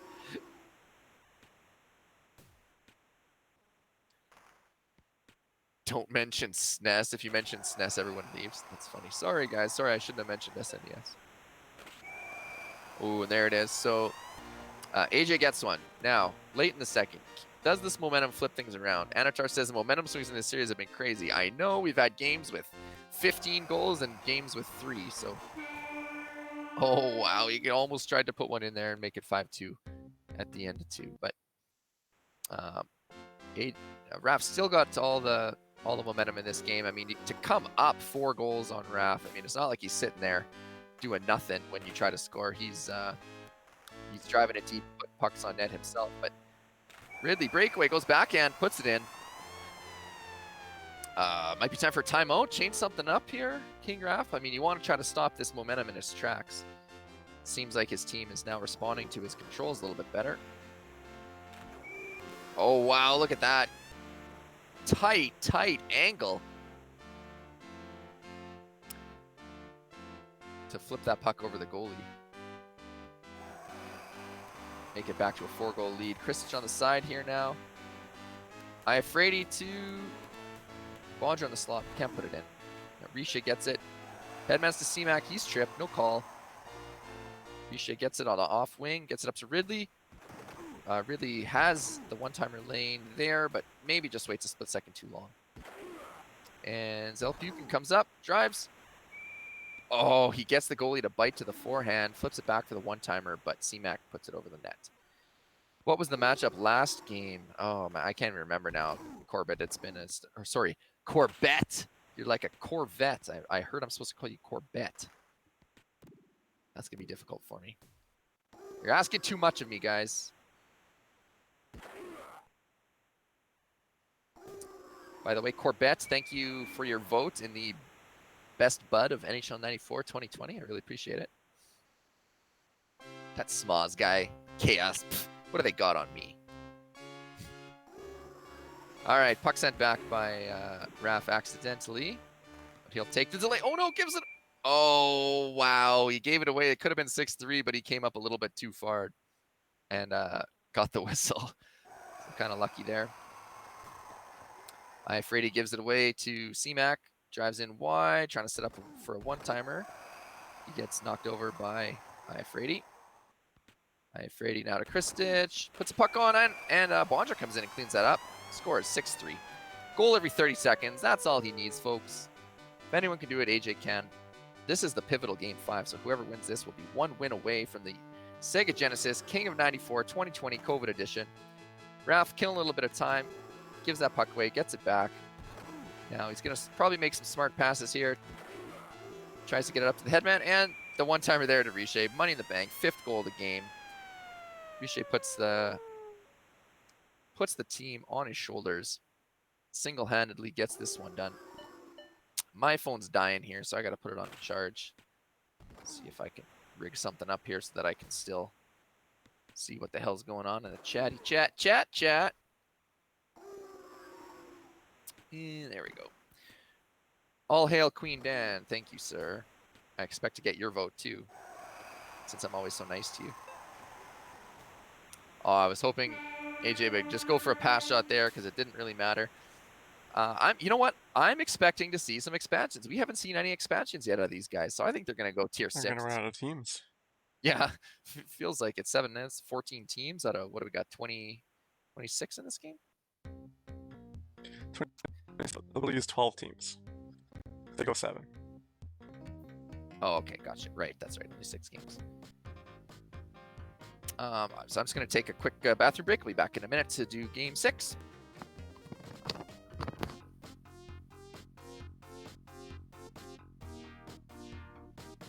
All right, so they're calling the matchup. Let's get this sorted out. Game 6. AJ is going to be the home team, unless well,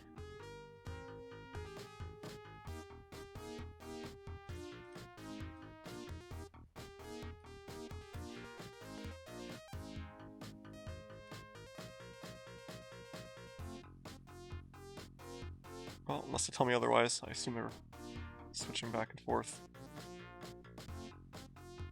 Oh wait, Raph's going to be the home team this time. So AJ's calling the matchup. Match has been chosen. We got... Figure this out. Raph at home. So Raph's Winnipeg. And Dallas for AJ.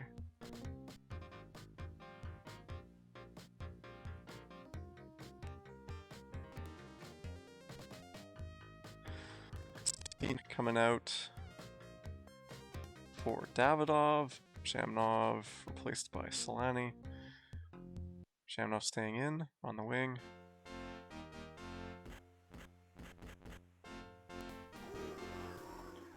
Alright, AJ in backhand, picks the corner.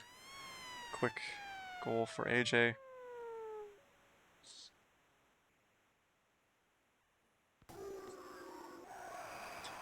try to get through again. Raf took him out. Davidov hands it off to Jamnov. Jamnov to Solani. That's 1 goal for Winnipeg to tie it up. Jesus, I missed 26 seconds and I missed 2 goals. What's going on We're going to 15 this time. here? Trying for a new record? No, they got 15. They got Or 10. double tacos. Double top. Nice setup. Nice setup. When he's just driving wide into the corner by Medano, you just know that he's setting that up. But sometimes there's just nothing you can do about it. All right, so Raf is home, right? Look at your, yeah, okay. Home with the Jets on the precipice. Taking the title. Both of these guys have been here before. They know what to do. They know what it takes. They're going to dig deep.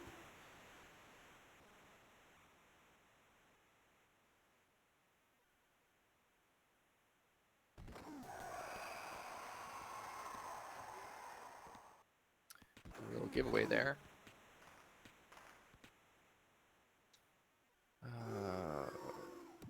Penalties taken. He's going to find Medano with the hard shot. 7 on Dallas. Why can't I remember these names? Find out soon enough. Medano, oh, just stolen away there by defense of Winnipeg there. All right, here comes AJ. Pass kind of up the middle, gets intercepted there, but knocked over. And Courtnall steams back on the right side, finds Medano. Boom. That's in the back of the net. Oh, it's Broughton. Thanks, Anatar. He's recycling my old jokes back on me. Housley drives in wide. Oh, puck almost intercepted there by Newman, I think it was. Broughton up to Courtnall. Somewhere there's a penalty. I think Medano for charging or something. Slashing.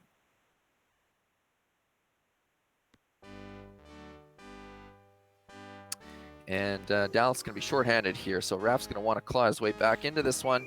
But the quick rebound by Gagne. And that's a shorthanded goal, and now a 3-goal lead for Dallas. Solani, though, oh my gosh, I thought it was in. I was already about to say he floats it over the shoulder, but he doesn't. Do we maybe got a hot tendy here? Ooh, big blast goes wide by Gagne. Sorry, I shouldn't say big blast. Medium blast goes wide. Not much of a blast at all, if we're being honest. But I think it was all that AJ had there. Stab it off to center. What was that? What's going on here? Raf Maybe put he- Davidov at center. I've been calling him Davidov. It's Davidov, hey? I think it's Davidov. I've listened to clips and they pronounce it differently in different games. Davidov. Oh, Solani there blocking his own goalie, but puck shot out of place. Davidov. Tikkanes said, I am very much rooting for AJ. The simple fact that it would be the perfect culmination to the 15th anniversary classic where he to defeat the world champion in the finals. Oh, holding penalty in front of the net. Who's going off for that? Sorry, hooking. Shodin. Trefo says, or Schmidt says, usually I root for whoever I lose to go and win so that he can say, well, I lost to the guy who's the world champ, but this time he lost to both of them. So what's he supposed to do? Who's he supposed to cheer for? Schmidt, it was an honor. Consider an honor to lose to both of them. How's that? Oh, nicely played by... if AJ wins, this is third. If Raf wins, they're tied 2. What are you talking about, Mr. T? It's already 3-2 Raf, man. This is it. He's on the precipice. Big shot by Medano. Can't get to the goalie in time. And it's back and forth action here. Yeah, don't listen to that Mr. T NHL94 guy. He's not affiliated with us in any way whatsoever.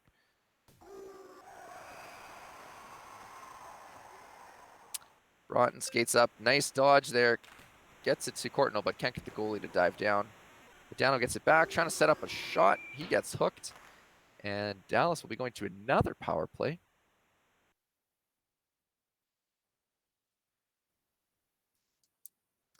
And do we have an illegal line change going on? Or did he call a timeout? I didn't see. Maybe we'll do the timeout afterwards. Maybe not. I don't know. Ooh, shady stuff going on here in the finals. All right, aluminum gets up to Davidov, who puts it in, and then we're back to a 2-goal game here, folks. Angler says we hit 53 53 viewers. We crushed it! Woo! Let's go! Can everybody say it at the same time? Sega! Sega rules, SNES rules. Let's go. See some names you haven't seen before. Virgo Pros. Where, in the chat? Or who are you Yeah, just looking at the in list? the list. Oh, okay. Thrillborg. It was not Thrillborg. Thrillhouse. That's Thrillhouse's younger brother. Thicker. Solani drives one shot. No, he goes for the shot. Can't float it over. Nice manual goalie there by AJ. And Broughton. Oh, quick give and go one-timer behind the net, but Medano's angle was too close in there. Shot it right into the pads. Solani shot. It can't force it through. Newman and big hit. And finds the one-timer back in front, but it doesn't work. And Dallas ends up picking it up. Gets it up to Medano. He's coming in hot. Oh, nice poke check there. And Newman, last chance. Solani. Oh, can't receive the pass. It's going to be a 2-goal game. DC Icon says, people thought it was SNES and they left when they saw a no exit game option. You know what, DC Icon, that is pretty pathetic that the SNES guys figured that out and the Sega guys couldn't in that same year, right? Don't give me that. It's brutal. So annoying to have to reset your whole damn system. I think it's because you just don't expect anyone to want to leave a Sega game. That's true. You're in for life. Once you're in for life. Sega, you start up and you're like, why am I doing this? Segathon says it's a board game in NHL95. Yeah, and I will say the same about 97. It is a board game. Trefo says all of those extra viewers are all of his others accounts. 55! You guys rock!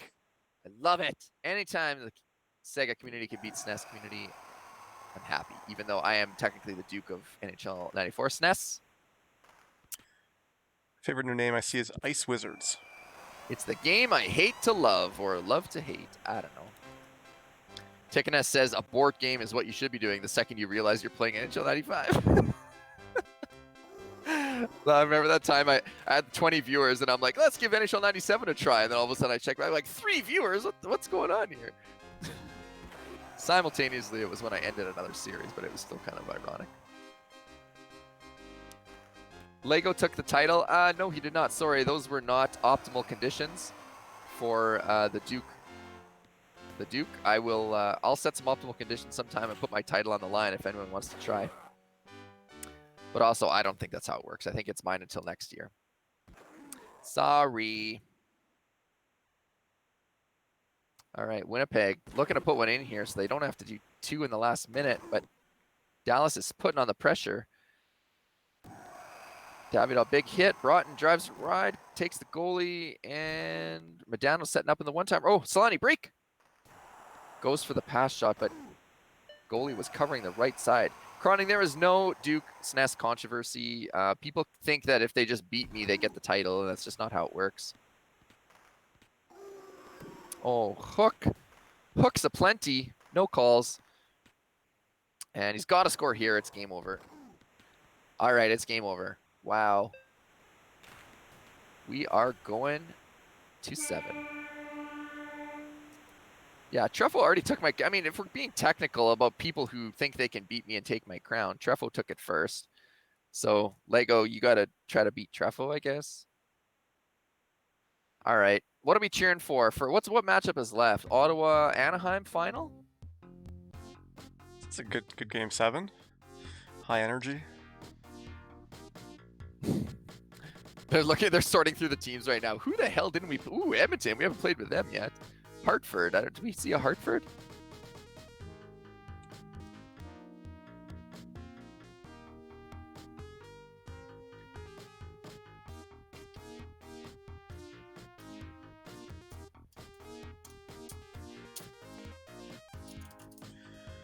All right, so this time I think AJ's home. I'm not sure why they did. AJ Last gets King game was 4 home back-to-back. home games. Raph gets 2 home teams. I don't know what's going on. But if Who they're knows? okay with it, it's what it is. Yeah, that's all that matters. People are calling their matchups. Montreal, Boston. Did we see Montreal already? I didn't write them down. I'm not sure. Oh man, well hopefully they did. Van, Chicago, no sorry Trojan. We already saw both of those teams. I think yeah, definitely saw Vancouver. Did we have a Chicago, Detroit earlier? All the We tier had a ones. Detroit already. Yeah. I think they're confused too, trying to figure out a good matchup to call. No Islanders yet. No Islanders, that's true. Treffo says, don't take those Isles. I have a feeling Isles will be one of the teams that is called, so whoever is closest to that will probably be called too. Have we seen a Hartford? I don't think we have. What's wrong with Isles Hartford? That's always a good one. Lego, what's up, buddy? Hey, Lego, go on your stream and do command /host and then King of NHL94 and host their stream for anyone that happens to be following your channel. Because right now we're at 56 viewers. We want to push it past 60, buddy. So we would really appreciate the host. My channel is hosting right now as well, for what it's worth.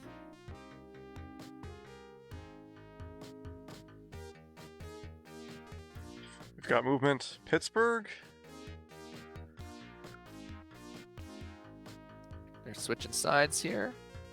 So Raph is home with Pittsburgh. Why would he get Game 7 at home? I'm confused with this. No, AJ's player 1. There we go. So AJ's at home with Pittsburgh. Raph is away with Edmonton. This will be a juicy one. Let's do it up. It's AJ's Pittsburgh. AJ is home with Pittsburgh. That is Okay. correct.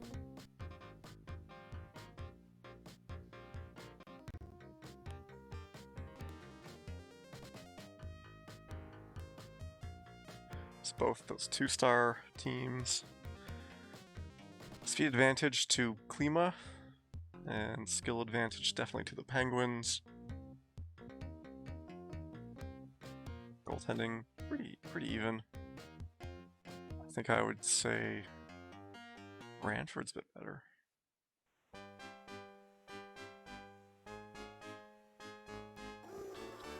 Oh, penalty right off the face-off here. Klima's going to blast one, and Manuel goalie stops it. Mullen is the X factor. Let's see. Tecmo John says Pittsburgh is very fat and slow. Yeah, same to you, bud. Oh, and Edmonton can't squeak that one in there past big old Barrasso. And Simpson at center there, tripped up. Oh, that is a double whammy. Not only does he stop the deke, but he also generates the interference call. And wow, both Yager and Lemieux in the box here. So who's his center now? 10, that's Francis. Let's see. Raph's gonna definitely want to do something with this. Circling. I would say that AJ's trying to do a triangle, but that doesn't exist in this game. Oh, big hit. Oh, but Murphy comes in and cancels out someone else. Tries to knock over Francis there with his goalie. Doesn't work. Now there's a face-off in the offensive zone for Pittsburgh. But that's one and corralled by Simpson. Takes it up. It's got some options here. Circles back. Finds Klima on the wing. Klima drives across. Big shot. Huge save by Barrasso. The rebound was there, but it gets cleared. And this power play is almost done, but big trip. And that hit doesn't work. And we're going to see a pass shot here. No, he tried to go for a regular shot. Barrasso now gets it up. Samuelson there, I think. And he does go for the pass time this shot with Gagne, but can't get it through. We're back to even strength. Nice kill by AJ early. And Klima coming in fast. Circles back. Oh, the one-timer. His guy didn't go to the right spot. He'll be lamenting that later. And Lemieux gives it away there. No Gretzky in this game. Puck cleared down. It's grabbed, and that'll be a cross-checking or maybe roughing penalty there in the corner. Ulf Samuelson going to the box. Big hit I'm glad that. Tundra Bull!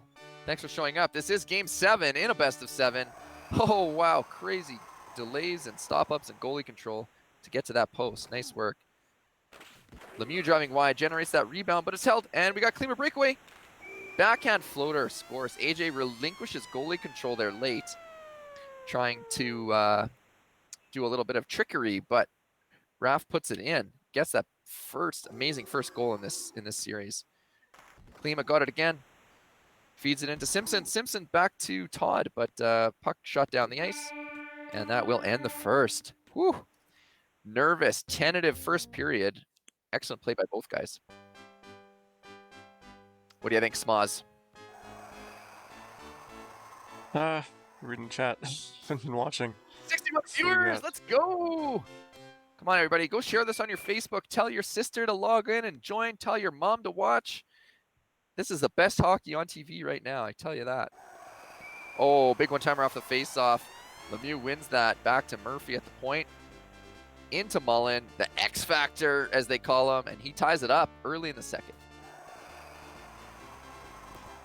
All right, into Yager. Yager bounces to the other side. Oh, one of the Edmonton players there morphed through the net to make the hit. If it's in the game, it's in the game. And, ooh, that'll be a, let me see, slash or hook? Slash. Slash on Edmonton. Chris Mullen with the 3. Yep, nerves. Hey, man, everyone's nervous. They both want to be the king so bad. One is named king. And then, but I think AJ won it last year, if I'm correct. The king? Yeah. It was Raf. Raf won it for the first time. Won it last year. Okay, sorry, my bad. In overtime in game 7, so hopefully we get a repeat of that. Oh, damn, that would be too hard for these guys to handle. Every year they're getting older. Their hearts won't be able to take this anymore. Oh, nice stop-up dodge by Mullen. Sorry, not Millen. Millen's another weight bugger in this game. Comes back across. Nice goalie control. Read that very well. And puck flipped on net. And another one flipped on. Big rebound. Another rebound, but Mullen is everywhere, all over the ice tonight. Murphy picks this one up on D. Gets it up to Lemieux. He's not skating forward. He's just standing still. Yager smoked. Lemieux smoked by the goalie now, and it's a 4-on-2 coming back. Simpson, though, leveled before he can get that puck over. Mullen puts a puck on. Big rebound. Nice defense control there by Edmonton. Puck put on there. No rebound, though. Barrasso scoops it in, and got another penalty here, a charging or something. This looks like an intense game. Austin Bibhorse. This is an intense game. These are the two best players in the world in game 7. Nobody wants to make a mistake here. And thankfully, this looks like no team is hotter than the other. This looks like an even Steven matchup. Big save by Barrasso there. Double CB checks. Goal coming up here for Pittsburgh, someone says. Are they feeling it? No, big save by Revert. What the hell happened? Oh, my computer went to sleep. Shit, that did not mess up anything, did it? Oh, that scared the crap out of me. My screen just went black. Whoa. Oh, just the screensaver? That's my screen. Yeah, it gave me a little heart attack. My whole computer didn't go to sleep. No, that might have messed something up, but no, just my screen went off there. God, it scared the hell out of me, though. As if I want to be the person that screws up game 7. It's only tied in the third period. Tied in the third of game 7. Tundra Bull says, I could never hang with these guys. None of us can. They are absolutely in their own league. Backhand floater. Raph puts it in. Simpson scores. What a huge goal. 2 assists this game by Radford, trying to get MVP. That was a short-handed goal too. Unbelievable. Oh, Klima's knocked over deep. This could be a 5-on-2 coming back if they hustle. Mullen drives wide. Look at the 4 guys blocking the slot, but he comes through. No pass. Gets the goalie to dive. Huge goal. Huge goal. Yeah, Nate. Tundra, just play the rest of us. The rest of us aren't this good, and we need more players to play against. All right. Klima in deep. Gets it to Simpson. He's hit. Klima again. Drives across. Oh, the one time. I don't know if that was the wrong guy or not, but AJ coming back. Mullen driving deep. Lemieux knocked over. It's picked up by Todd. Todd driving in. He's hit, though. Oh, Lemieux fakes a pass. Comes in. Gets to Yager. Yager does not pass. Oh, massive hit by Kravchuk. Up to Klima. Klima headmans to Todd. Todd back to, oh, he had the one-timer there in the slot for Simpson, but just bumped off of it. Murphy goes for the floater. Huge save by Radford. Puck in the slots, just sitting there. Mullen grabs it. Yager on the side. Trying to find a straight up one-timer opportunity. Doesn't work. And this puck's driven in there. Klima, given away. Mullen gets it. Up. He's going to take the icing. He can't get it. It's outraced by Lemieux, but he falls over behind the net. Mullen gets it, puts it into the slot. And Klima, breakaway. Shot pass just goes straight into the goalie. Oh my God, this is intense. 2-2. Game 7, 1 minute left. Murphy's got it. Driving wide. Trying to find a passing lane. Nice B check by Klima. And Klima's driving wide. This is the 3-on-2 coming back. One defender blows. The other defender blows. Whatever, score! Simpson with a goal. Second of the game. It's 3-2 late. You got to have a timeout here. Pull the goalie. Do something, Pittsburgh. Face-off win. Simpson takes it. Uses some guys a decoy. Big hit by Murphy. Murphy comes in, 20 seconds, and he's decked. And Larry Murphy's out for the game. We're going to have a face-off in the neutral zone with 20 seconds left. He gets to change his lines. Pull the goalie. I got to see a timeout. I got to see a pull goalie. I got to see you put everything. AJ, you got to put everything into this, man. We want Game 7 OT. Manson going to the box. Unbelievable. My heart is racing. This is crazy. He wins it. Mullen puts a puck on. It's stopped. Flipped on. And it's cleared down. And that's it. 2 seconds. It's possible. That's not it. That's not it. We get a face-off deep here. Pittsburgh going for the one-timer. This has got to be precise. And the face-off is lost. Wow. What a series, guys. Holy smokes.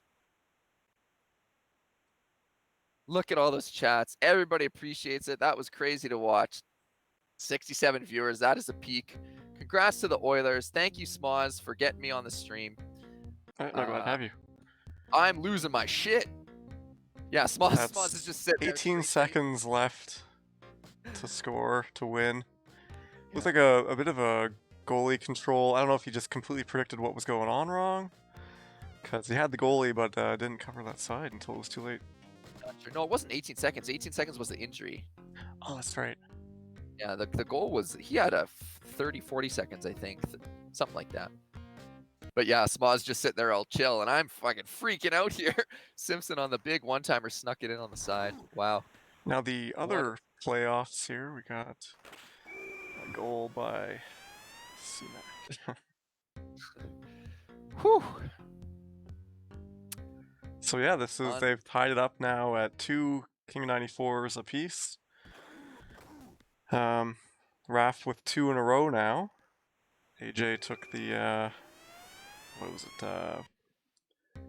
it? Vegas and Vancouver, and then Raf's got Toronto version 2, and now online. And yeah, we'll see who gets it next year, because I don't know who can take it. Who can take it from them? Yeah, I mean, I gotta stop making this mistake. Every time I refer to AJ, I call him the best player in the game. But I mean, they're essentially 1-2. I mean, how can you really say? How can you really say which one's better? 1A, 1B. 1A, 1B. Yeah, yeah, sorry, not 1-2. I mean, that's what I meant. 1A, 1B. So I mean, I should really just say, I should just refer to all of the top 5 as one of the best players in the world, because really, Schmidt, Corbett, Seth, if he played in this thing, Sebi, Habs, any of those guys really Zeppelin's have a there chance. too. Yeah, who is? Zeppelin? Zeppelin, yep. Can't miss Zeppelin. I mean, any of those guys can have a chance if you just get a couple bounces going their way. But there is number really, 3. We got KG Man. KG Man won the first one.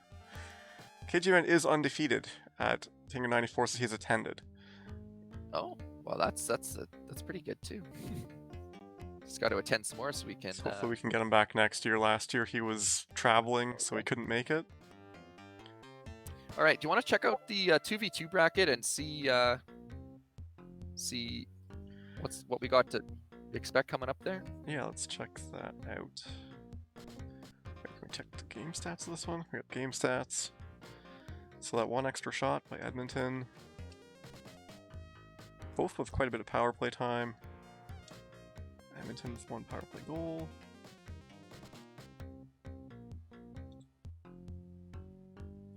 And Mullen came in 2 goals, but not enough. Simpson and Klima. Yeah, let's check out the 2-on-2. Truffo says Uncle Seth is 1C. Yeah, I mean, yeah, you could probably call him. He gave AJ everything he had in that one series. That was crazy too, back and forth in the Classic League. Truffo, yes, it does seem unfortunately you are in the next tier down. Just you can smash everybody else when it comes to these guys. They're just your kryptonite. So let's see, games that could happen would be Sebi's Backman, Scribe versus Scribe and Sheehy. Ooh, AJ Hockey Fan, Habs. Tennessee Croning on the. Are you looking at 2v2? Yeah, Tennessee Croning. If those guys could This is play, one we'd want to get going because that's, you know, we gotta. What's on the 1v1 that I'm missing? You talking Duke? This is Sega 2v2. Oh, Sega 2v2. So the Duke is done. Is Drizzle the Duke? Oh, the Duke. Yeah. Oh, congrats, that Drizzle. We could be Duke buddies. I was saying, as soon as I lost out of my King series, I was just like, fuck this shit. I should have just thrown my last game against whoever I had to be there. I should have just thrown my last game and went and won the Duke. Sega King of 94. Let's see, Sega 2v2. Yeah, I want Tennessee and Croning to play Lego and Tecmo so that me and Bamer can take them out next. And that gets this bracket closer to being done. Or this round 1. No post-game interviews. Yeah, come on, let's get AJ or Raph on the wire here. Who wants to? Which one of you guys want to come and answer some questions? They in chat here? I saw Probably AJ eating. Yeah, both Raph and AJ are in chat there. Speaking of eating, Smash some I gotta tacos. I gotta go handle some supper for my kids here. So I will. I'm gonna hop off the stream here. You could try to Okay. get someone else on, do some interviews and stuff. But I will be on later to play my 2v2 games. So if you want to get that on stream, me and Bamer are gonna have some drinks and totally have some fun with it. So we could even get on the Discord chat. Segathon. This is Raph covered in champagne. Just blowing all over himself. His wife's. Raph, did you have to do that again? At least it was in the basement. It's easier to clean up. Yeah. All right. So if I just X out of this Google Meet, it'll just take me off. Yeah. Okay, signing Okay, off, guys. thanks for coming. everybody for watching. It was really fun doing the stream for the finals. I appreciate the opportunity, and we will see you guys on the ice. Take care.